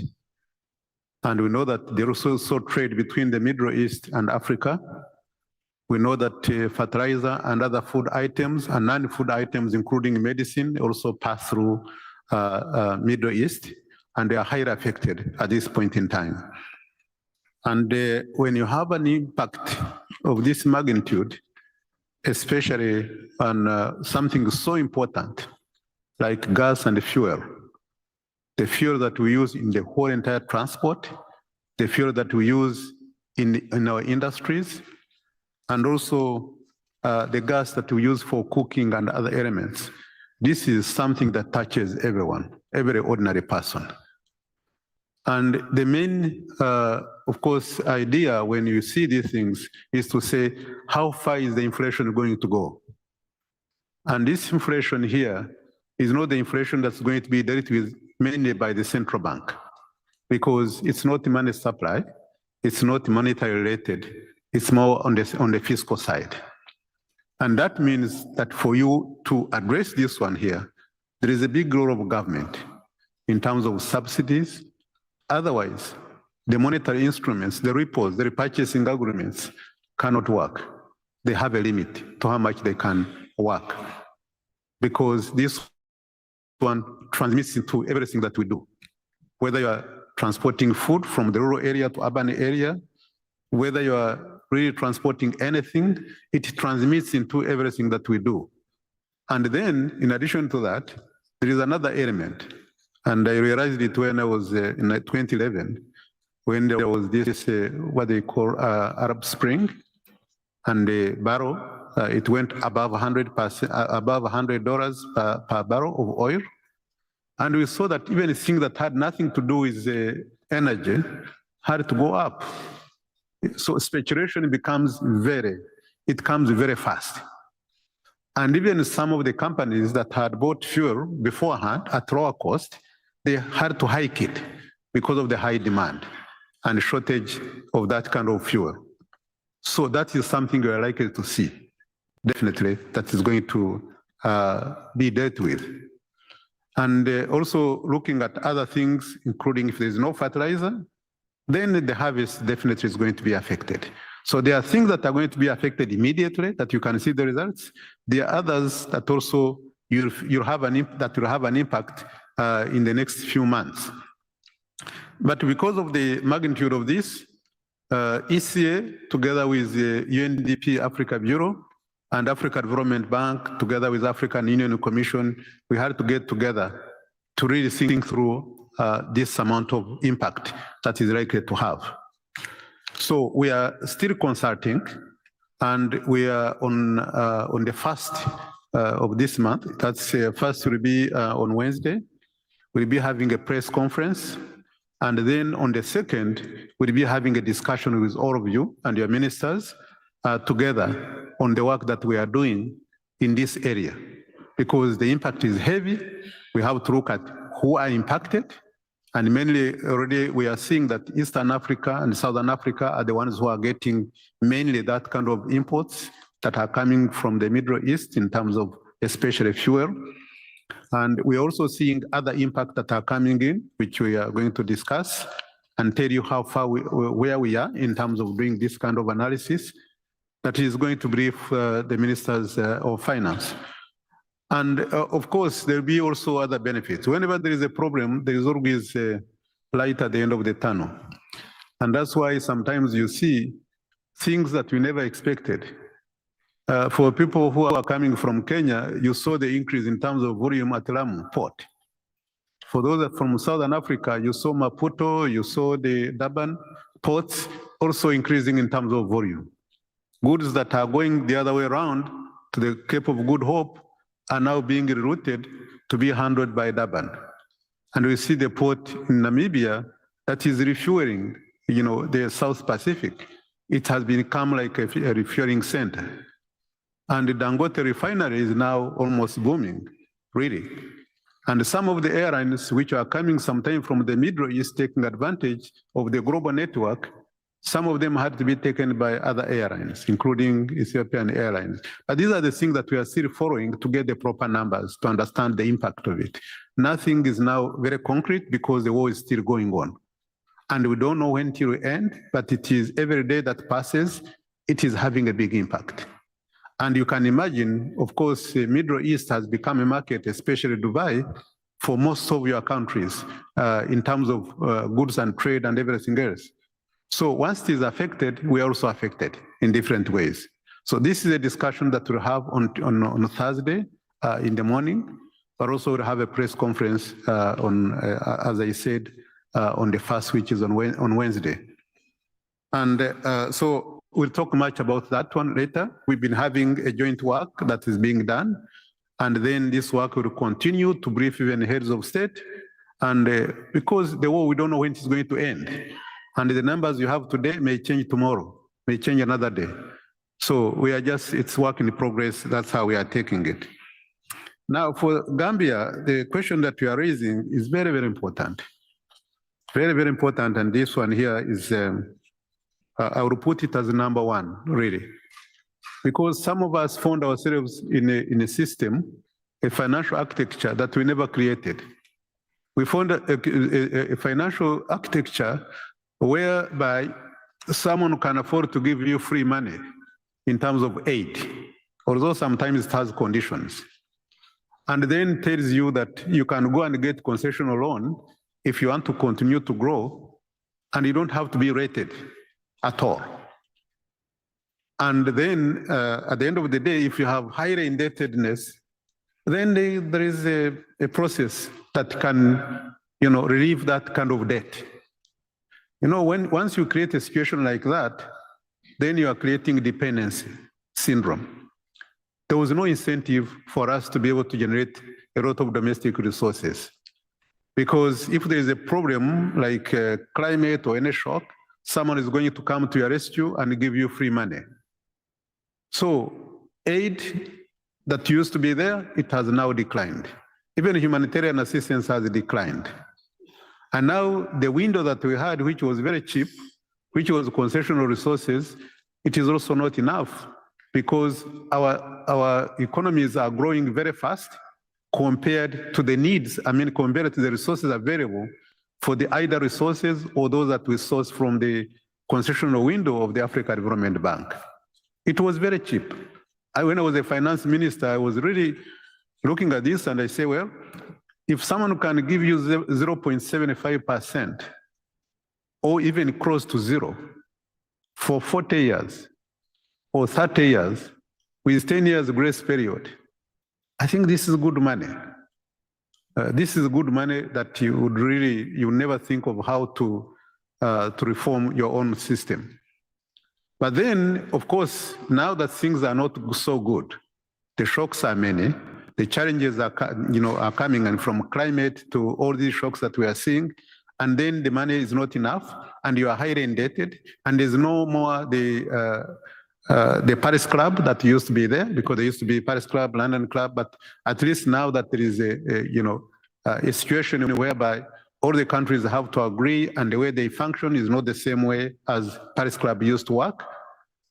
So we have to find alternative, and the alternative is looking inward, is looking at how do we generate our own resources.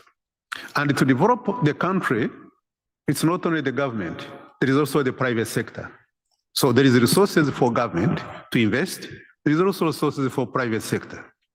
And for government, it's mainly taxation, which most of you know. And there are many, everybody is doing taxation. There is nothing new. But then how do you get the right taxes? There are countries like, for example, Georgia, that have flat tax. And you say VAT or any other taxes, we cap it at this percentage. Others are too high, others are too low, but the first thing first is to get your taxes right. And once you get the taxes right to be paid by everyone, how do you do it? There must be people to collect taxes who are trained, who know how to collect taxes, who are incentivized to be able to do that. Secondly, it is the equipments that you need that can reach anywhere, that can collect taxes, and the staff that can be able to do that. And to do that, you start from the customs, where you have like a SCUDA++, then you go all the way that links to all the whole entire system of digitization.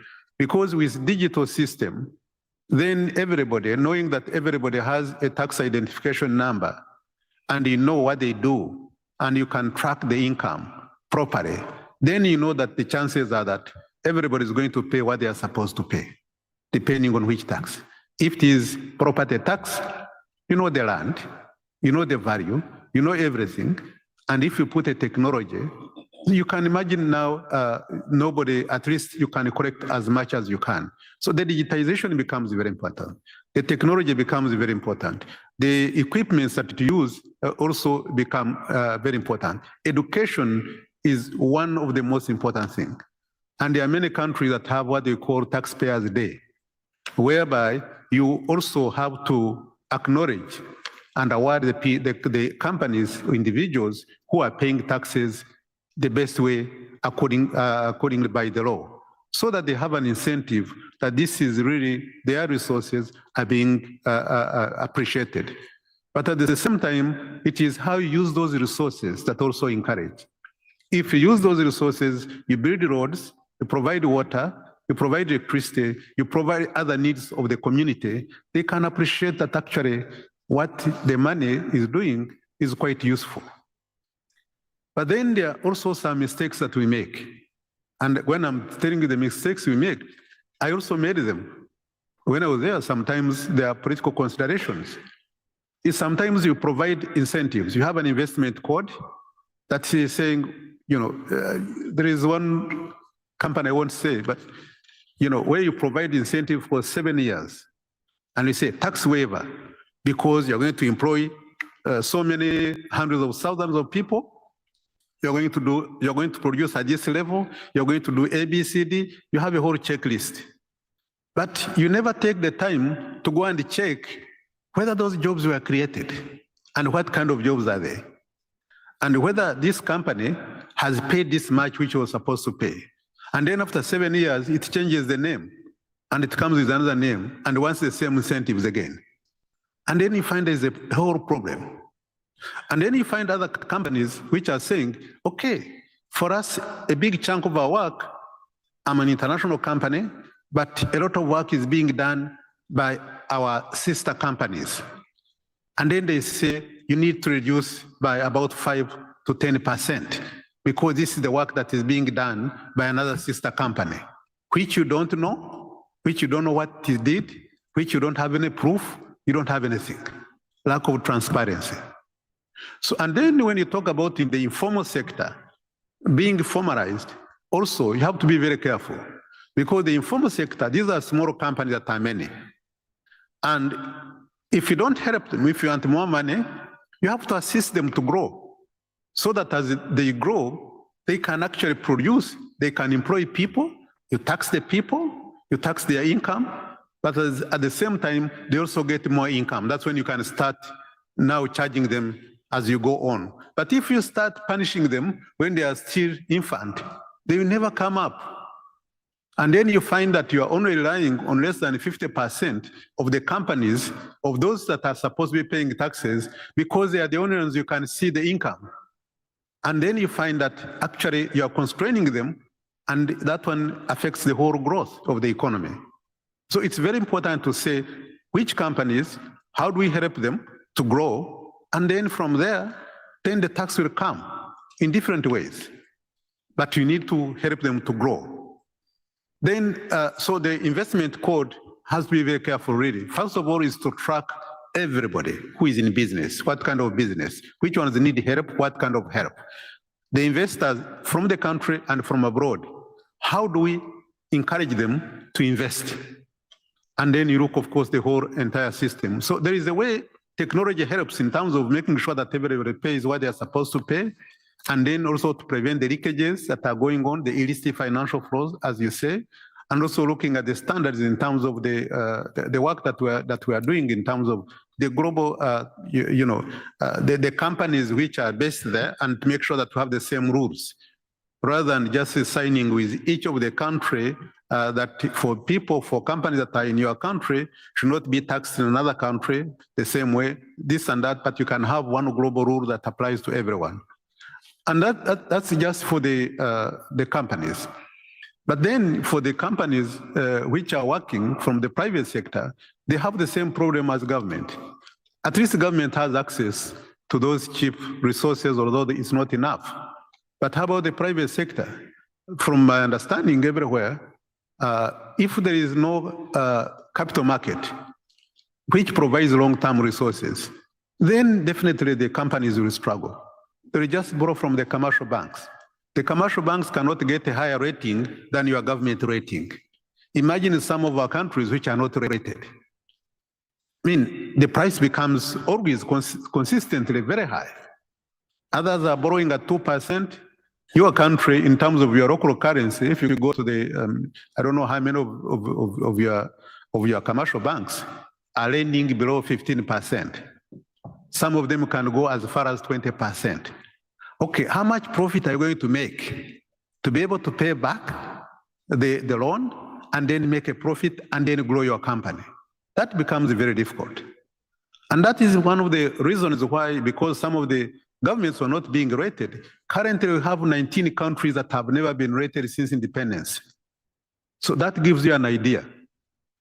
The last one, of course, was Guinea, which did a very good job with the help of the ECA last year, which went to the market, was assisted, and it was rated B+ with stable outlook, which was very good. But there are 19 that have never been rated. And that's why it is very, very important that once the countries get a good rating, also the financial institutions, they keep also moving up and that becomes very helpful. And if you have if we move an extra step and have a capital market not only for the big companies, by the way, even for the SMEs, the unit trusts, so many of them that you really can cater for the SMEs, then you know that you are supporting them, not necessarily going to the commercial banks, but they can really issue an IPO and be able to move on. And this is how they can sustain the growth. But if you see most of our stock, our capital markets, they are so weak. And the financial center that usually supports the capital market, sometimes it's never existent. And that's why we are having a problem. So you cannot only say domestic resource mobilization is only taxation. No, it has also to cater for the private sector. The private sector also do investment. And sometimes we punish them. Sometimes we overborrow on the local market, and then the price goes up. And then you find that they are also constrained. And at the end of the day, it's the investment that is also constrained. So I just didn't want to spend much, but what the point that you raised is very, very important. And then the other issue is all the money that we borrow, all the money that we raise in terms of taxes, how are they used?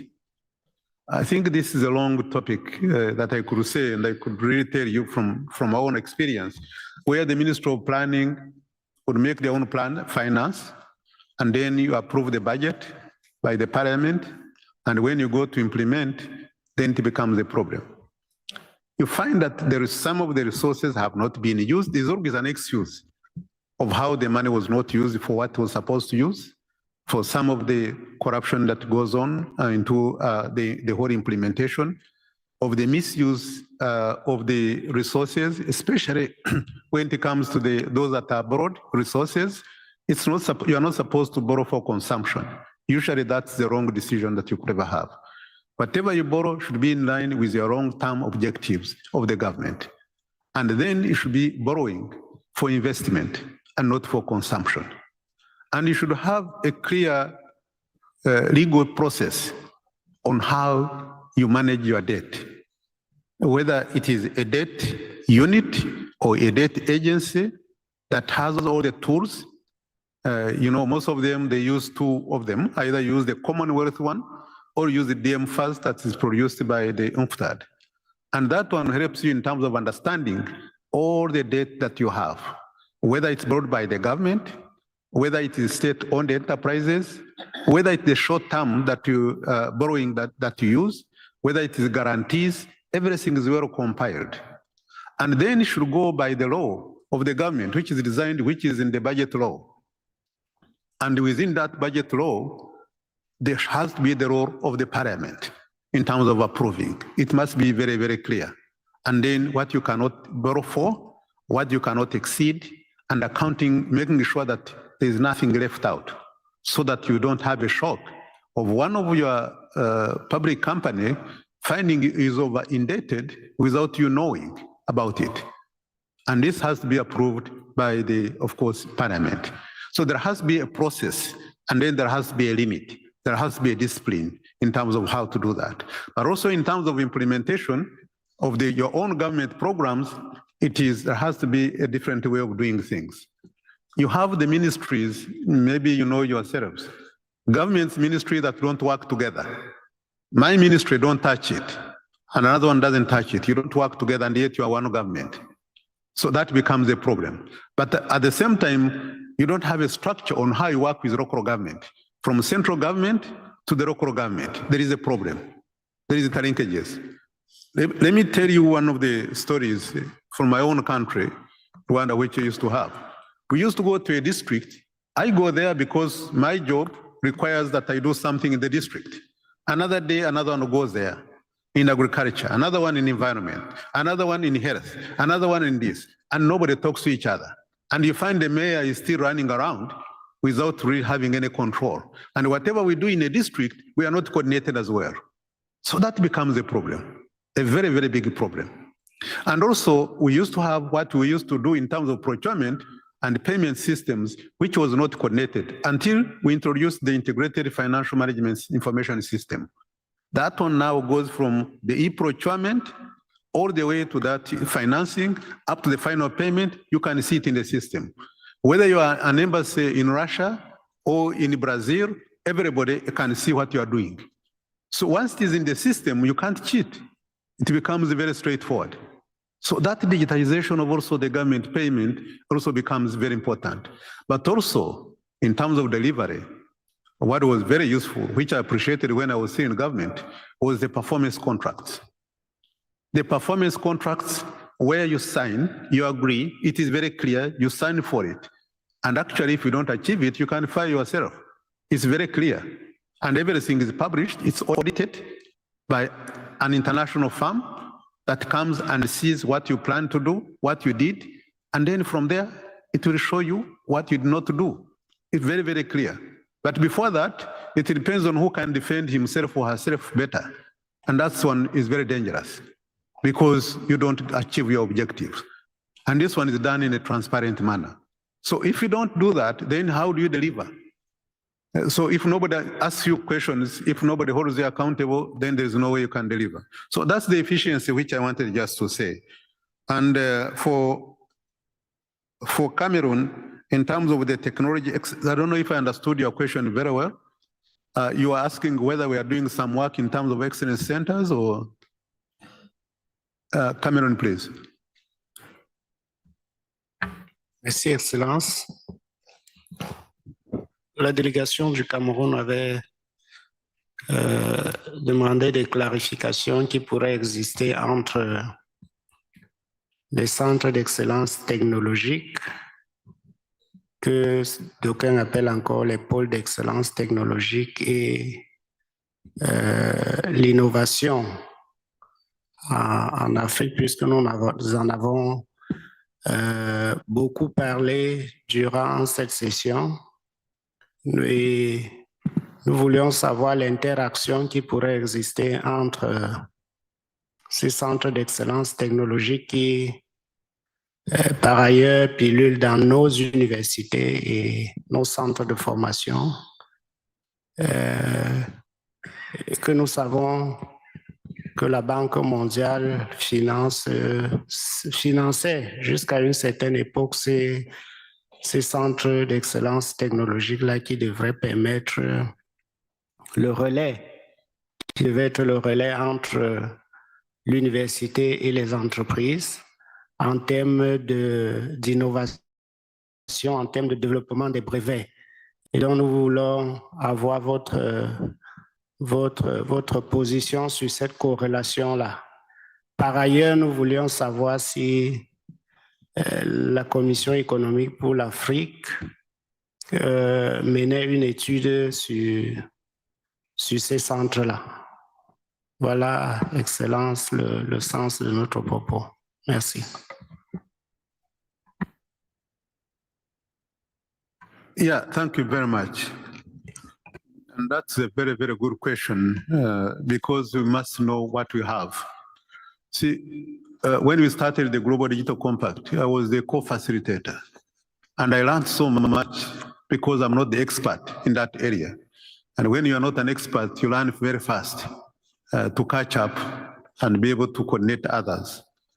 And when I came to the ECA, I found they were doing quite a lot in that area. And we decided actually to establish a division in charge of that, of technology and infrastructure, all infrastructure, including technology infrastructure. And I found they were working with so many centers, including universities, but also others in that area of technology. And I think we have an expert here, Makta, I think is around here, or Robert, who is his boss, or Dr. Hanan, who is their boss of the boss. Any of them can be able to explain it better than me. As I said, I'm not an expert, but we are working with everybody in that area, starting from universities, technical and vocational training institutions, with others who are involved in that area of technology. And also not only learning from them, but also implementing within governments. So this is the work that we do on a daily basis. And maybe I would like Makta, if he's around, to be able to say something. Or if he's not around, then Robert is around and he can be able to say something about it. And Morocco, thank you very much for your event. We know that it's at 6 o'clock, which is, I think, on the first. Yeah, the first, I think, which is on a Wednesday. And definitely we'll be there. And we very much appreciate what you have done. By the way, there is something that the last time I was here, we visited a center in Morocco. I have never seen technical and vocational training of that nature, where you have everything together, done first class, and you can see every trade in that area. We visited forgotten the name of the area where we visited as a sample, and this was at the request, of course, at the recommendation of the ministry.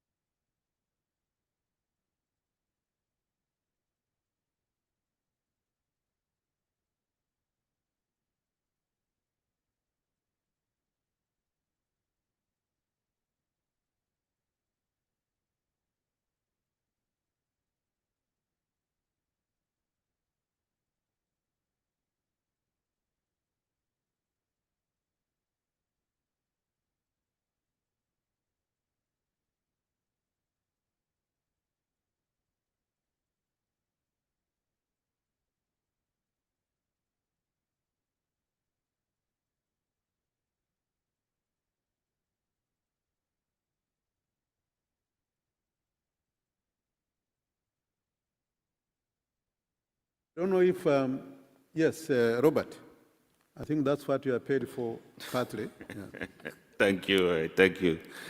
Yes, indeed, human capacity is a big challenge in technological development on the continent. And one of the ways that we are trying to address that is through the development of data centers. Just to say concretely, EC has been involved in setting up a Center of Excellence for Cybersecurity in Togo. There's one Center of Excellence for Artificial Intelligence in Congo, and also with Rwanda on science, technology, engineering, and mathematics. But beyond that, EC is also involved in creating innovative labs. And that's what we have been working in Botswana to create what is called the smart boards. And here you do have the space with computers for young innovators, but also to develop applications across board in fintech, cybersecurity.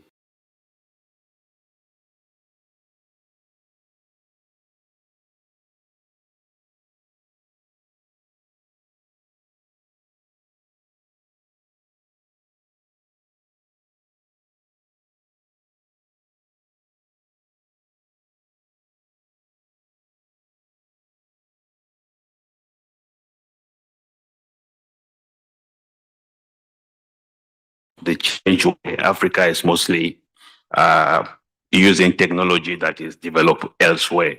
And how do you create the platform, the environment where we have the skills to develop technology within the continent, not just what to use, not just to use what is developed elsewhere. So that is the idea, and that is what we are doing. And obviously, we want to listen to countries that would like to work with us. So it's surprising. 2 years ago, when we went to see, because we are talking about AI, and sometimes you are guessing whether there is AI being applied in some of our countries, and you do a survey and you find more than 2,400 really AI products in agriculture, in health, in the business, in so many other areas, in education. And then you find that actually we are advanced, only that we don't talk to each other. One country does not talk to the other, does not, and that's why we decided that we need to compile some of these innovations that have worked using AI, and then make it available to every country, so that at least the other countries who feel that these technologies are very useful, and they could be copied, they could be modified and customized to their own needs. Thank you very much. Any other question? Please, you can toss any question you want. Here we have the experts here. Take advantage of them. I'm the least qualified among them, so you can imagine. Yeah.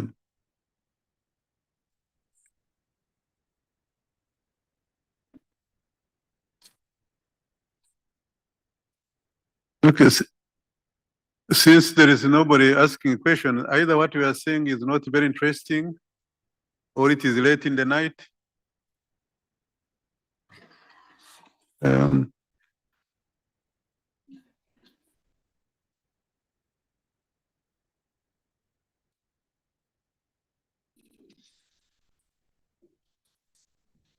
Okay, so I think they told me you are very active. So when I came, I was almost scared.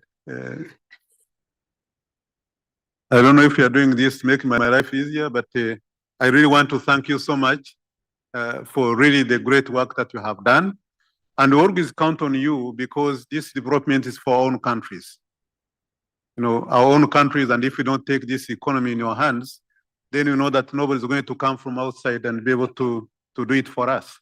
This is the time we have to wake up, learn from each other, and ECA is always there to support you in any way possible to make sure that some of the areas that you talked about, especially the domestic resource mobilization, but that also goes with exactly the efficiency that you mentioned in terms of also management of our economies. And that incorporates almost everything. It's not just forecasting numbers and then we are done.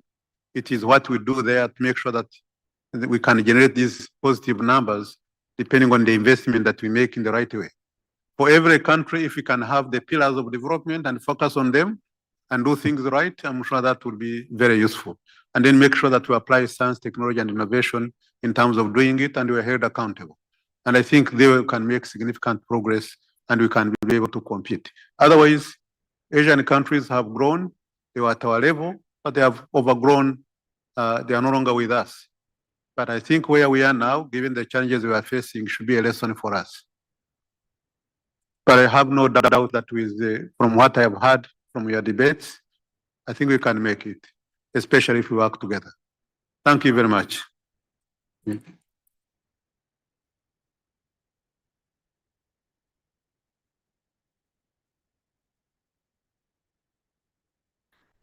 Thank you so much, Mr. Getete, for your engagement and for the perspectives you have provided. I do know that one of the questions we do have once in a while from member states is how exactly do we ask for support from the ECA? And one of the things we do tell them is that please write to the executive secretary, let him know what support your country would need from your ministries, and we'll be very happy to provide that engagement and support. So without further ado, can we please give Mr. Gatete a round of applause and kindly appreciate him for his time. Excellencies, distinguished delegates, ladies and gentlemen, we have now come to the end of the third day of our meetings. We thank you so much for your time, for the time you have spent, for your questions and engagements, not only this evening, but over the past 3 days. We will reconvene tomorrow at 9:30 a.m. for the side events, which will take place in various rooms here at the Palais. The detailed schedule of the side events is available on the website of COM 2026 and will also be displayed and is already displayed on the screen for your use. Kindly note that shuttle services will continue to be available to transport delegates to and from the designated conference hotels. On this note, I wish you a restful and pleasant evening and look forward to welcoming you back tomorrow at 9:30 a.m. Thank you so much.